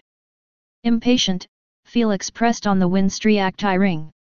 Congratulations on unlocking the win streak system. A side hologram displaying this notification in the middle emerged before Felix, making him grin faintly. He swiped the notification away and it was replaced instantly with a small-sized list that was displaying 2 rewards written in silver. /1, a rank skip game coupon. 1 use /24h before expiring. 2, a second chance wheel spin coupon, allow the user to respin the wheel in case the format or the game wasn't to his liking. 1 use /365 days before expiring, //. Tisk, they are really generous with winners. A bit sore, Felix clicked his tongue after seeing the perks of only winning 3 games in a row. In his previous life, he was always aiming to win 3 games in a row just to get those hidden rewards. Sadly, he was struggling to win even 2 games back to back, don't even mention 3. Without further ado, Felix pressed on the first perk, ignoring the other one, as he had no use for it currently. "Sir Felix, are you certain about activating the rank skip coupon?" The Queen informed him, "The moment you activate it, you will be put straight in gold mid-tier. However, the game you will be playing will have gold rank bloodliners, far surpassing your strength." She paused, "If you lost the game, you will be dropped to low-tier silver instead of low-tier gold rank." She requested with good intention, "Please think deeply about your choice." "I am certain." Felix requested, "Please activate the coupon." "As you wish." TI ring. The coupon has been activated. You will be placed in a mid-tier gold rank for a maximum duration of 4 months. Please play a game before the period ends. Otherwise, you will be placed back in your original rank. The Queen informed. "Will do." Felix nodded his head in understanding. He was already familiar with the rules of using the rank skip coupon even though he never got one. The coupon might seem like it was offering 3 tiers skip with just 1 win, but Felix understood that even himself with his overwhelming strength that was terrorizing peak first stage bloodliners, wouldn't be able to win the game and keep himself in gold rank. Ultimately, the gold rank was ruled by peak second stage bloodliners and third stage bloodliners. Those who obtained the coupon in silver were doomed in a gold rank with their current strength.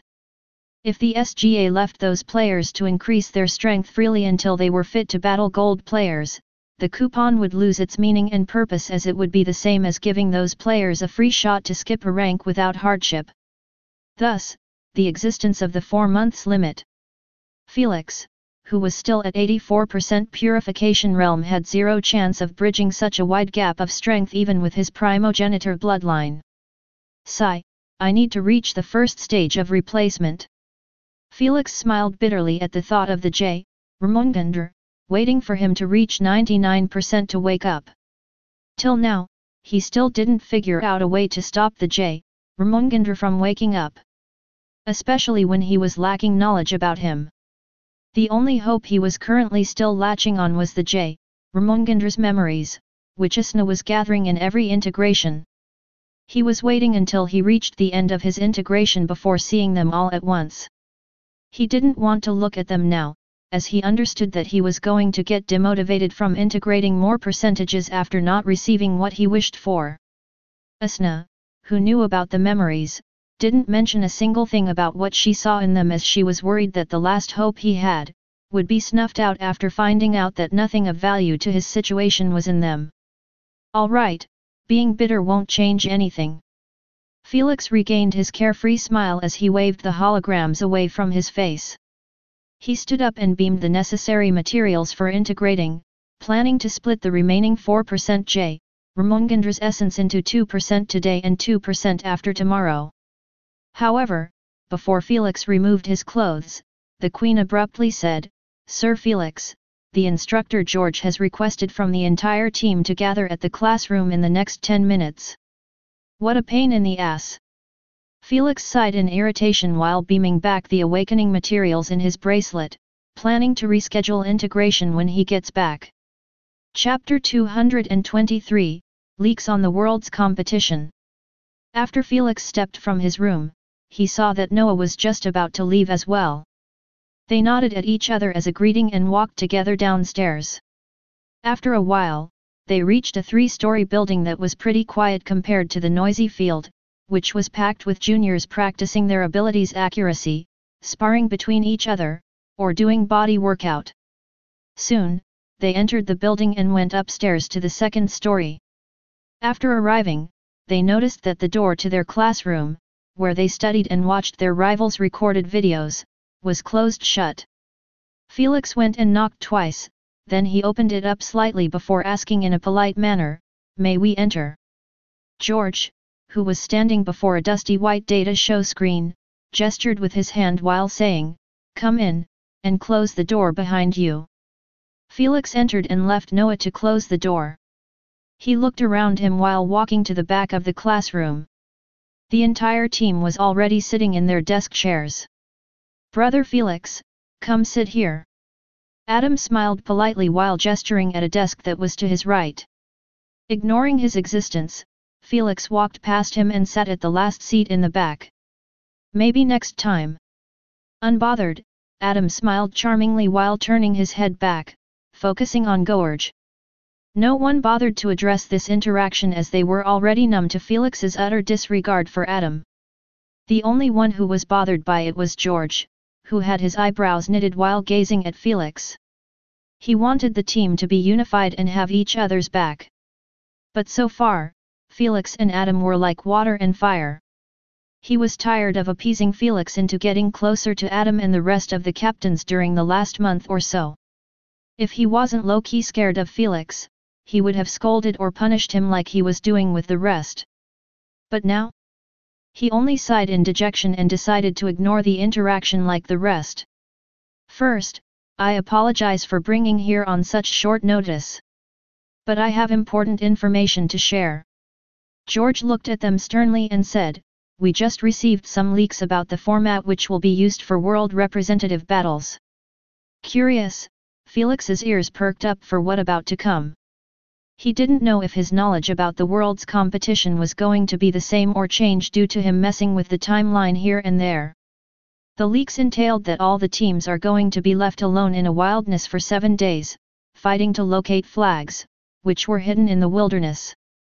He added, "We don't know the exact number of flags, but I believe that it was going to be 100 flag with each representing a spot to be in the Earthlings team." Still the same. Felix lost his interest the moment he heard the leaks, as nothing changed from his previous life. Felix already knew that all of the teams were going to be fighting for 7 days straight in wildness for 100 hidden flags. He also knew that finding a flag wasn't the win requirement but actually holding into one by the time the competition ends. Unlike tournaments, this format was going to hit many birds with one stone. First, it will test the hardship of juniors in the wilderness, as they would be required to get their food and water as well as find a shelter to spend those 7 days. Second, it will ease the burden on the ESGO organization and the German government of dealing with the massive number of teams and participants. After all, there were 195 countries around the world, and each country was going to send a 10-member team, no matter if they had what required to be competitive or not. The world representative battles were open for all countries, and no one was planning to give up on battles before they even began. This was going to result in having 2,000 participants or so combating for the limited 100 representative spots. Isn't 100 spots in a team a lot? Dale asked in confusion. Didn't I tell you to read the public rules of the Planetary Supremacy Games? George scolded him. What were you wasting your time on to not even know about this? Seeing that Dale was lowering his head in shame, not planning to answer, Nathan smirked and ratted on him playfully. A girl he met in a VR mmorpg has stolen his heart and time. Hell, I barely managed to pull him out of the game and bring him here. UF*er. Dale cursed under his breath while glaring at Nathan, who was giving him a wide grin. Smack. Listen up. George slammed the desk with his palm, bringing everyone's attention to him, and said in a strict manner, I don't care what you do in your free time or how you spend it. But at least spare an hour or two to memorize the rules of PSG and some of the UVR's ones. You don't know if there will be a written test or not about them. After all, you guys are going to be fighting for the face of our Mother Earth. If you were lacking in knowledge, it won't be long before you shame the planet in front of other civilizations. Understood? Yes. Dale nodded his head. Good. George crossed his arms and started explaining that each planet was required to have a maximum number of 100 representatives since the games played don't always require a 10-member team. Heck, there were games that needed the entire 100 representatives to take part in. However, those kinds of games were few in between. The majority of the games were still played by at most 20 representatives. This meant the 100 juniors would further be split into the main team and the reserve team. Since the games were deadly, it was expected that the main team to have deaths in every game or sometimes even a full wipeout. Thus, being in the reserve team wasn't actually that bad as opportunities to represent the planet come faster than one could anticipate. Read the rest of the rules in your free time. After finishing his explanation, George tapped on his bracelet and said while pointing his finger at the newly emerged hologram, "This is the forest nearby the camp. Tomorrow you guys will be transported deep within the woods and be left there for the next 7 days. FCK." Felix's expression was nonchalant as always, but deep inside, he was having a mental breakdown at such dastardy news. Unfortunately for him, George wasn't done yet. We will place 100 flags in the forest and you guys are required to collect at least 20% in those 7 days. He extended 3 fingers and said, there are only 3 rules. 1. You can only bring 2 bottles of water and 2 biscuits package with you. 2. I expect to see full communication and 0 conflict. He said this rule while giving Felix a side glance, making Olivia and the rest chuckle. Sadly, their amused expression didn't last for 2 seconds before it was replaced with despair after hearing the last rule. Lastly, accessing UVR or using the Queen's assistance is forbidden. I suddenly feel sick. Dale said while clasping his stomach with a twisted expression. Go pack up the necessities needed for your survival. Unresponsive to Dale's reaction, George tapped on his bracelet, showing a side hologram that had a long list of camping kits, which included a tent, sleeping bag, pillow, and such. Copy this list down and go pick them up from the warehouse. Just as George wanted to excuse them, he saw Felix raising his hand in the air with a sincere smile. George flinched at the sight as he knew that trouble was about to come. However, he still gave Felix permission to speak, as he knew that if he ignored it, Felix would speak anyway. I just want to inform you that I won't be able to participate in this mock practice. Felix gave George an honest look and said, I have a severe addiction to UVR, and if I can't connect once a day, no one is going to like the outcome. Severe addiction, my ass. George yelled furiously in his mind while nodding his head in understanding.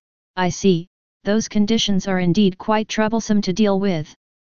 However, we can't have this mock practice without the captain of the team. George gave a forced smile and proposed, how about 2 hours connection per day? My addiction can only be seated with 6 hours a day at best. Felix's honest expression as he kept bullshitting through his teeth was truly at a mastery level. Find authorized novels in faster updates, better experience. Please click number S competition _509087958738400967 for visiting. 4 hours. George cut straight to the point and started negotiating with Felix. 6 hours. Felix called calmly. 5 hours. 7 hours. 6 hours does sound nice. George agreed while wiping his sweaty forehead after hearing an hour getting added. Perfect. Felix nodded his head in satisfaction under the speechless looks of his teammates. They knew that Felix was enjoying too many perks in the camp due to his legendary bloodline and captain status, but this was the first time for them to see the instructor losing a negotiation with Felix. Before, Felix always took a step back in his requests to respect the authority of the instructor.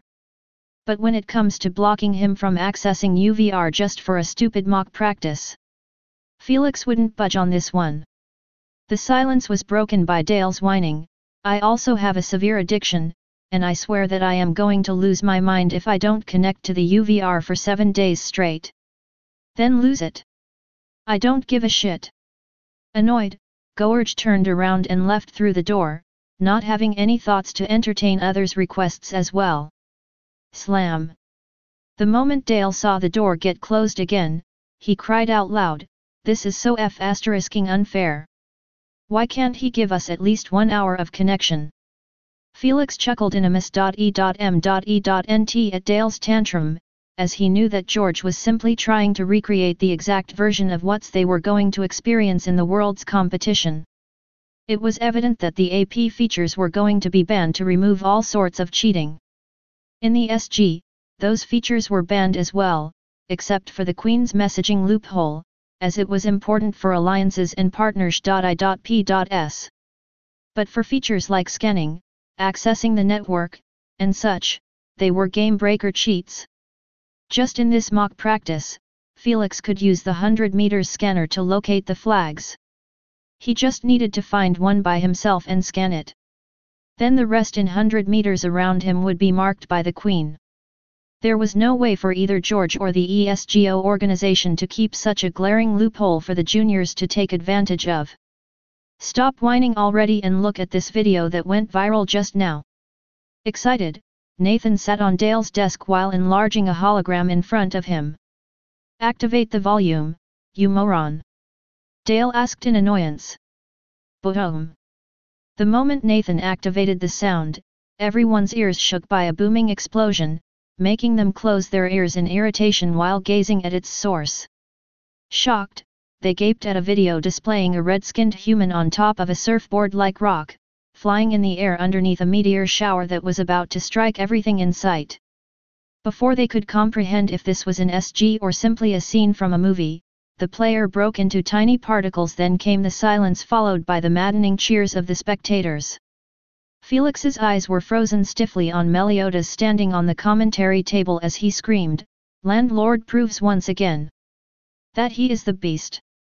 Here comes trouble." Asna said, laughing out loud.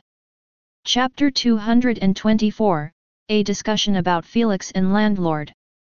After hearing Meliodas and the spectators' cheers, Dale and the rest knew that the video was taken from an SG game instead of an action film. Holy crap! That was awesome! Amazed, Dale had his eyes fixated on the video that was replaying the same 20-second scene again. Look at the views and at the comment section. Nathan pointed his finger enviously at the booming views, which had 500 million in barely half an hour since the video was posted. Meanwhile, the comment section was exploding with people commenting on every millisecond, expressing their disbelief at such a daredevil stunt. 20 seconds bit didn't show much. Johnson shook his head and requested, "Give me the game's link, I will watch it in my room." "Can I also have the link?" Adam requested politely. "Me too." Olivia lifted her hand. "How about this?" Instead of sending the link, Nathan enlarged the hologram until it was bigger than the dusty data show screen. He then clicked on the link that was posted below the video and proposed with a smile, "Let's watch it together. We have plenty of time today since the training is probably going to be cancelled." He added, "Plus, it will be more fun." Johnson gave it a quick thought before agreeing, "I am down." "Same. Don't have much to do anymore. Hopefully, the game will be just as epic as that scene." Soon, everyone was back in their seat while having their attention on the game's replay that was on pause. "Noah, you are not going to watch?" Kenny asked after seeing Noah heading to the classroom's door. Without turning his head, Noah shook it slightly before exiting and closing the door behind him. They give him a single glance before having their focus back on the screen. However, they were suddenly reminded of the other suspect, who never bothered to stick for such events. Find authorized novels in faster updates, better experience. Please click number_50933950423557605 for visiting. They all turned their heads and surprisingly, only wind breeze was blowing on Felix's desk. He was gone. Typical behavior. Damn, he is getting better at leaving early. No one felt surprised by Felix's depart without saying anything. Heck, they would be startled if he actually decided to stick in and watch with them. They already guessed that he left unnoticed when they were discussing the video. Play it, play it. It's their loss," Dale said. Without further delay, Nathan pressed play and sat back in his seat. The video started with an introduction to the game's rules, objective, player number, rank, and such, giving the viewers a complete understanding of the game before starting. After a minute or so, the game truly began with showing the players getting teleported and Meliodas interviewing them. Nathan skipped the interview segment, jumping straight into the action, showing the players falling into the island. Unfortunately for Felix, the video was a recorded version of what Meliodas was showing on the large screen for the spectators. This meant, he was the primary focus since the beginning of the game. This made Olivia and the rest watch in confusion. Landlord use poison bombs while having the ability to switch inducements just like Felix. Not to mention his super strength and poison immunity. If it wasn't for Landlord displaying way too many inducements and different abilities than Felix's throughout the game, doubts would have started to rise in their minds that Landlord was Felix in disguise. Though, they were still weirded out by the uncanny resemblance between the two. Especially for Olivia, who spent her childhood playing with Felix. She was the most familiar with Felix, thus she felt a sense of familiarity with the way Landlord acts and talks. It can't be Felix. Olivia shook those thoughts away as no matter what her feelings were telling her, the sight of Landlord using 3 different abilities than Felix was a solid evidence that it was merely an uncanny coincidence. After a while, the game reached its conclusion with Felix's sitting on the green teleportation circle akin to a king with that crown secured on his head. Although the game was beyond epic, making Olivia and the rest to enjoy every last second of it, the resemblance between Felix and Landlord was still in their minds. Before, Felix was only safe from getting mentioned in the same breath as Landlord was for 3 reasons. First, the Maxwell elders and Noah, who had bracelets early on, weren't interested in individual Supremacy Games news at all, as they were more focused on the business side of the UVR. Meanwhile, Noah's mind was a total mystery, as no one knows what's going in it. Second, when Felix got viral in the Mariana Empire, it happened 1 month or so before he exposed his abilities in the national team battle. Thus, by the time those with AP bracelet could notice the similarity, the news about Felix's second game had already gone obsolete. Third, Olivia and the rest didn't possess AP bracelets, making them miss Felix's first games and the viral sensation he caused in the Empire. However, now with their bracelets on, it was easier for virals videos, photos, scandals, and such to flash by in their media feed. With this, nothing about Felix's persona could ever go unnoticed anymore. "Brother Nathan, mind giving me access to do a quick research on Landlord?" Adam asked politely. "Go ahead." Nathan gestured with his hand. After getting his permission, Adam started typing on an invisible hologram, making everything that he was typing in the search bar get displayed in the large hologram. Important information about unpaid_landlord's existence. Enter analyze and thoughts on landlord's bloodline. Does anyone knows the name of landlord's bloodline? Does landlord's bloodline really belong to legendary rank? Slam.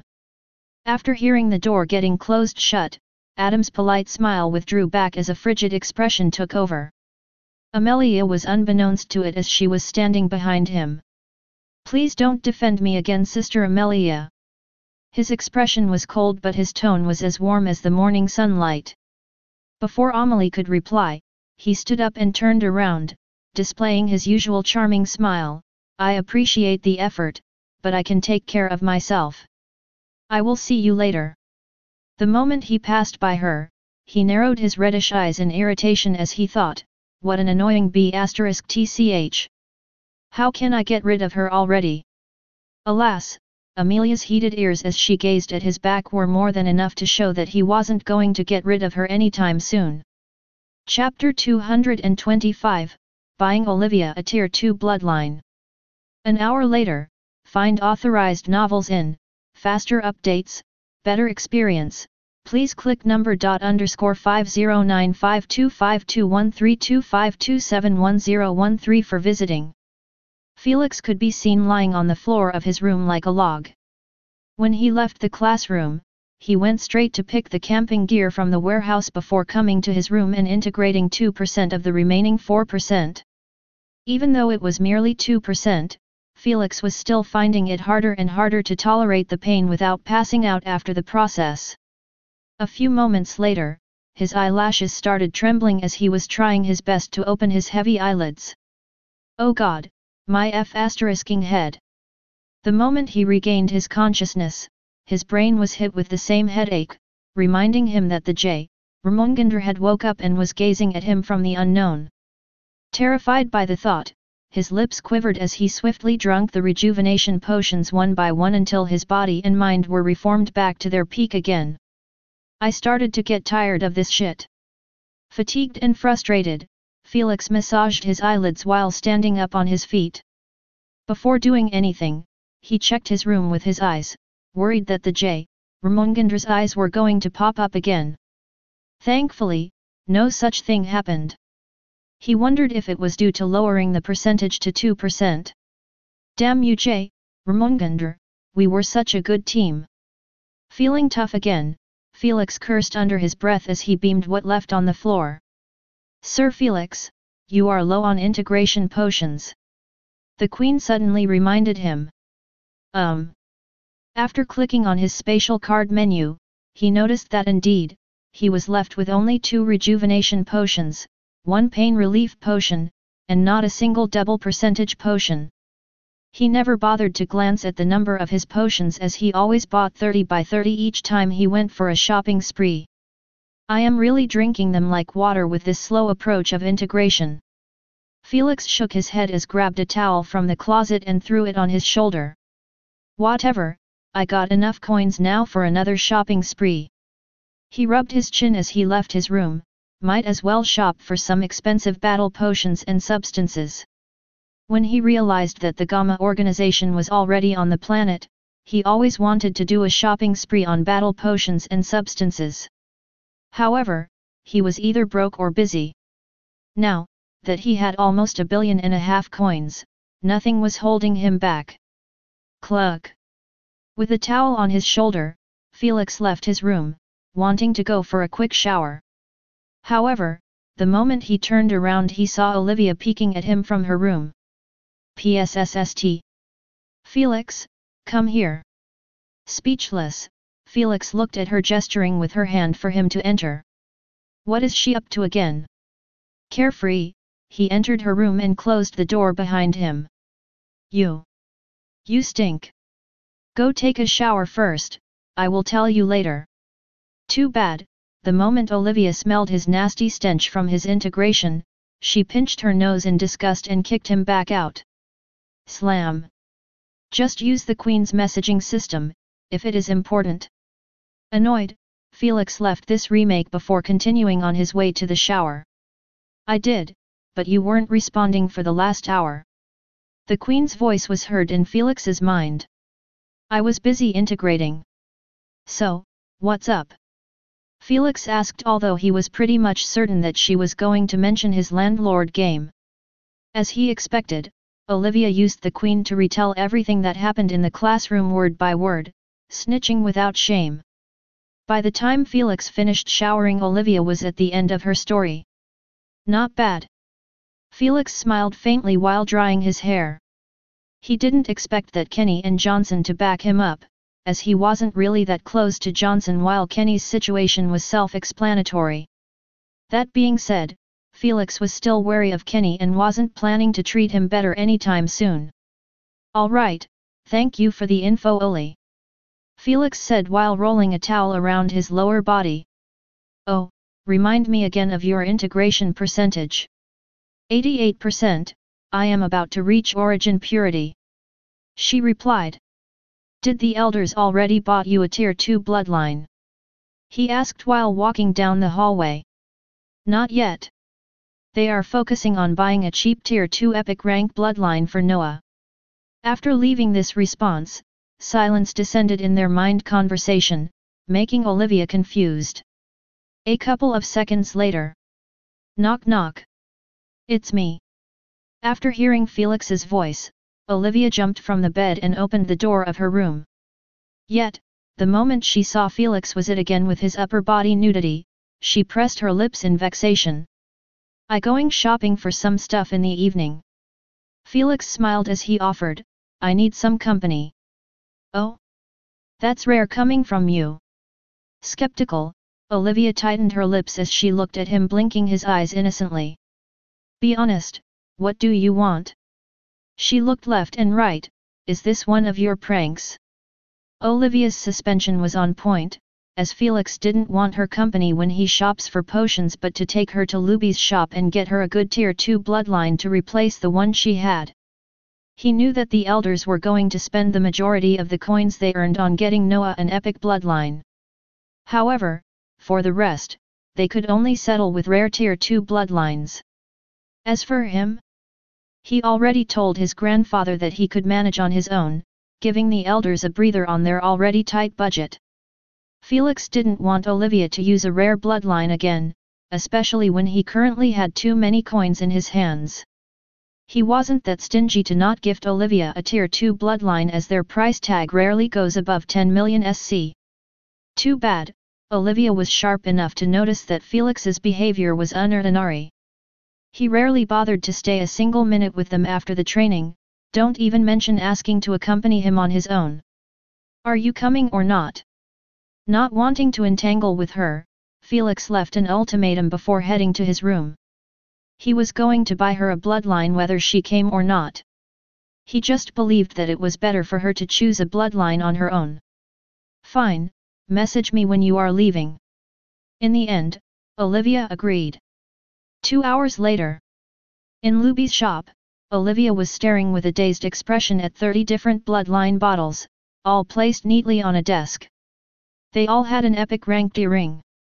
The deal was concluded in a couple of seconds, not letting Olivia even voice her disapproval. She just kept looking absent-mindedly at Felix's indifferent face, as he threw 20 million SC for her like it was peanuts to him. The elders were struggling to buy Noah a single cheap tier 2 epic bloodline bottle, while Felix could buy 2 bottles of the best tier 2 epic plant bloodlines in the shop. She didn't know how Felix managed to get so many coins, and she wasn't planning on asking. Unless Felix brought the subject by himself, she would never start grilling him on it as the elders did. He really changed a lot. She pursed her lips at his back, thinking that he was getting nicer than he used to. She didn't know if he got nicer to everyone or it was just her. Alas, she soon found out her answer.